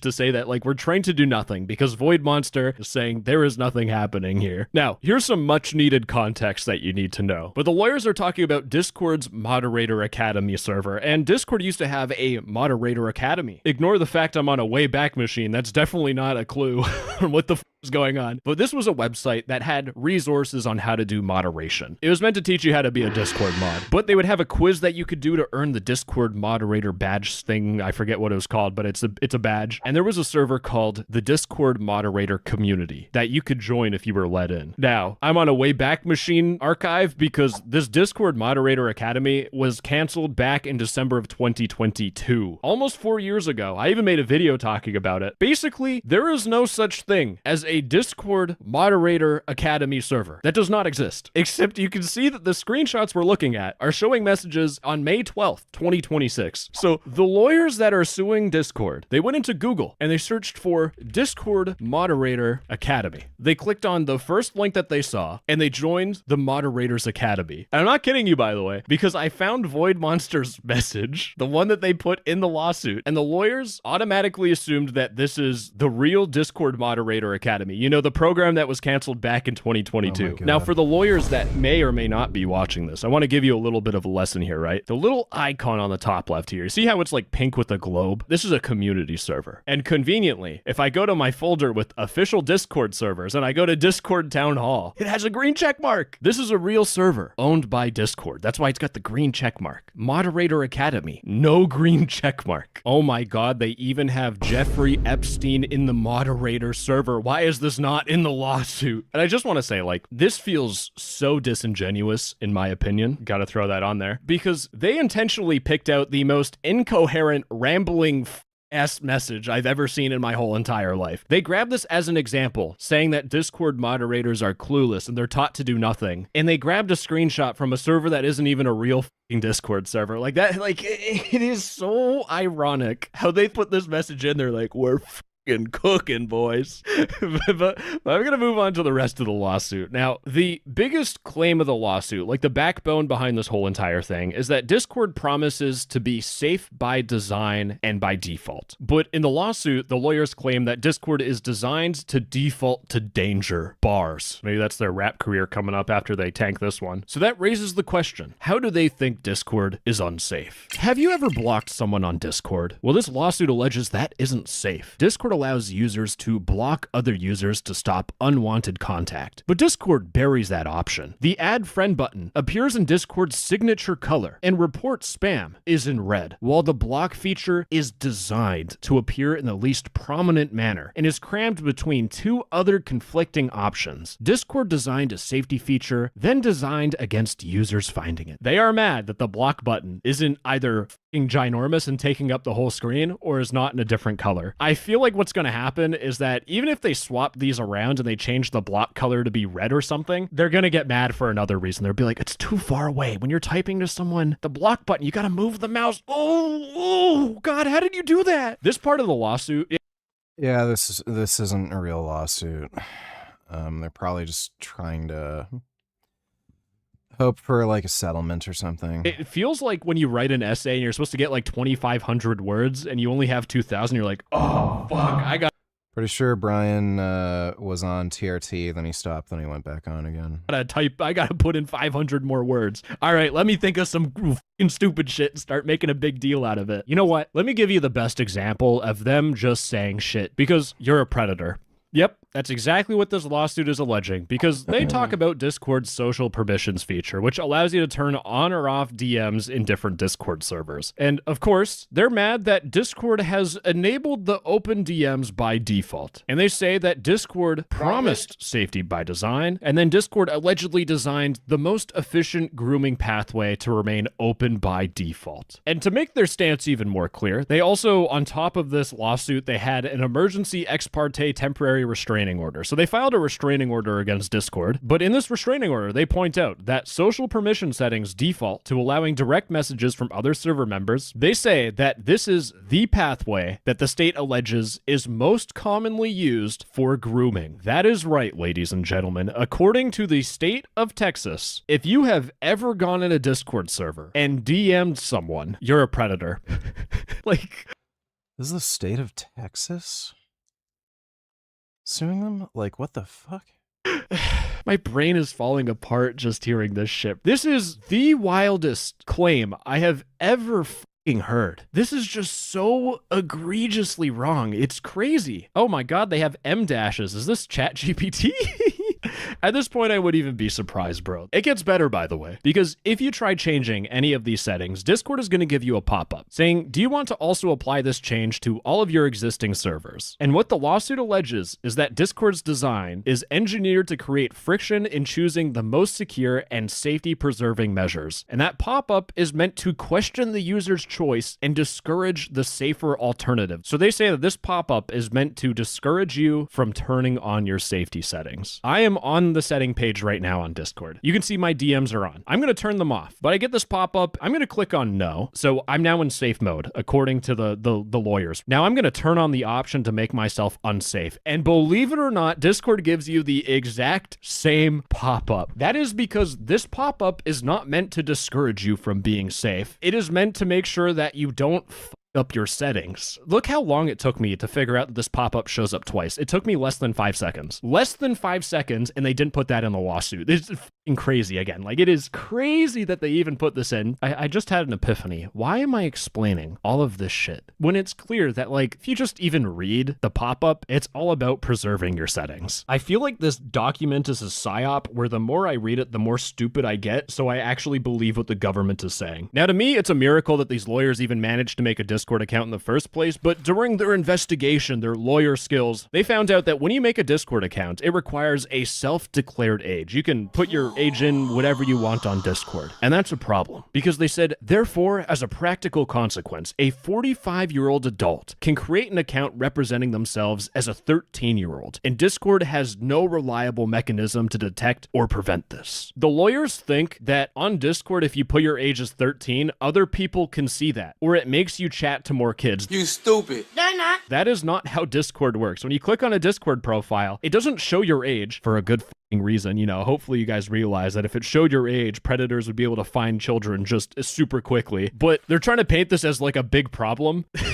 This does nothing. It genuinely does nothing. And I want you to understand that, like, the whole reason why they're saying this is because they're trying to pressure for age verification. It should be pretty straightforward. But I think they're also trying to do something even worse, because the next thing they say is a user banned from Discord can become fully operational on a new account within 4 minutes through VPN for IP masking. Hold on, let me get this out of the way. Disposable email account creation and a new username. Now, if you did age verification, this would still apply, because if a kid got banned off Discord, they can still do a VPN, new email, new username, be done. And what it seems like, this being included in the lawsuit, is it seems like the Texas lawyers, I don't know what's going on in their brain, probably not much, but in their ideal world, they want you to tie your real identity to your Discord account. That's what I'm getting from this. In fact, when you look at the start of the lawsuit, they say yeah, that'll be great. Government agency requiring ID verification, so all your data can get stolen, and your identity can get stolen, and also dumbasses can just dox you. That'd be perfect.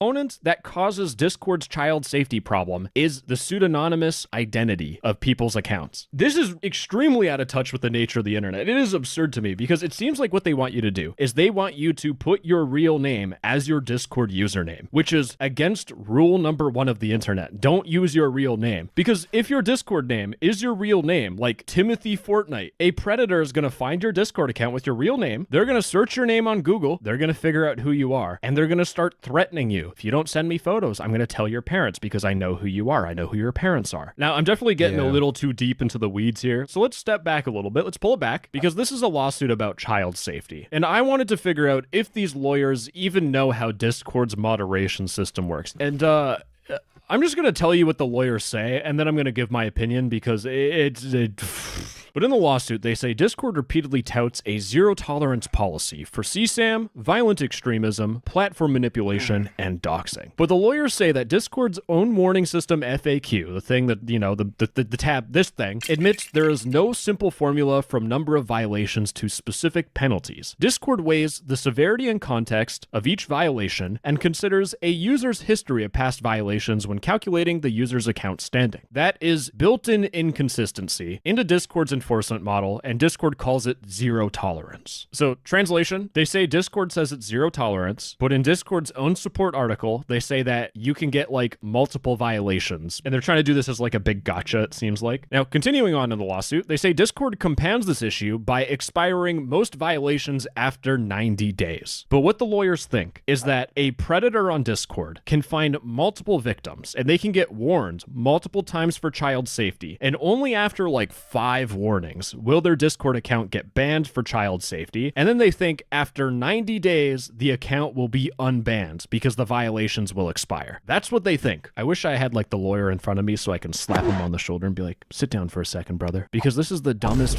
thing I have ever heard in my whole entire life. But I just want to point out that they specifically quote Discord's warning system FAQ. They talk about a user's history of past violations when calculating the account standing, right? If you go to Discord's post about this, and I search for the quote that they put in, this is what they directly pull from, a question saying, how many chances do I get? But if you look above this question, Discord says that each violation is weighted differently, depending on the severity of the incident. And they say the most severe violations lead straight to a permanent suspension, like violations of the child safety policy. They explain how the system works, but the lawyers, yeah, I mean, you read a page from top to bottom, right? So the lawyers read past this question, went to this FAQ question, and took this out of context to make it seem like Discord doesn't have zero tolerance for child predators. Isn't that betraying the public's trust? So this makes a bit more sense. The state of Texas got their dumbass lawyers to do this lawsuit, and the lawyers knew that this is ridiculous, and this is all they could put together. And the fact that these people think that child predators will get unbanned after 90 days is fucking crazy to me. In fact, if you go to the FAQ and you search it's right there, bro. It literally says permanent suspension. The predators don't get unbanned after 90 days. But at this point, the lawsuit is already like fundamentally flawed. And I wanted to know, how bad does this train wreck get? And it turns out the next challenge that these lawyers had to tackle was Discord servers. And man, I hope this time they know what they're talking about. But this is my favorite part of the lawsuit. It's called These Don't Know How to Do Math, because they say the median Discord server has approximately 100 members, and they list a source. Now, I know Discord like the back of my hand because it's my job to know the platform, and this does not sound right. So I go to their source. I'm going to search for median. There's nothing on the page. In fact, it says that about 90% of private servers have fewer than 15 members. And they link to this other source. They even say that 90% of Discord servers have less than 15 members. How did you come up with the stat that the median Discord server has approximately 100 members? My source is that I made it the fuck up. Here's the thing. I'm pretty decent at math. I also passed 6th grade. I know. Accomplishment. Fucking scrawny dork. I know the difference between mean, median, and mode. You might know it as well. And if one of the lawyers is watching, I want you to open up good old ChatGPT, because you might fucking need it at this point. If 90% of Discord servers have under 15 members, what would be a good estimate of the median? Now, it says you can't determine the median from that information alone, but they say the only thing we know for sure is that the median is less than or equal to 15 members.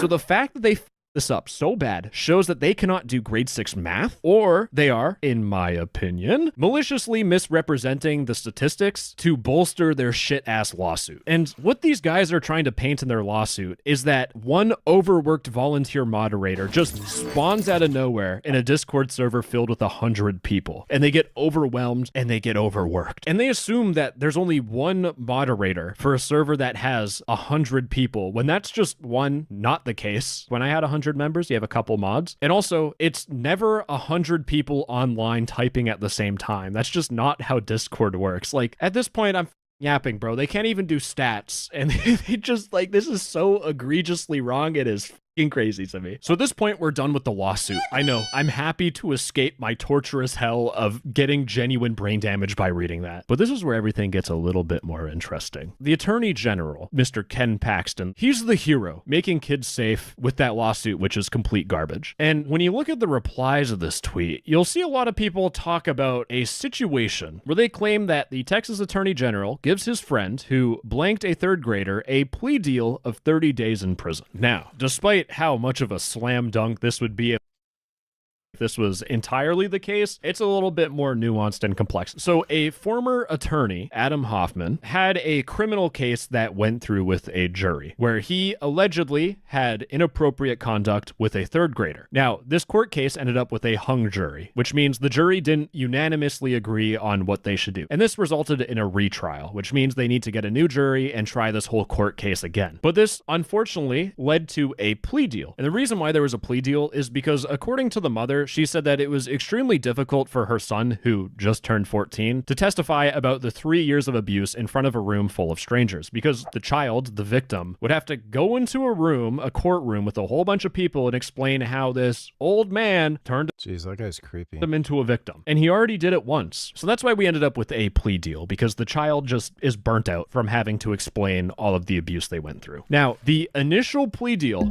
instead of going to up to life in prison, the initial plea deal was 0 jail time. This dude keeps his law license because he's an attorney, and he would not have to go on the registry, the sex offender registry. That's what we went from. We went from life without parole to no time in jail, no punishment, nothing. And the judge that was looking at this completely lost his shit to the initial plea offer. So they changed it to 60 days in jail. This guy is forced to resign from law for 5 years, but he didn't have to go on the registry. So that's what he pled guilty to. That is still not nearly enough for somebody who allegedly raped a third grader.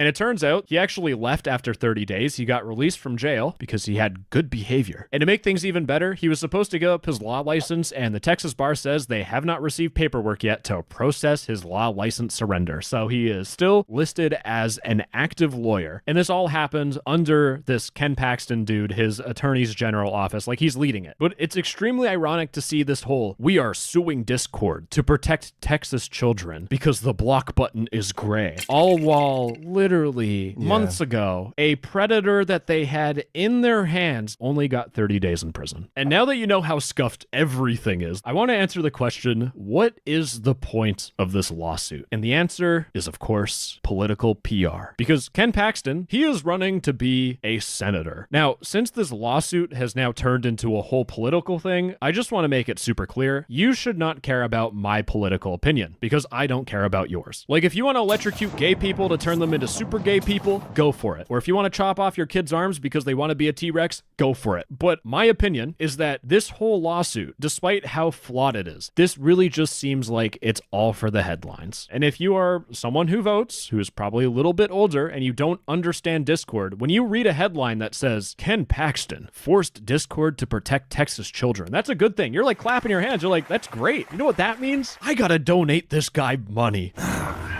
I do need capital. But the side effect of this is that Texas's politics are going to affect how Texans and everyone else uses Discord. Because if we scroll to the bottom of this lawsuit, what's going to happen is that if whatever kangaroo court this is in that decides that this is a valid lawsuit that has genuine good points, which if that is the case, that's but it's just going to result in Discord implementing age verification, because this is just a small glimpse into the US, but across the world, this age verification movement it's a fucking parasite. Every single politician is trying to make themselves look good, and it is extremely easy to pass a bill and say, I care about the children, I want to make them safe, I added age verification. And I want to point out, with Discord's teen by default age verification system, if Discord released this, 90% of this lawsuit would be invalid, because they would do what the lawsuit wants. But at the end of the day, like, for everyone that needs to hear it, age verification does nothing. Kids are going to find a way to bypass it, or people are going to find different apps to chat in. And I've had victims reach out to me about what they're going through. And the biggest problem is that kids know they're talking to a predator. They know they're in a bad situation, but they're afraid of telling their parents. And if there's anybody that's watching this that is going through a bad situation and they're afraid of talking to their parents, you might have to rip the band-aid off. It might suck. Your parents might suck, but it's probably better in the long term for your own sake to let them know. But anyways, for the people of Texas, just know that your tax dollars are going towards a lawsuit that a dumb YouTuber like myself can pick up. Well, that's politicians for you.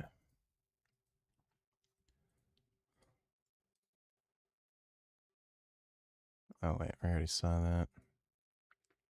Yeah, Gazocle's a fucking dipshit. No longer vegan. He was really a major chef in the vegan scene years back. He's a content creator. He has 1.7 million Instagram followers, and he used to be avant-garde vegan. It contains a lot of water, so you need to cook all that out first. The good thing, cooking vegan, we don't need to do that, so we can get it all in the pan like I'm doing now. No, he was super popular. It was to the point where I would even see his videos played in like vegan restaurants and other establishments. And no, he's not just ditching the vegan label like we've seen a few times where people are continuing to eat fully plant-based. He's saying, no, I've introduced some animal products. And he says you'll soon see him eating deer and other animals, so we're gonna have to investigate to see what happened. And if there's any unique claims or things that he has, and I will say he does make one pretty wild, unique claim, or at least concern, and then we will of course respond with as much empirical data as we can and just really try to learn from this. So let's go. Let's get going. Let's put the foot on the gas. That was a pun, but it actually sounds kind of aggressive. We're gonna be nice, but a little stern. This all started with a interview with the mood boosters on leaving the city and living off the land. Here he is. Just getting into a lot of crap for this content. I want to do a challenge where I only eat local food in the near future, and that will probably see me eating invasive species like crayfish or venison or pigeon, I don't know. And then a subsequent Instagram post where he admitted to eating, you guessed it, fish and eggs. So let's wrap our mind around the timeline here. He seems to have gone vegan around 2015. He then says he stopped calling himself a vegan 4 or 5 years ago. I just dropped all labels. I haven't mentioned the word vegan in any of my videos for about 4 or 5 years. Wow. I dropped that label just because I just want to be a bit more free, and nothing's linear, I think. So he only... So he hasn't been vegan for a long time, in the last 4 or 5 years. This guy has like a catty woman brain, clearly. Like, we've seen the way the guy works out.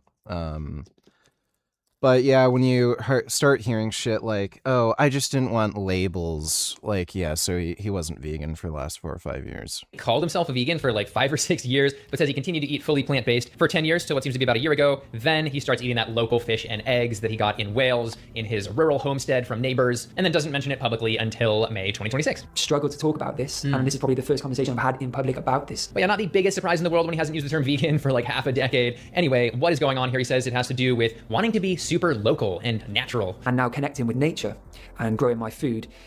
The vegan rule set doesn't fit within that. I personally love nature too. I have my own garden and grow some of my own food, and I understand with the AIification of everything, it just feels good to want to touch grass, etc. But my conclusion is different, and I will say we do have these veganic farmers out there, like Ben the farmer, for example, who are doing it without using animal inputs. But he says he essentially let certain animal products creep into his life, like leather shoes, and now plastic is so bad. The thought of wearing plastic leather shoes, which I once would have been so excited to find that Nike are making now a vegan version of their Air Force Ones, you know, in a plastic leather. Now, you know, the thought of wearing plastic shoes, and you know, we can't escape plastic, but the thought of wearing them and them maybe one day just falling on my compost pile, not that they would, but they were to, and never giving back to the land, never decomposing, is like, oh, why would I have that in my lifestyle? He then gets up and smashes the microphone for having plastic in it.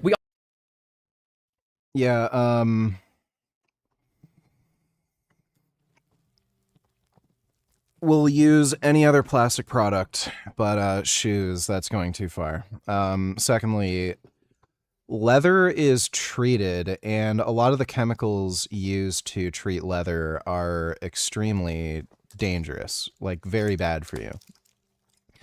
There was a big lawsuit in the United States over a leather manufacturer that was poisoning the water in a small town. And there was a bunch of kids that died from it. So I don't know where he got the idea that, oh, leather is safe and healthy. There was literally a leather manufacturer that was responsible for killing kids. We all thought he was so chill, and then he goes and does that. I'm joking, obviously he didn't do that, but it's kind of a funny idea of like, just oops, I dropped my plastic shoes on my compost pile. Like, it's ridiculous. People don't compost shoes generally, leather or not. And yeah, the leather industry is atrocious. We are talking about soaking leather in all sorts of chemicals, oftentimes petroleum-based ones, or even heavy metals. You know, the footage of these tanning facilities where a large portion of the world's leather is tanned is absolutely atrocious as well, and he does admit that a bit. I have that in my lifestyle. Same thing with clothing. You know, I only wear natural materials now, so that means that I'm not strictly vegan. And if a vegan sees me wearing these shoes, they think, you're not, you're wearing. And I get it, because the leather industry is awful too. But my sort of way to wear more natural materials is only buy secondhand clothes, and that's what I do. We'll get to the secondhand comparison in a second, but first I just need to mention we have a report on leather versus plastic products from Caring, and we can see from this chart that cow leather is the absolute worst in terms of the environment from various environmental metrics. How is this possible? Well, we of course have the greenhouse gas emissions from ruminants, which is especially bad, but then we also have just the fossil fuels used in the process of raising these animals. And so we can see that, yeah, the actual fossil fuel and abiotic resource depletion amount is larger in cow leather than it is in polypropylene. Okay, but that's industrial farming, which he says he's against. Everyone, of course, says they're against that, which is good at least. But if we're going to appeal to the best animal scenario of finding some used leather in your local thrift store, we got to look at a better vegan scenario, which is obvious, and he has to know about that. He has to know about these plant-based or fungi-based vegan leather alternatives. I would host Vegan Jeopardy as a presentation here and there, and one of the questions was name a source of vegan leather, and I would have to keep on expanding the answer because there were so many freaking sources, whether we're talking about like pineapple, grape leaves, apple, various types of mushroom, mycelium, and cork, which I had to look at. This guy just doesn't care. He like, of course. He's just not interested. He just wants to be a normal, everyday jerk-off just supporting the Holocaust. Some cork shoes, and I was like, dang, I would totally wear those. But then we have to shift into the food argument. What happened there with his diet? And yeah, again, it's local, natural, etc. He says that he got some local wild-caught fish and some eggs from neighbors. And then I'm really trying my best not to eat any processed food. And unfortunately, the sort of, I just want to eat as locally as possible. I want to know where every item of food has come from. I want to know like the farmer that grew it if I haven't grown it myself.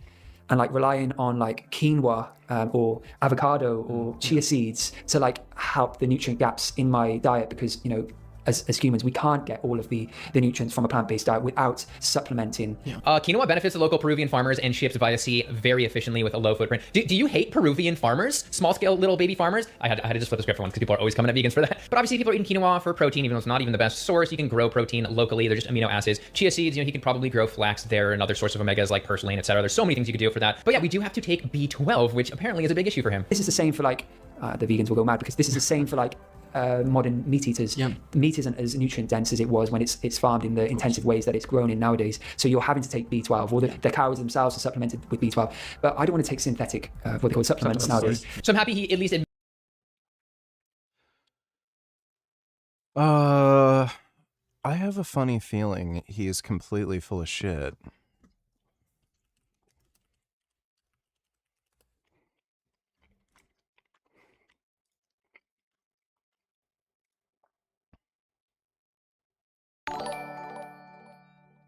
Website. Jasmine. That's great.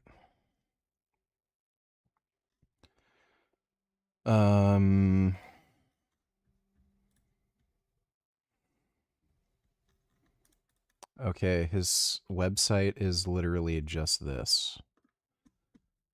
Weird. And his Instagram account doesn't seem to work.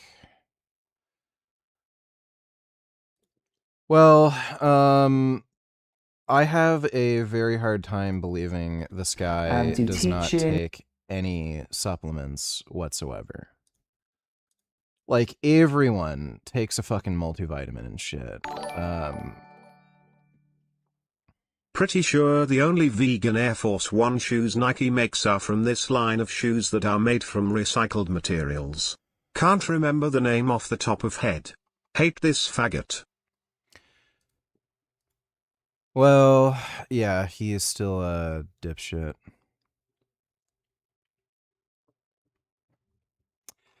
Yeah, he's still a dipshit. I don't want to take B12. It's unnatural. What a fucking cocksucker.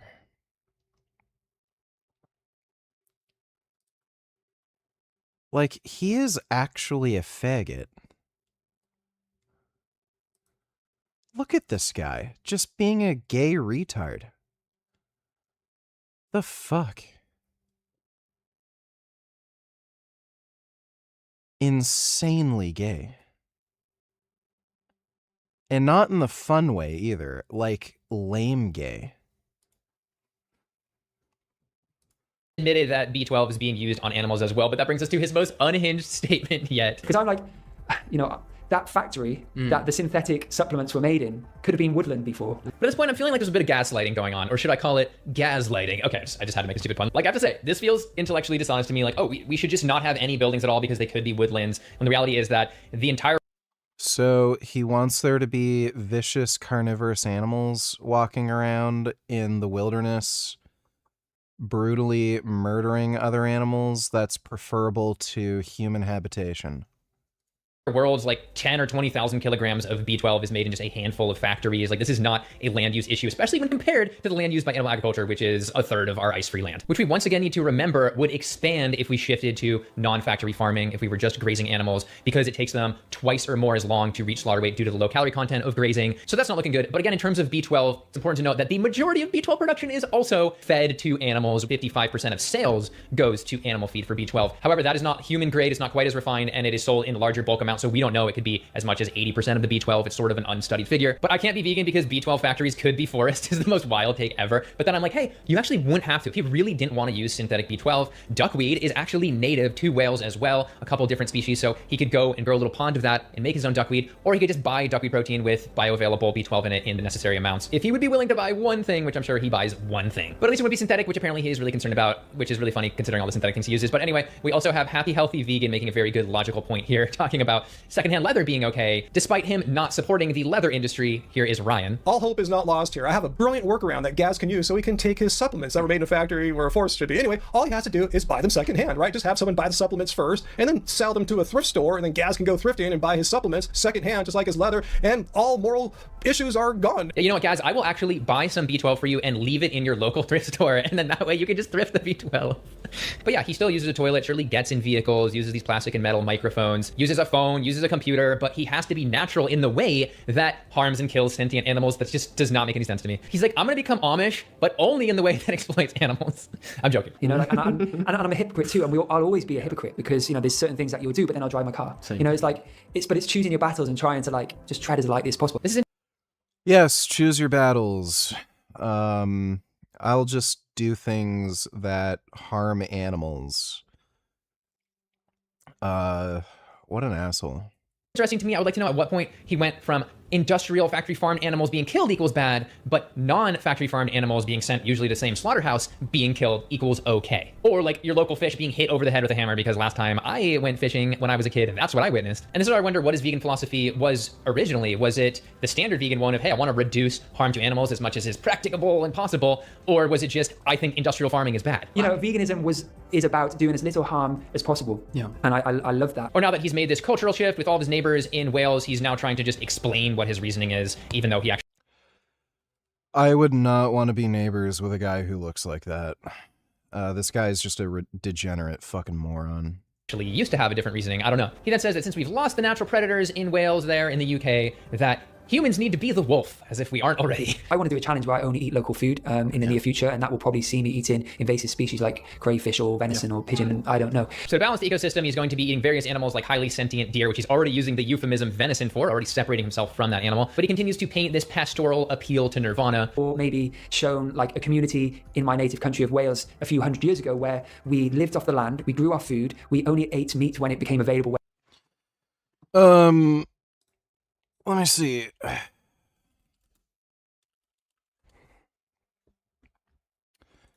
That's not what I was looking at or wanted to find. Let's see. Welsh warriors.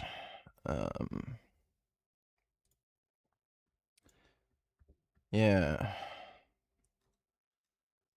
So, yeah, like the Welsh, they seem to have engaged in, you know, medieval warfare at some point. So, yeah, let's go back to tradition. Let's go back to our traditional, like, roots. And let's have a duel. How about each of us can have 1 sword, 3 shields. And let's settle this. You know, back in the old days where people lived off the land and, you know, only ate food when it was in season. And if they ever had any kind of civil dispute, they would settle it in a one-on-one battle. Fucking pussy. Whether it was like we went fishing or we hunted a local like an animal, and you know meat wasn't on every plate, and we just Yeah, it's funny how he's fine with going back to tradition and using violence as a tradition when it comes to animals. But if I were to say, hey, you know, in the Welsh tradition, you know, we would settle disputes with a battle, you know, one sword, three shields. Oh, suddenly, oh, well, that's barbaric. Oh, violence is bad if I'm the one who has to be on the receiving end. Hey Richard. Good to see you back from Australia with Pat. How was the trip? Also I fucking did it, my book is making rounds on Amazon right now. Also are there any games from Summer Game Fest that you'd play soon?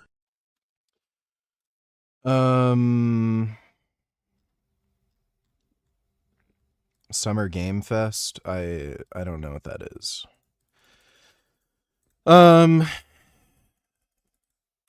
I might end up getting a PS5 just to play the new Wolverine game. There's a few coming out. Gears of War E-Day is coming out. I think there's one other that I'm excited for. Can't remember. But yeah, the Australia trip was fun. Pat's good, you know.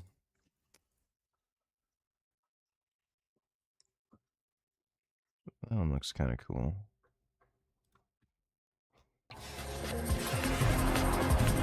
Oh, geez, the music. It's already on my wish list. Weird.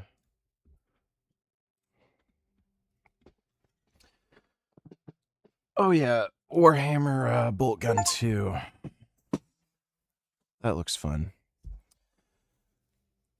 I'll look at some of those. But, yeah, Australia was fun. Thanks for the donation, Ricari, the author. I'm just gonna go take a piss. I'll be right back.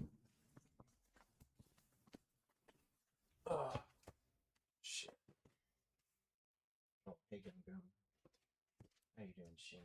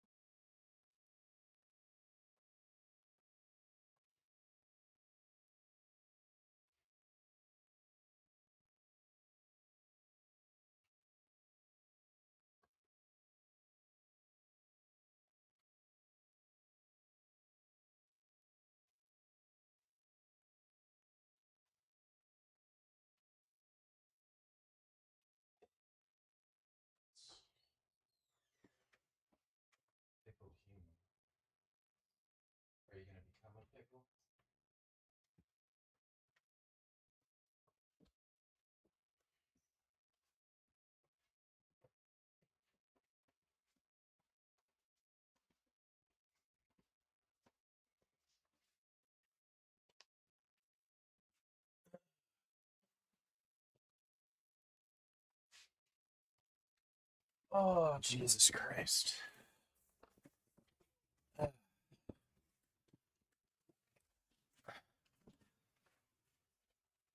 My knee is so fucking fucked right now.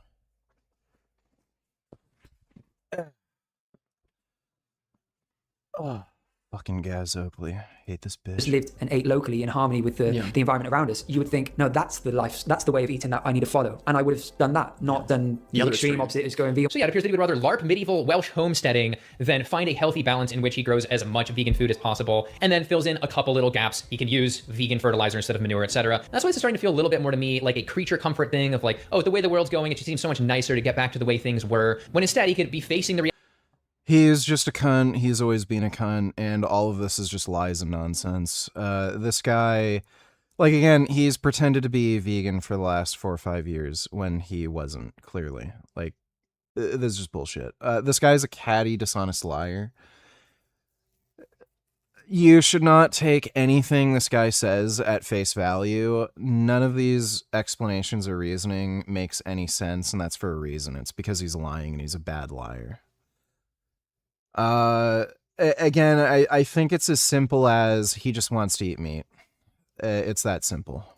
Reality of the world that things have moved on, and he is using a lot of modern equipment. And all of this, though, is why I feel like a solar punk vision is so appealing to me. It's like in harmony with nature, but then it's not completely unrealistic. Like, you're still using solar panels and little eco technologies and things like that. But the hunting thing, if he really is trying to be sustainable, how can he be eating in a way that we could not eat as a society? And nothing better illustrates that than this chart from Our World in Data, which shows the mammal biomass, natural and that of farmed and other animals. And then we can see that looking at land mammals, which would be appropriate for him hunting here, we have 25, maybe 30 times the amount of farmed or domesticated land mammals than we do of wild land mammals. So if everybody decided to be sustainable and shift over to hunting these wild mammals, we would hunt them all to complete. Can you please react to this video Frank made on you in 2020? It's the last time he mentioned you by name on his main channel. No.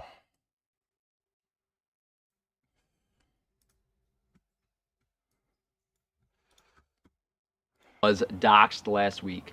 Doxing is when you publicly broadcast private or identifying information about an individual. He was not doxed. Hours researching health information, the dissemination of pornography on their platform. This guy literally is just the most gaslighting liar. Where does he mention Term me? for this: honor among thieves. Is this what I deserve for standing up for? Here is a moderator of a funding. Now they're working together against me. They even do it in plain sight. Here is a moderator of a carnivore forum working with vegan gains to discredit me. These people are organized. Their professional jobs are literally to harass and discredit anyone exposing.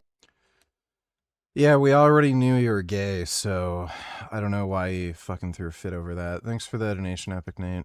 Extinction within about 2 weeks. I do now that, so I don't class myself vegan. I don't class myself as plant-based. We have honey from my friend who has bees. So we use honey medicinally, and there's a whole thing on like rewilding, and that's something I want to do in the future. And rewilding is something that has to be done in the UK. He talks about how we really need to rewild. He mentioned that we need to be killing these invasive species like venison, but is that really the biggest problem with the Welsh countryside? This brings me to George Monbiot, and he has covered what has actually destroyed the Welsh countryside, and that is something he refers to as being sheep-wrecked, because the sheep have destroyed the natural woodland habitat so much. Speaking of woodland, it wasn't B12 factories that ruined Wales?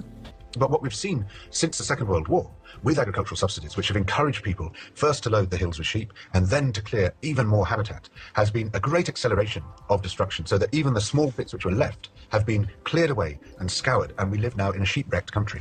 Well, he has to know about this as a Welsh ex-vegan, that deer are not nearly as much of a problem as sheep are to the Welsh landscape. Anyway, now we have the topic of money, which I think is worth covering really quickly, because all of these comment sections I'm seeing at the top, he was just vegan for the money, and yes, he did make a ton of money, getting a ton of views on all of these recipe books. I don't know if he had courses or what, but it was enough for him to buy his Welsh homestead and his rural land, etc., which one comment under Happy Healthy Vegans video by a user named Peter put it pretty well. It said, it's all a shame because he wouldn't have his beautiful house and land in the countryside if veganism didn't make him relatively rich. I do think it was a situation where he decided to go vegan vegan, he was passionate about that, he was a content creator, so he made content about that and happened to have done really well. But on the same time, I think if veganism was still on an upward trajectory from 2018, 2019 and onward, instead of what has happened where there's been a cultural backlash, carnivore movement, etc., I feel like he would still be in it. The sway of his meat-eating Welsh neighbors would not be as much. He'd probably still be making a lot of money from veganism, and he probably would have more vegan people around. He probably would have people telling him, hey, maybe you should see a vegan nutritionist. We'll get to the health little aspect in a bit. But he responds by saying he could have made a response video to get some ad revenue, but losing followers isn't a good strategy for money making. But I don't know, I think not making a video on his channel kept him from losing followers. Now we can just softly pivot and keep more of those vegan followers that aren't paying attention.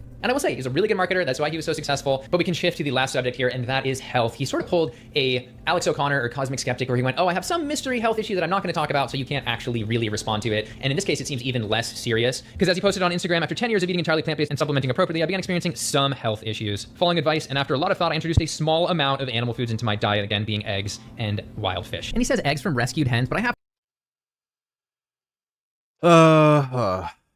sure. He's lying. He doesn't have any health issues.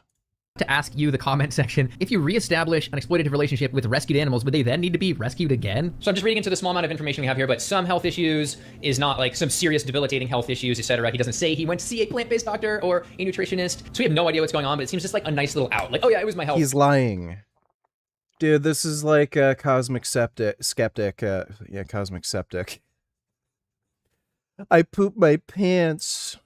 So, you know, you can't really come at me. But it's also interesting because people claim the DHA aspect for fish. He's not doing that here. Obviously, you can get that from algae, but a lot of these local, like, stream fish don't even have high levels of DHA. And also just have to counter with vegan health crushing it. For example, the recent meta-analysis that found that vegans have 22% lower risk of all cancers combined. So I don't think that's personally the best choice. And then once again, he added eggs. What is the nutrient in eggs that he's not getting? What is the particular one? I would love to know what he thinks happened there, but that's all he says. In the end, I am grateful that he was vegan for the time that he was and got a lot of people to eat great recipes, learn how to cook, etc. But I just don't really buy his reasons. I feel like it's this cultural shift that he had by being in rural Wales, trying to integrate with his neighbors, not being the weird vegan, using the term vegan, finding that to be more important. Maybe I'm reading into it. But the reasons he's coming up with afterwards, like the B12 factory could have been woodlands, just don't make sense. They seem like a post hoc explanation for his behavior. And to keep things a little bit light, of course, we have to do a ex-vegan bingo here. We have the card, influencer obviously gets ticked. We have health as an excuse to ignore ethics, yeah, in my opinion. Focus on dietary purity, I would say yes, it's just uniquely local here, which then we also have local humane meat is okay. That's another one that gets checked. And then we have claims to need animal nutrients, hid quitting veganism. And then he also didn't appear to consult a plant-based professional. So that's 7. And then there are a bunch of other ones that are like a little ambiguous. He implies that he had a deficiency, but I mean, that's covering the board pretty well. And yeah, I am frustrated by the mystery health issue. Was he tired? Does he believe that he was deficient? If so, what nutrient? And if he really cares about this health issue, why not make it public so that people could potentially solve it who have the same issue? But the fact that he didn't mention health at all in that podcast, just talking about local, etc., as the reason for why he quit, makes me feel like health wasn't really the reason he quit. It was just like a nice little added excuse to try and get people off his back. And as for the whole local thing, again, just grow as many plants as possible, grow some mushrooms, heck, some vitamin.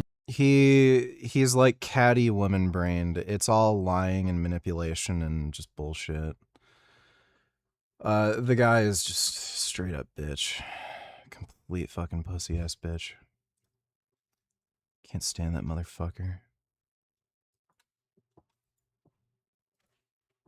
Let me show you something cool. I don't know if you ever see this.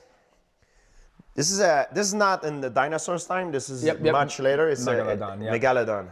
Look how sharp it is.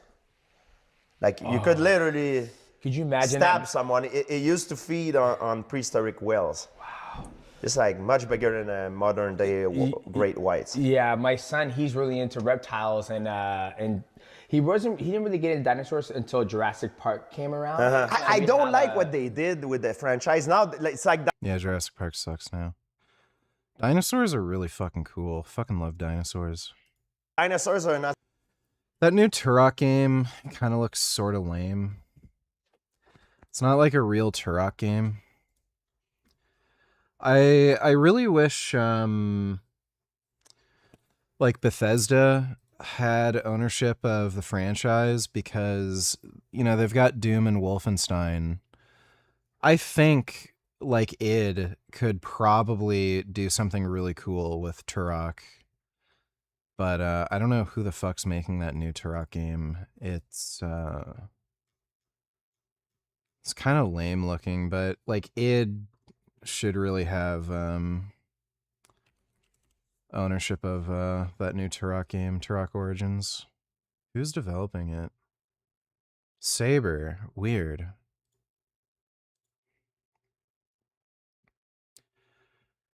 Yeah, there's been a bunch of people saying it's like who've play tested it, saying it's not amazing. It's kind of like Shooter the game. Who knows? Maybe like Saber Interactive. They do make some pretty good games. Like they've got the John Carpenter Tox Commando. They made World War Z, the Warhammer games. I didn't know they had some rally games. So maybe it could be good, but yeah, it just doesn't seem like. Apparently, it's a prequel. It takes place before the first Turok game.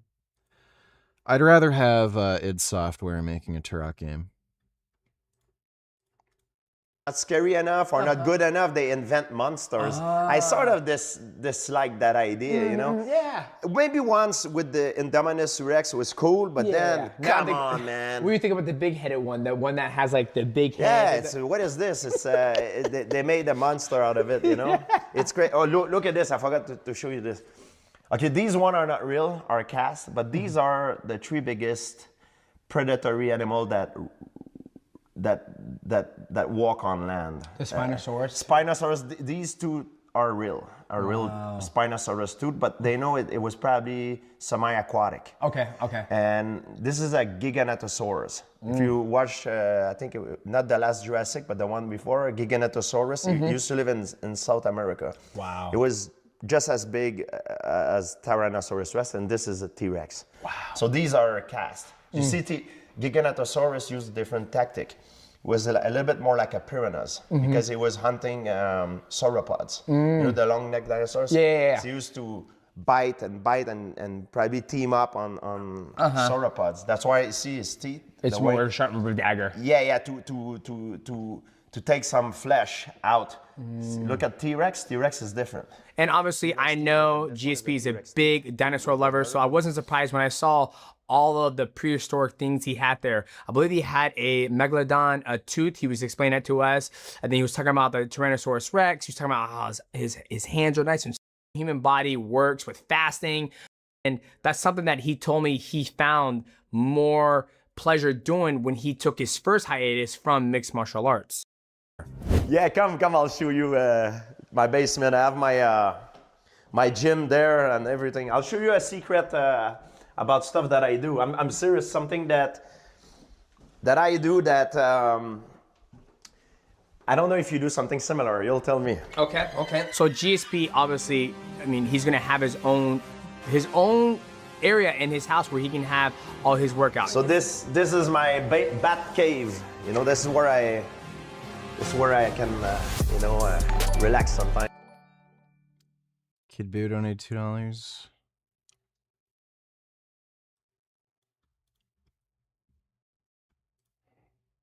Men gatekeeping another industry. Disgusting display of toxic masculinity in the workforce. Every time I see these types of videos, I never see any female representation. And because of that, I do think we need more women in this type of industry. I guarantee if this industry had a more gender-balanced workforce, not only would productivity improve, but the outcomes would as well. And because of this, yeah, if you got women doing some of the shit, these jobs aren't ever getting done. You just gotta see this. 25,000 people, he upped the cap. Okay. Trump dropped the cap with Stephen Miller to 7,500. Okay. And since October, he allowed in 6,069, according to the Washington Post. I want to know where you're going with this. He allowed in only 3 Afghans and 6,066 white people from... Good. Like, he's complaining that Trump isn't allowing in more Afghans? South Africa. The 2 things I would say about that. Number 1, that's racist. You let in 99.9% of your... Are you fucking kidding? Like, Mehdi Hassan expects to be taken seriously? Refugees are white people who are not refugees, and you don't allow people from Iran, Iraq, Syria. And the second point is... Yeah, we want less retarded terrorists. Donald Trump wouldn't have allowed you into this country, and yet you sit and support. You voted for him 3 times. Donald Trump would not have allowed little Patrick Bet-David into... He probably would have. This country. How do you feel about that? You're so funny. A genuine question. You are so funny. It's a genuine question. He wouldn't have let little Patrick. No Iranians were allowed in this year. So how would you have gotten? You know what would have happened? We would have waited 1 more year, 2 more years for a Democrat to come in and let you in. Bush Senior let us in. He was a Republican. Don't act like for a better Republican. No, but that's a non-racist That's Republican. not the point. The part that is you the have point. He did it's not allow in Iranians, issues, Iraqi. Mehdi. I don't know how this benefits Americans letting in degenerate fucking scumbags from shithole countries into the fucking country. Donald Trump has blocked. Like he actually expects to be taken seriously. Yeah, let's follow what the UK does. Let them all in. Don't be racist. Just ruin the country. Just like the UK. Because we don't want to be racist. Oh my goodness, that's a nice cow. Cow loves strawberries. Oh my goodness. Oh, that is a beautiful cow. Oh wow. Oh my god.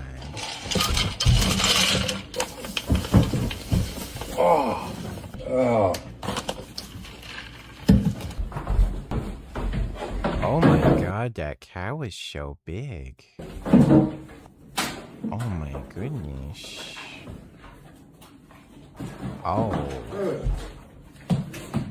So pretty. Oh, that cow wants that. That's his. That's a nice cow. Thanks for the donation, Kid Boo. I am train. I train here every Sunday. Sunday. Yeah, like now in the weekend I stay home with the family but I do my training every Sunday. When I wake up in the morning, I do it. I'll show you some stuff that I do, and I don't know if you ever done something like this. I train my feet. I think it's very important. Oh yeah. Have you ever tried it? I have not. I'll show you. You have a sprinting coach.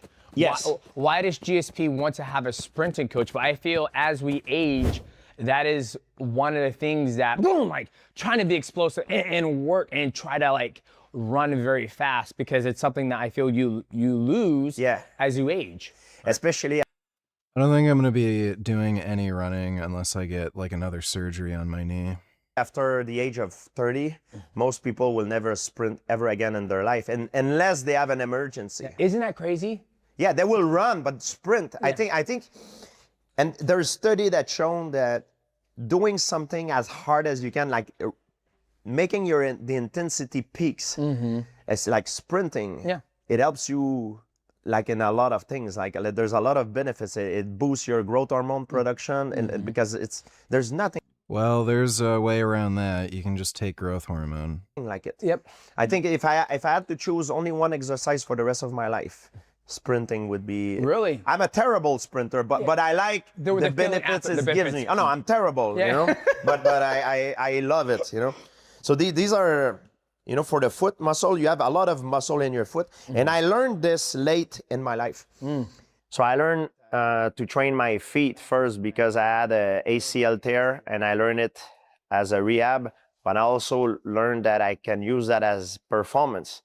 And all the movement that we do, the power start from the feet. And if your feet are not strong or your stability is not good, everything is compromised. The chain got broken. So Epic Nate, donate 289. Can you react to the short video Frank made about you on his second channel in 2021? Talks about you from 40 to 27. As you I don't know why you want me to do this. And harassment. I think what happened was Vegan Gains and his followers mass reported the video, and that has caused me several problems in the past as well. I don't think I've ever reported a single video Frank's ever made, and I don't know if anybody from my fan base ever mass reported him. I don't really have any control over that. I definitely didn't tell anybody to do that. They got my Kickstarter taken down. They got my Shopify store locked down. And I think they were responsible for the initial community guideline strike I got. Oh, that's what he was complaining about. He's insane. So I made a live stream just reacting to Frank's stupid. What was it? He did like an Indiegogo campaign or something, and I just pointed out how the campaign made no sense. It was like he just made a video talking about free range animals or something. But then he didn't explain what he was raising money for, what it was going towards, how the money was going to be used, what the business he was trying to create is. It was extremely unclear. Like, it wasn't clear at all. It just made no sense. And Indiegogo, or whatever the fuck it was, they took his thing down that he was raising money for, and it's because he violated their community guidelines. Like, there's no amount of mass reporting or anything that can get a GoFundMe thing taken down. It's just they looked at his campaign and they took it down because it violated community guidelines, and they specified exactly why they took it down. It was because his campaign was unclear. He didn't explain why he was asking for money. And so they do that to avoid issues with fraud. And I think there was another problem with his business not being unique in any way. You can't just make like a Indiegogo campaign and say, I want to sell things, and like it's based like I think it's so that people don't exploit the platform just so that they can make like really shitty drop shipping websites, and then they end up basically just having a really bad reputation on that website for like scams, frauds, or just shitty, uninteresting businesses, and then nobody wants to support the platform. So if you wanted to make like a unique type of shoe where it's like, okay, it's a new type of running shoe with like a special design, it's handmade or something, they're fine with that. But if you're literally just going to make a shop where you're reselling like Nike shoes or something, they don't want that on the platform. Because then like a ton of people are just going to ask for money to make like shitty drop shipping websites. Now, it's a bit hypocritical of YouTube to take my video down because Vegan Gains had at least 10 or 15 videos harassing me on his channel. I'm not sure if they are there or not. And also, why does he keep... Yeah, so criticizing is not the same as harassing, but he's retarded and has narcissism, so he can't understand the difference. ...defending Rat Boy, Paul Saladino, all these other carnivores whenever I call them out? It's because they're all in the same club. And one of the main... So he thinks I'm working for the Illuminati that he thinks is run by Jews. ...main symbols they use is the triangle Illuminati symbol for... Yeah, that's why I got the tattoo. I'm part of the Illuminati. That's why there's a triangle tattoo on my arm. Yeah, he called me out. I'm part of the Illuminati. Freemasons. It's all the same thing. They're in the secret society. They're working together. They protect each other.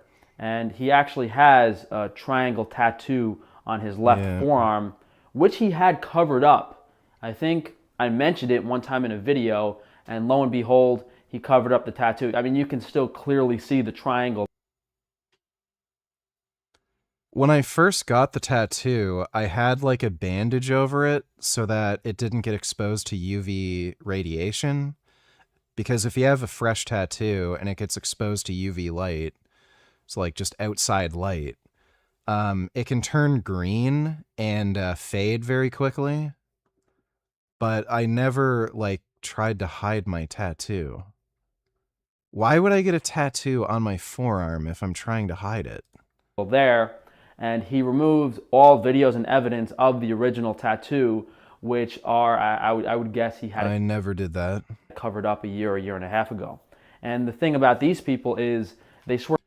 If I was trying to hide the tattoo, then why would I show the tattoo in a video? Oaths. Masonic oaths trump laws of the land and any oath to an official office. Example, even if a fellow Mason is guilty of a crime, Another Mason who is a prosecutor or judge is bound by his Masonic oath to set him free. So this means, of course, you know, the vegan, carnivore, paleo, keto, all these diets are just to get people to sell products, buy products, consume, make money. So he doesn't care about meat or animals or anything. I don't think Vegan Gains is actually vegan. I think he's just an Illuminati Freemason minion sent to make ridiculous videos. Yeah, right. Like, it's just fucking retarded. Alright, thanks for the donation, dude. Dodo donated $2. You don't negotiate with terrorists, you eliminate them. What happened to take over your government, and help is on the way. You're so naive, blah, blah, blah. That's great. Zelensky reveals that Ukrainian's intelligence agency has managed to get their hands on Putin's internal polling ahead of the Russian parliamentary election. Documents that ended up on Putin's desk show that his approval rating has dropped from 77 to 63% and is forecasted to plummet to 55% by the time of the election. It's got to be lower than that. Support for his United Russia Party is down from 35% to 27%, forecast to drop 22%. Meanwhile, the new People Party is forecast to reach 17% in the election, while the Communist Party will increase from 10 to 14%. Zelensky writes that this drop in popularity will force Putin to engineer a large-scale campaign to falsify the election results, which will be difficult to cover up and will only increase public dissatisfaction. He also says that Putin's drop in popularity, if particularly large in Russia's peripheral regions, could be followed by increased calls for autonomy or even future demands for sovereignty, statehood. I don't know exactly what's going to happen over this, but there's a very good chance that places like Siberia will end up getting taken over by China. There's probably also going to be like Chechnya is probably going to break away again. But yeah. Nobody wants to be part of the Russian regime. Every state that's ever been part of Russia that ever got a chance to leave has left. But that's good news. Sure, the right people come into our country. I will. I will. Are you concerned, Mr. President, about the latest inflation number which came out this morning? Could that be a No, I love it. The numbers were great. You know what I really love? I love the inflation. You know why? Because as soon as this war is over, you know, I can say it now. Something you didn't know. Do you know we've been taking out millions of barrels of oil? Nobody knows it. You know who doesn't know about it? Iran, until right now. We took out the other night 22 ships, late at night with no lights, because they don't have any radar, because we blasted the crap out of it. We took out, that's why oil's $85 a barrel. I mean, you take a look. Remember when I did this, I said, look, the one bad thing will be, we hit the best economy we've ever hit. And I said to my people, I had Scott, I had Howard, I had Pete, I had all of them. I had Todd in the room. I said, the one thing we have to do now, we had just hit the highest stock market in history, highest 401ks in history. Everything was going well. And I said, I hate to do this to you guys, but Iran's going to have a nuclear weapon very soon. We have to go and attack. So we hit them with the B-2 bombers. Sure, the right people. Okay, so that's the full context.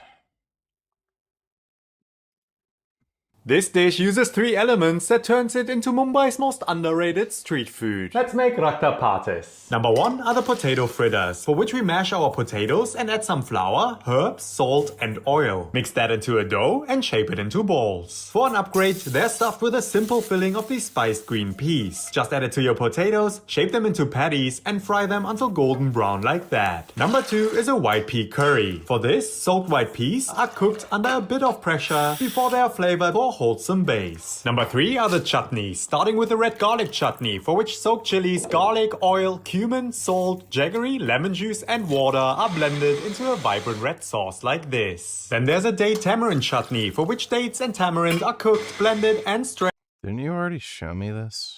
Before being flavored with jaggery, plenty of spices and water. Cook until thickened and move on to the coriander chutney, made with fresh coriander. Serve that masala safe for one of... Yeah, looks okay, I guess. Oh, cats.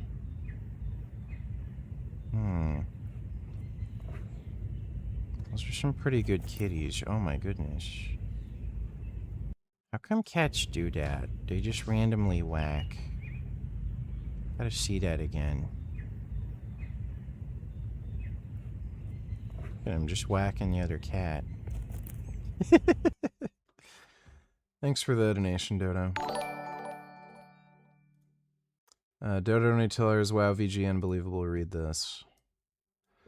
Trump secretly approved Qatar-Iran cash deal. Diplomatic officials confirm Washington secretly authorized Doha to transfer funds to Tehran in exchange for freedom, navigation in the Strait of Hormuz, and immunity from attacks. The dual policy was intended to curb global energy prices and serve the base for the memorandum of understanding being forged with the leadership of the Revolutionary Guard, while oversight of the financial spigot was watered down and handed to the Qataris.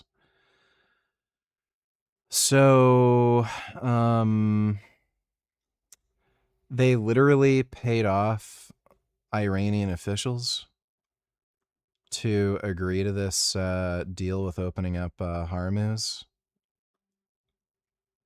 Weird.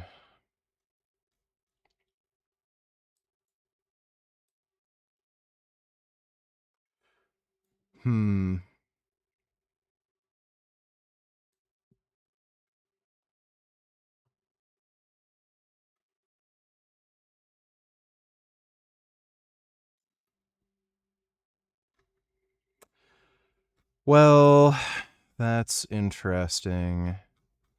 Guess we'll see how this goes. How are sanctioned Russian nationals entering the EU entirely visa-free? It takes one step in Serbia to get an all-access pass to Europe.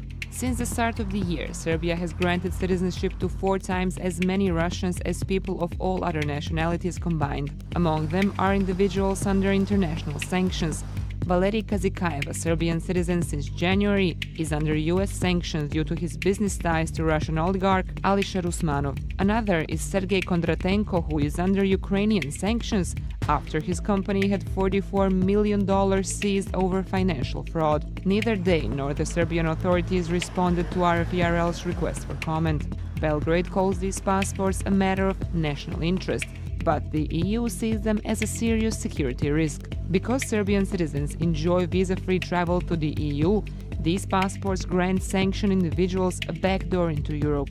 In fact, at a recent summit, Serbia was explicitly told it needs to choose between Russia and China on the one hand and the European Union on the other. Meanwhile, several EU members are pressuring the European Commission to make it easier to deny tourist visas to Russian citizens. In a letter seen by RFERL, member states noted that it's deeply troubling to witness increasing numbers of Russian tourists enjoying leisure travel on European beaches, while missiles and drones continue to strike civilians. Well, Serbia's fucking bunch of scumbags. Is this woman cope? As artificial intelligence cements its role across more U.S. job sectors, career training experts say the technology is actually reviving the need for liberal arts skills and diminishing the need for more traditional technical skills. CBS News Money Watch reporter Megan Cerullo Oh boy. Joins us. So what have you heard from employers and experts, Megan, about the types of skills that are becoming desired and why? Surprisingly, this new technology is giving new shine to a liberal arts education, which is good news for me because I was a romance languages major and I was concerned that everything was going technical. But that's not the case, and that's because AI is very good at executing the technical tasks. But what it lacks is empathy and judgment and the ability to think critically, which are the kinds of skills that employers are going to be leaning on human workers to bring to the table. How do you study empathy? That's a good question. What career experts recommend is that students in college test and try a wide range of things that excite and animate them. If you go into college saying, I want to learn how to code in Java, that skill could very well become obsolete by the time you earn your diploma. So there's this very real fear about the value of students' degrees declining before they've even earned them, which is why it's important to pair different disciplines. If you are interested in chemistry, also take an art history class so that you have fluency across disciplines. And experts emphasize that experiences like travel can also help people build and develop creative problem. Well, this chick looks unhinged and acts weird. Yeah, so that sounds like a load of bullshit. Any meat or animal-based products. And then we also have how RFK recently claimed that 50% of people in Martha's Vineyard have alpha-gal syndrome. It is really a devastating disease. You can't eat red meat for the rest of your life. Also how the range is expanding. I once That does not sound bad. again found a Lone Star tick in Iowa where they were not when I was growing up. We have a ton of new science to cover. Let's just go. I do want to mention real quick that we do have a little bit of Maybe I'll watch that later. Thanks for the donation, Dodo. It's important that because everything starts from the feet, that you develop those feet. And over time, because we wear shoes and the only thing we do with our feet is to walk, we lose that ability to be tuned in to our feet. Then you can, work on squats. Squat like this.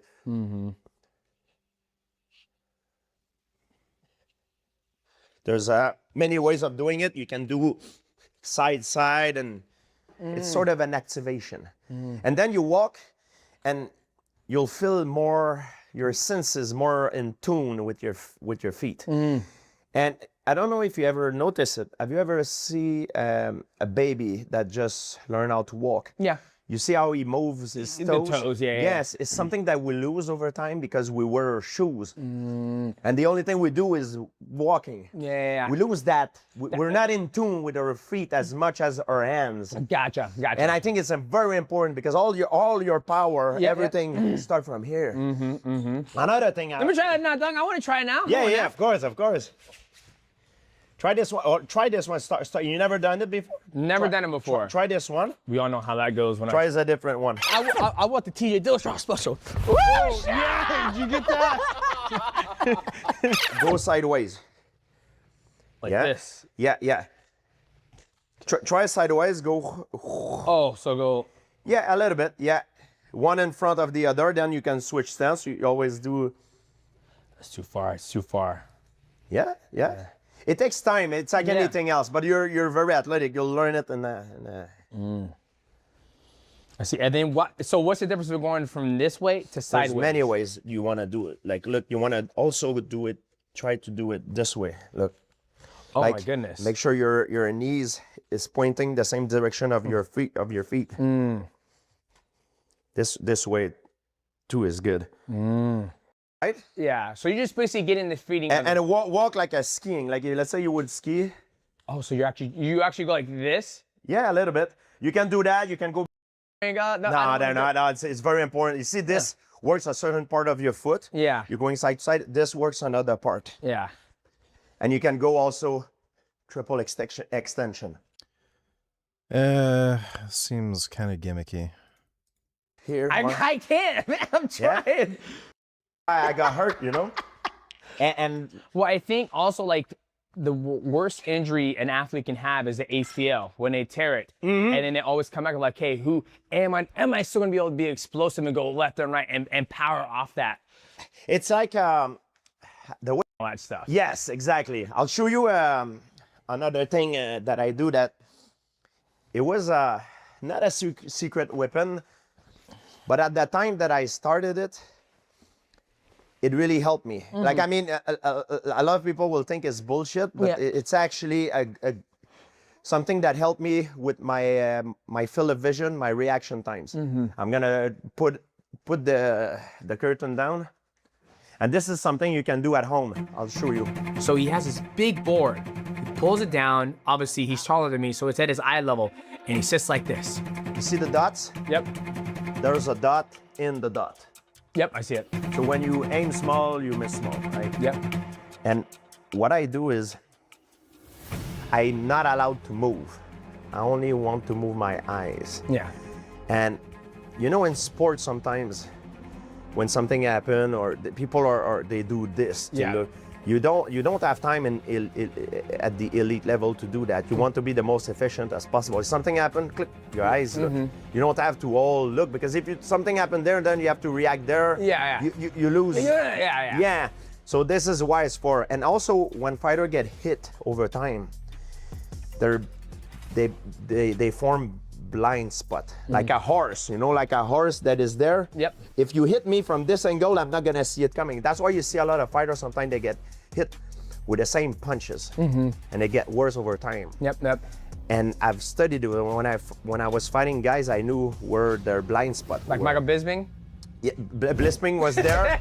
For example, Chuck Liddell, very often you get hit with the overhand. Yeah, Look, yeah, a lot of his fight. Yeah. Mine, you know what mine was? I had an issue with something, because normally I fight a little bit low. Yeah. So I'm looking up. By looking up, I have a hard time seeing things. Everything coming up. Yeah, Carlos Condit cut me with the Yeah, kick. he went blah, blah, blah, yeah. Yeah. So when someone is shorter, and normally I'm looking up, things that come from down to up, I have a harder time. Gotcha. So this helps you also to correct the correct course on these things. So I give you an example. I'm here.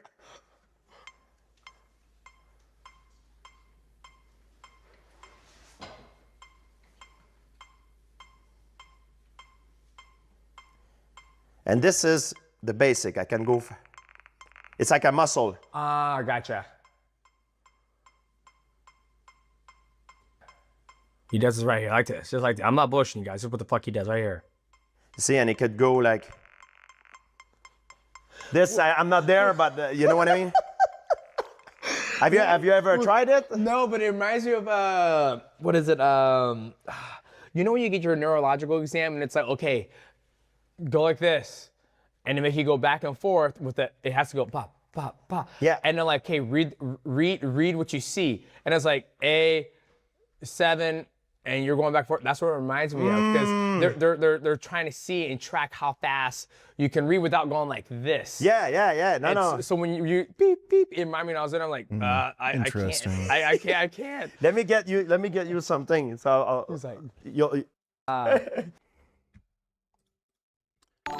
Could be only Tyler's woman versus logic. Nobody wants to debate this point. Lady from the Green Party, you just stated that you've seen racial hatred in the country. Could you please specify where that hatred is coming from? Not quite sure what you mean. Do you mean from the general public, or? Well, she said there's racial hatred in the country, and I'd just like to know where she thinks it's coming from. I mean, I was talking about the fact that there is a rise in racially motivated crime, that kind of thing. There's more and more hate crimes. There's more reports of people feeling uncomfortable, unsafe. Yeah. There's more division. You said there's racial hatred. Where do you think it's coming from? Okay. What are you getting at exactly? Well, where does you think this racial hatred is coming from? What do you mean? What specific sectors of the community? I can actually say that where I think it's coming from, actually, is that we live in rip-off Britain and people are having a really, really tough time. They're struggling because their bills are going up. They're struggling because they can't afford their rents. Nobody. What the fuck?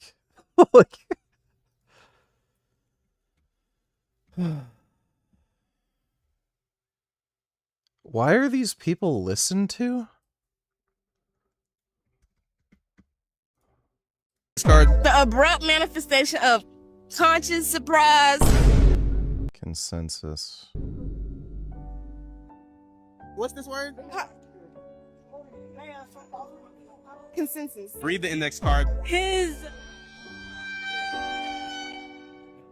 Can I help? Practical eloquence inadvertently extravated the already vital emotional environment. Read the sentence card. The inflexible accumulation of contradicting evidence necessitated immediate procedural assessment. What's that word? Which one? Procedural. Oh! Procedural. What is it? Procedural. I haven't even heard that word, so. Read this index card. The precipitation of reality rendered the situation fundamentally. People aren't kidding when they say literacy rates are going down. Ambiguous to all parties involved. Read the index card. Yeah, people literally can't read. Thanks for the donation, Kid Boo.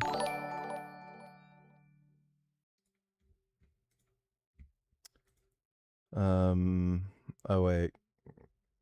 Did you donate the same thing twice? Kid Boo, women versus Nobody Wonder. wants to debate. Yeah, you donated the same thing twice. All right, well, thanks for the donation again, Kid Boo. Chuckledell. Yes, Chuck Liddell. Thanks for the donation, dude. I lift to look good also. I don't believe lifting will make me a better fighter. I believe, you know, it will make me maybe my physique look good, and it's important, you know. If you wanna have sponsors and stuff, you know, you need to work on your body, right? Yep. You embody martial arts, right? Like, even though you're done and you're retired, look what you're doing. Like, you kept saying, I think as a fighter, but you're not a fighter anymore. You know what I mean? Martial art, yeah. So you're a martial artist, right? Yeah. Like, I think people can't separate the. I think the public doesn't understand. There's a difference. Yeah. Where a fighter's like, okay, you're fighting somebody. Yeah. But a martial artist, like, you always want to make sure you are you're always sharp. Like, with your eyes, your balance, your knees, and boom, you sprint. I want my body to keep on being the best version of itself. Yeah. Oh, I thank you, man. There's nothing more sad when I see great athletes after they retire to become unhealthy. Like, I think it's sad. Yep. You know. Yep. I see sometimes it breaks my heart. You know, the guy was a freaking beast, and then you see him, he's fat, and you know, sometimes it's for a certain reason, but when it's because of the person sort of let himself go, I feel it's very sad. Yeah, absolutely. Yeah, don't want to be like this. Come on, no, I challenge you in video game. Let's go. Oh, I love that. So I know DJ is a gamer, and I am a little bit of a gamer myself. I love combat game, so I wanted to challenge him in 3 specific combat game. Super Smash Bros. Super Smash Brothers. So Super Smash Bros, Street Fighter, and we finish with Mortal Kombat. Mortal Kombat, bet. All right, we start with the least violent. They're playing the gay-ass Switch. Yeah. So dude, Smash Bros. Melee was so much better than every other one. The one that came out for the Wii U, or it was either Wii or Wii U. That one sucked. I literally couldn't even play that one. And the last one that came out for the Switch, it was just meh. Melee was so much better. How you want to do this? Like the best out of 2 or 3 or? Oh, we do best out of 2. Okay, the best out of 2. Okay. We He's gonna kick my ass. We have so many games, so we can go back and we can play. Okay, whoever wins this one, then the next one, and the next one. So the first one who wins 2, like Mortal Kombat, Street Fighter, the one who beat. Yep. Little Mac. Oh no, I'm going Ryu. Ryu? Oh. Who would be Little Mac nemesis? Oh man, he didn't have it as so good. Simon. Sonic. 3, 2, 1, go! Thought it was weird that they had Simon and Richter Belmont, which are basically the same character, but then they wouldn't have Alucard. I thought that, like, they had some weird choices with the roster. Okay. Oh, he's doing some combos, huh? Oh! There you go. Come on, where you go? Okay, you're damn good, huh? Where'd he go? Mine. Oh no! You put me in the coffin. What the hell? Okay. Come on, kill. To G to PG, then Yep. It's fun. You see my character when I get into fighting. Yeah. Bandana. Ryu inspired me. Yeah, Karate Kid, Ryu. So I come in with my gi and you know. He's like, I'm ready to go. Yeah, I want to be like Ryu. If I have a chance to beat you at something, this is the You game. think it is? You think it's the game, I man? mean, I don't know how good you are at this, but this is probably my favorite one. Playing Street Fighter 2 from playing Street Fighter 6 is a different ball game. With Street Fighter 6, you have combos, you have frame data, you have all that stuff, which I've been really playing that. I've mastered, you know, DJ Akuma, almost Ryu, multiple characters. Then going back to Street Fighter 2, the 30th anniversary edition, oh my God, talk about playing back in time. All right. Oh my god, that'd just be fucking AIDS playing on a shitty fucking Switch controller. Oh my Lord. Oh my God, okay. I'm gonna. Now you're on fire on this one.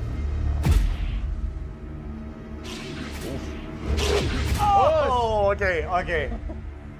Now he got himself back in the game. Oh.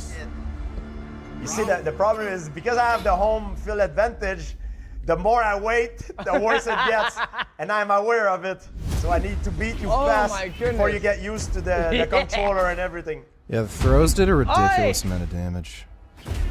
Oh God, come on.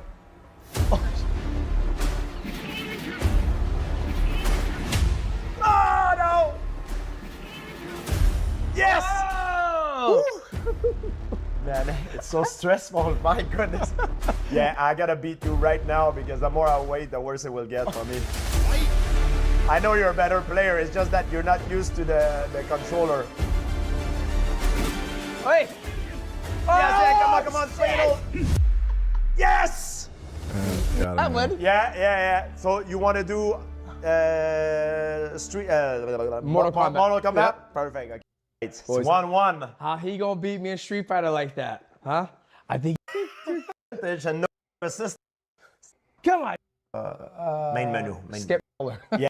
Yeah. Right. You know what? The Joker. They're playing the Switch version? Okay, who did I got? You know what the fuck is wrong with this guy? Sometimes you gotta go with the man who's died and they brought him back to life for work. I'm gonna go RoboCop. A RoboCop, huh? Yes, sir. You know what? I'm gonna. Dude, for a guy who has money, what a lame fucking gaming setup. He has a small ass TV that you have to like look up to the fucking like ceiling to even see. And then he has a fucking Nintendo Switch and he's got these like shitty ass uncomfortable chairs. I'm gonna get the Terminator. Oh my goodness. You know there was a game. Like, why wouldn't he have like a big ass fucking TV with like, you know, at least a PlayStation, even an Xbox, and then like nice couch or something? In Sega Genesis, it was RoboCop versus Terminator. It was an amazing game. Really? Street Fighter, it all comes. Oh, Jean-Claude Van Damme combos right there. He's too fast. Oh! I didn't know RoboCop had balls. At least they're playing MK11. MK1 sucked. Oh! Hit him!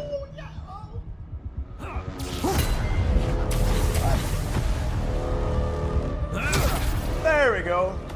Take this. Oh God. Oh, my God, it's violent. All right, I got my fatal blows too coming up. Watch out. If I don't die, I'm gonna hit you with it. No! Yes, yes. Go on. Dude, what a weird choice to pick RoboCop.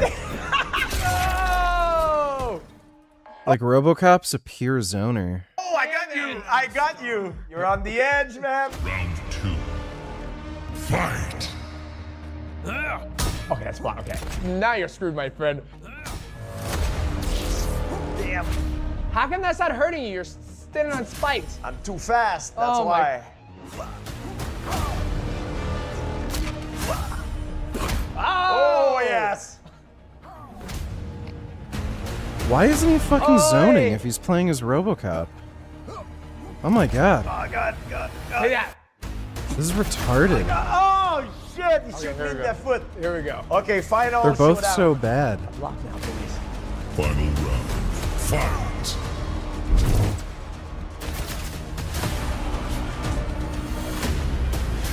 No! No! Oh! Oh God! Ah! Oh! Take that. Oh no! Oh! Yes! Hey man, it's a tight game.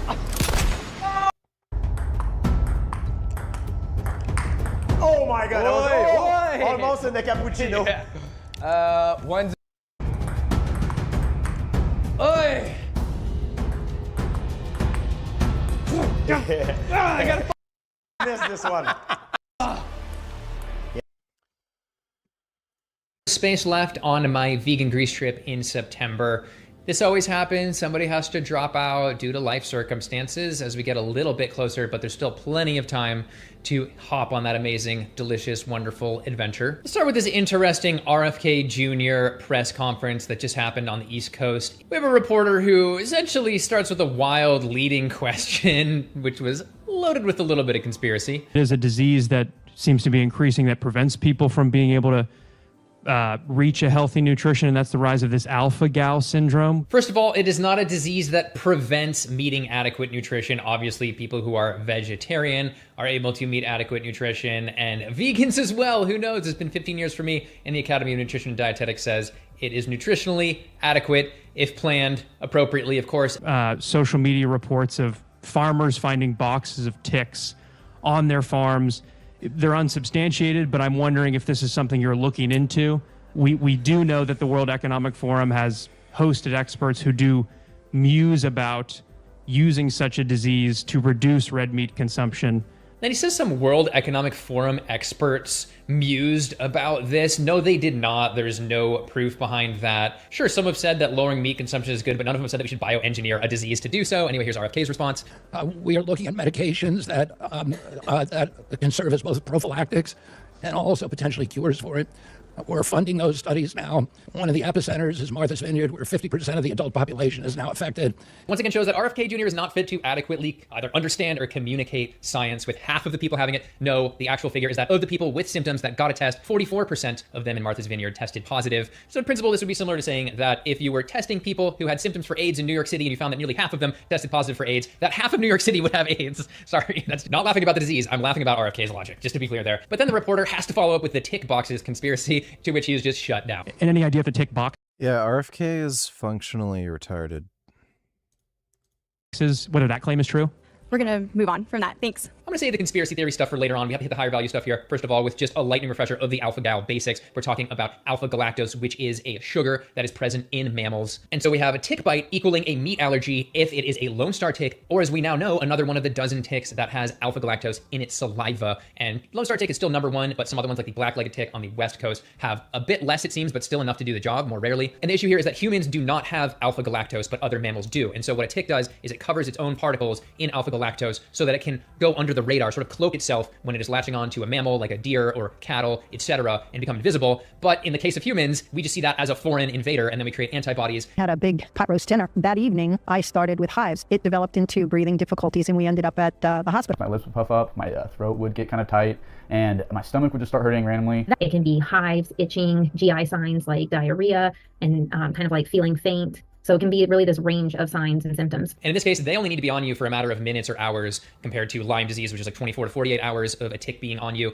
But we have other interesting findings now as well. For example, from this study, the researchers fed blood from men and women and various other animals and measured the saliva response. Salivary alpha-galactose is higher when they are biting humans, and it is actually much higher in women than men. And women being higher makes sense to me. My theory is that these ticks are biting you and they're still being detected. They might be able to pick up that they're getting an immune response back, and so they create more alpha-galactose to try and cloak themselves again, but then that just creates more of an immune response. And this matches up with how women have a stronger, more reactive immune system. This is my speculation at least. Or Bill Gates engineered it to attack humans. That makes way more sense. Now, let me just say right now, there is a massive gap between the tick meat allergy being discovered and him investing in cultured meat. We'll elaborate on the timeline more later. It's just due to climate change, expanding deer populations, and expanding ranges, humans are getting more exposure. But one last point about that blood study, crazy that there's a larger difference in alpha-gal created by these ticks between men and women than there is between men and dogs. It's like we really are a different species. Anyway, what foods actually have alpha-gal, and what what are these sort of tiers of response that we see? We have that tier 1, which is red meat, because there's a higher level of alpha galactose. We're talking things like beef or dead cow, as well as venison or dead deer, as well as pigs and lamb and other mammals like rabbits, bison, goats, squirrels, horses. Like, it's actually rare that we as mammals don't have alpha galactose. Some other apes don't as well. And then we have that tier 2, which is dairy and gelatin. For example, alpha galactose is still present in some cow fat membranes. It can also get exposed via meat fumes, airborne alpha-gal. But then we also have carrageenan from seaweed, which has been claimed by some anecdotally, but it is not the same galactose molecule. But then we get to the actual response, which is this delayed onset food allergy. It can be 4 to 6 hours later, and what happens is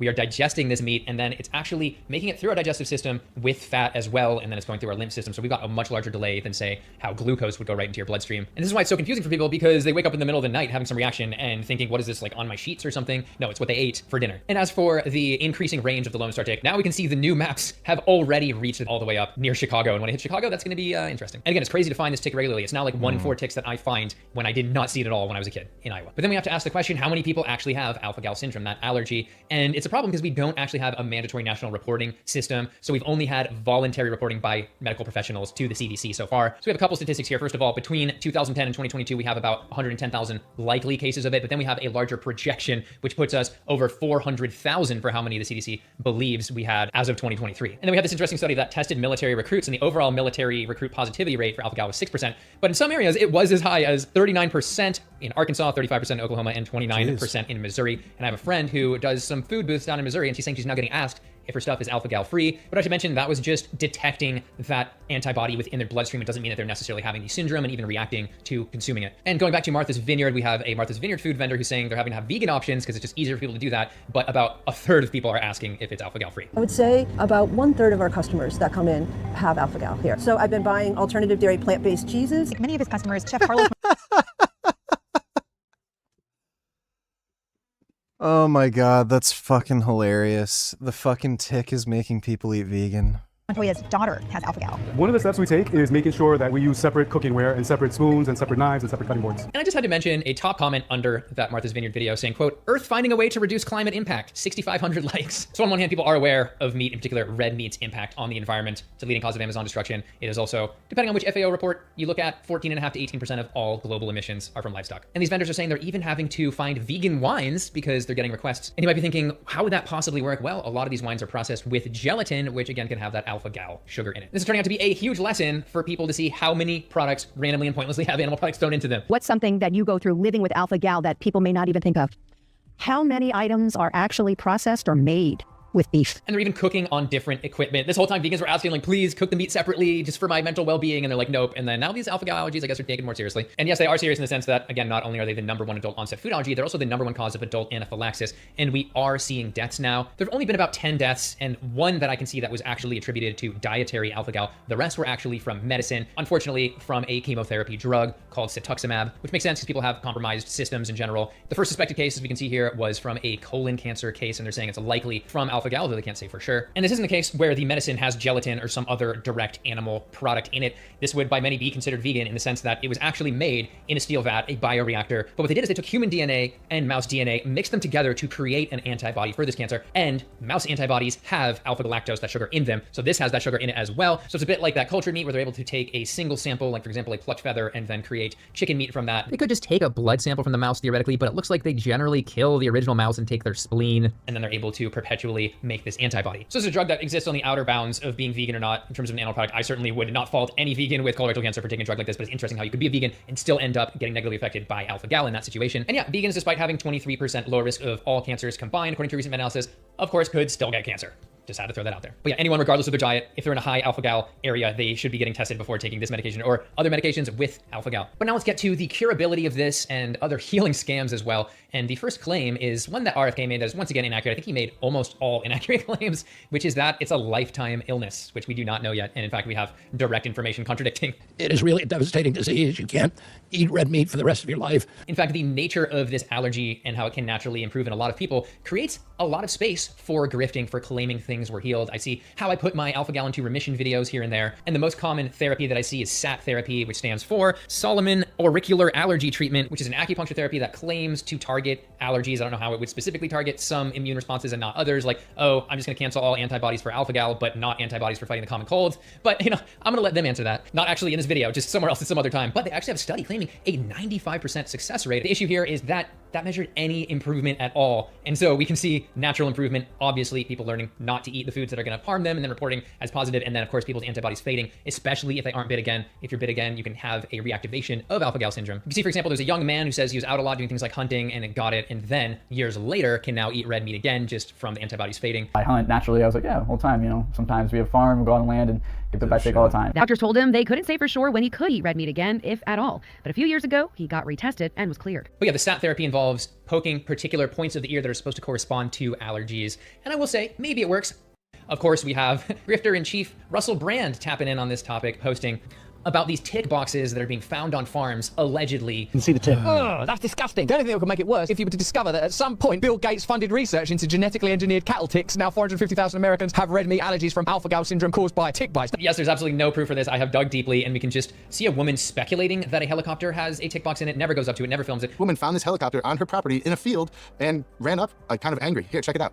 I have no clue who these people are or what they're doing, but they're on our fucking top field. Who the fuck? There's another one that is filming a box with bugs crawling all over. The tick box. I'm not going to touch it because there's ticks all over that thing.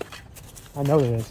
Look at them crawling out of it. Millions of them. You can see the tick. But they're crawling so fast they look more like ants. Ticks really do not crawl that fast. But this is becoming such a thing that reporter had a follow-up question for RFK about it. And any idea if the tick boxes, whether that claim is true?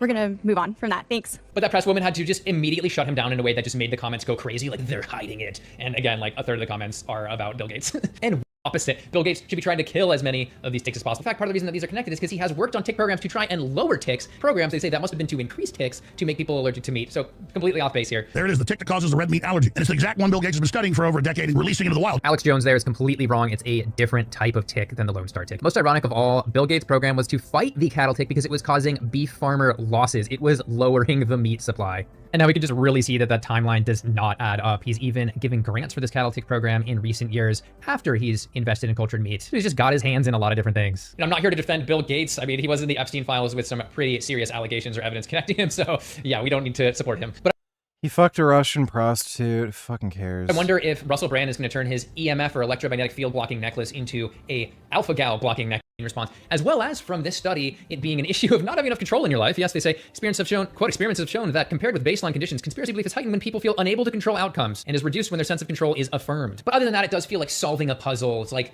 Nicolas Cage in National Treasure finding some conspiracies was actually funded by Bill Gates. I wish you still had that toxic bitch living upstairs in the room that Isaac currently occupies. She was so good for your mental health and your life in general, TBH. No. Thanks for the donation, though, 21st.